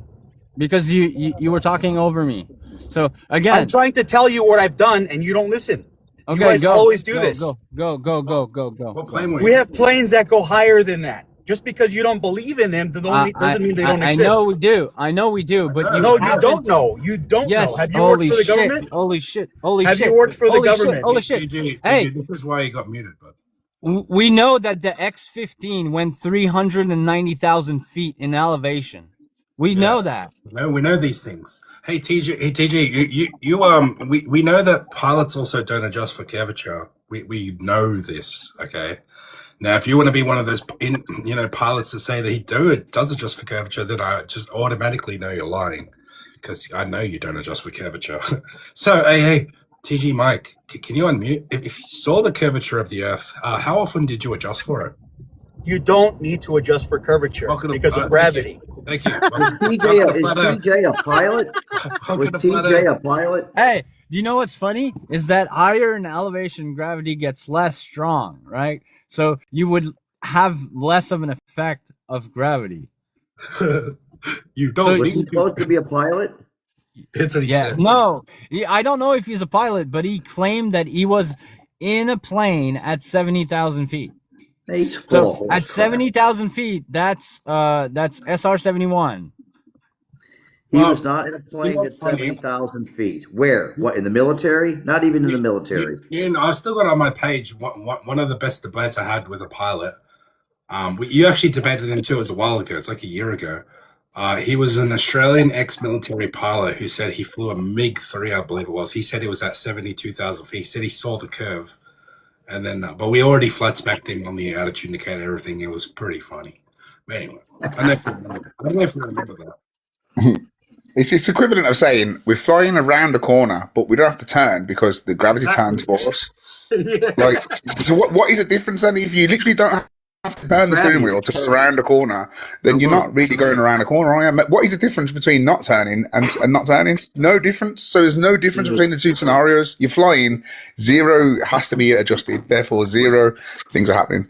Whatever you say, it's gravity, refraction. So when I'm on a racetrack that's curving like a circular racetrack, I don't need to turn.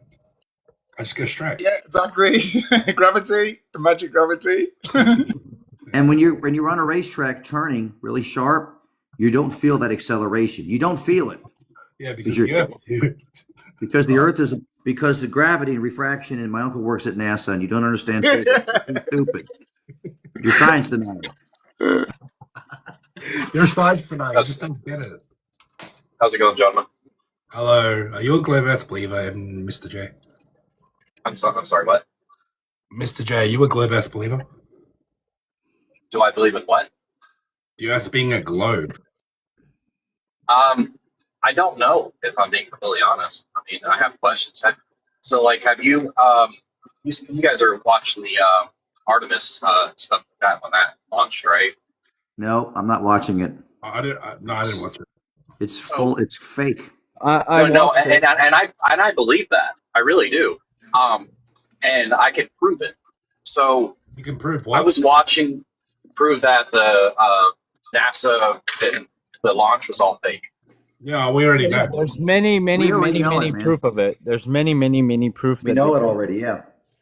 Yeah. They think Newton's laws. They think Newton's laws can be changed inside of a vacuum and can push off themselves. They say, oh, it pushes off the exhaust or it pushes off its own fuel. That is a complete lie. You can't do it. Well, what other questions has he got? Let him ask a question. He seems sincere. So what I was asking someone else yesterday, because I was on a debate with someone about science and stuff like that, and they believe in the globe, and I'm not denying that it's a globe or it's flat. You know, like I'm willing to do my own research, and, figure it out myself.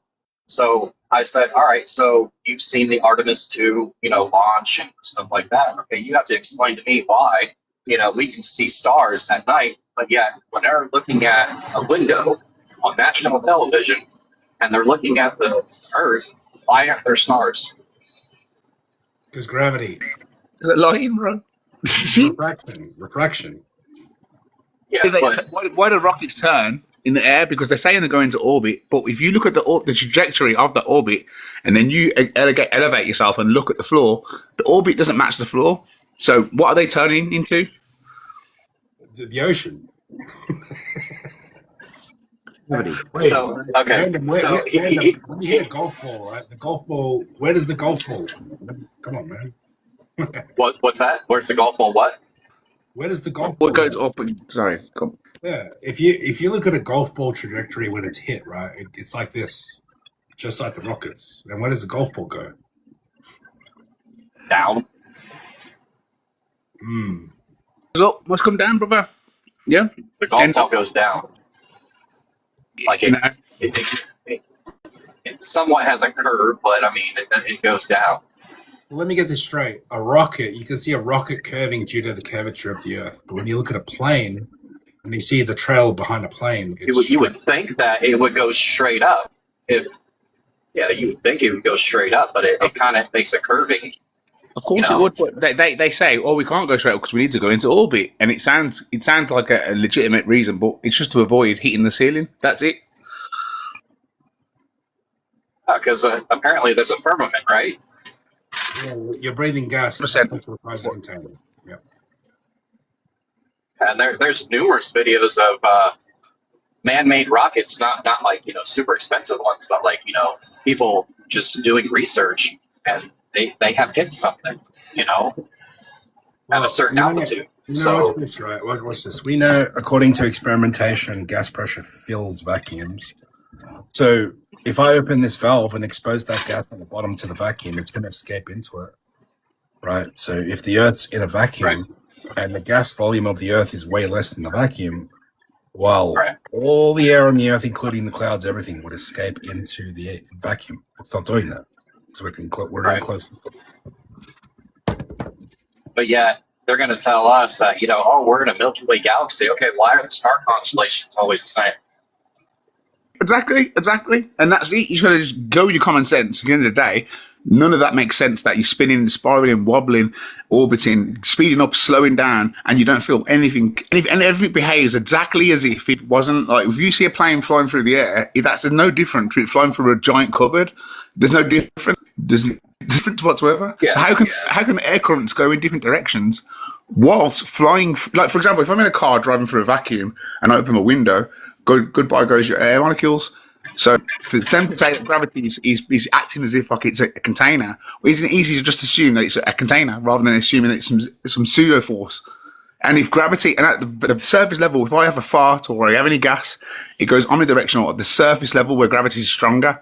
So to expect me to believe that at 80 miles up, it behaves as if it's a barrier is absurd. Yeah. All of it's absurd when you think about it. It's all absurd. Yeah, tell that to Stingray, Brandon. Yeah. So what about the thing that they say whenever light, because light's like millions of miles away, okay, and the light that's hitting us is like what, a trillion years old or whatever, That's okay. what I'm saying. So According to them, right? that According to them, that's if you're standing on a star looking at the Earth, you'll see the dinosaurs. yeah, that's stupid. Like what? That makes no sense. Oh That's what man, they it's just claim. like Because in you their could model, do they're looking you. into the past because light has a certain amount of time to reach you, and then distances. Everything's all millions, and you evolve millions of years, and the planet millions of years, and it's all Bro, millions of bullshit. It's all bullshit. yeah, if that's the case, okay, why not do an experiment where you have a massive LED light and you go like 100 miles out of the ocean, right? And record you on another spot while the light is on and turn it off and see what happens. I bet you it's going to turn off immediately when it turns it off, right? Yeah. Does that make sense? Does that make Yeah, sense? it's almost Come on. instantaneous. Yeah, instantaneous. Yeah. Like, but yet it's millions of miles away, and the light the light that's hitting us now is like, it doesn't make sense. It's just No, it doesn't. stupid. No. Listen, Jay, you don't understand scale. That's all it is. You just don't get it. You're Yeah, a science denier, bro. You're a science denier, bro. Yeah, you don't understand scale. Here's the thing, though. You don't need to learn science. Okay, it just doesn't make. Yeah, I common don't sense. know. That's what you use common sense. It's common sense, isn't- bro. Yeah, it's not common. Common sense isn't common. You have to understand most people aren't. They don't know how to be common sense. All they know is follow instructions, follow what they've been told, and go. Yeah, of course they're in a space vacuum. Of course they are. Yeah, and what you said, it's all about mind control. They're trying to control us. That's all it is. That's all it is.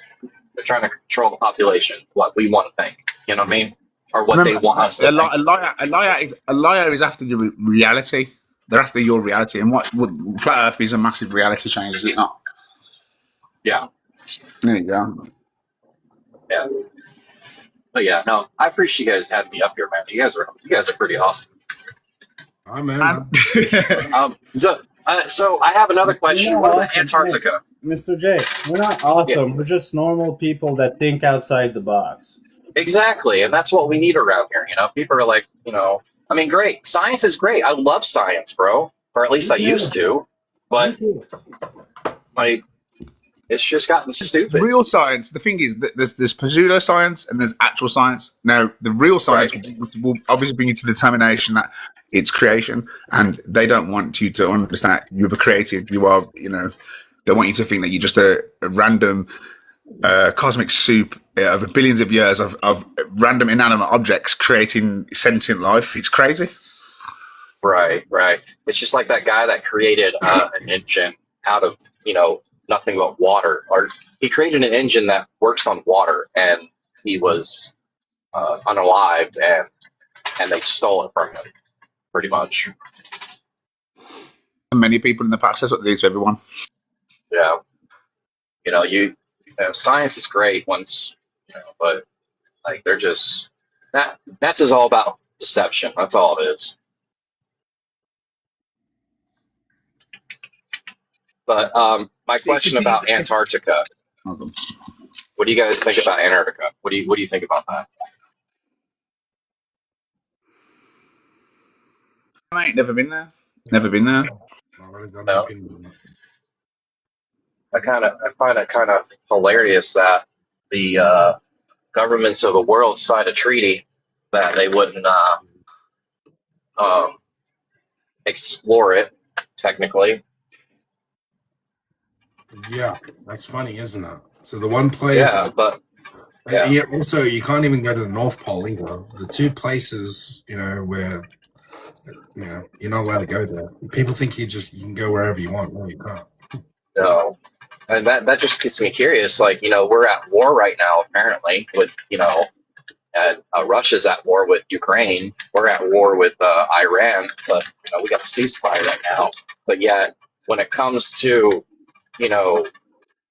Antarctica, we have a peace treaty there. That don't make no sense. Yeah, exactly. I think the kids So, agree on him. hey, I gotta drop Angel, but I want to say something on the topic to make you guys think.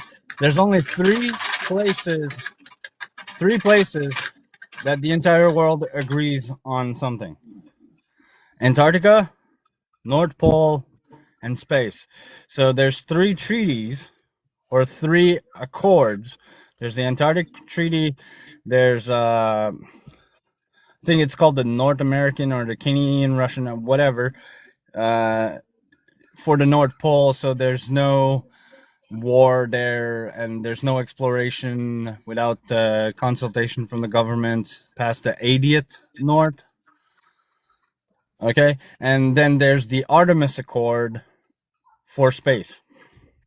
So there's a council on the Artemis Accord that passes through all the space agency to explore space, and they come up with anyways, it's like a government but for space. It's called the Artemis Accord. So those three places, the entire world agrees upon. We won't fight for it. Yeah. Yeah, funny that. Funny that. That's just a coincidence, though, right? I'm going. Thanks for having me, Angel. Have a good day. Take care, you. All right, guys. Well, you know what? I think I'm probably gonna have to end the live. Hi, bro. Live. I've been watching this that long. I've had to even woke up. I've had to sleep, and that I've been doing this, so it's been a while. All good, man. All right, guys. Well, Have a good one, bro. Good live, buddy. Take See you care. later.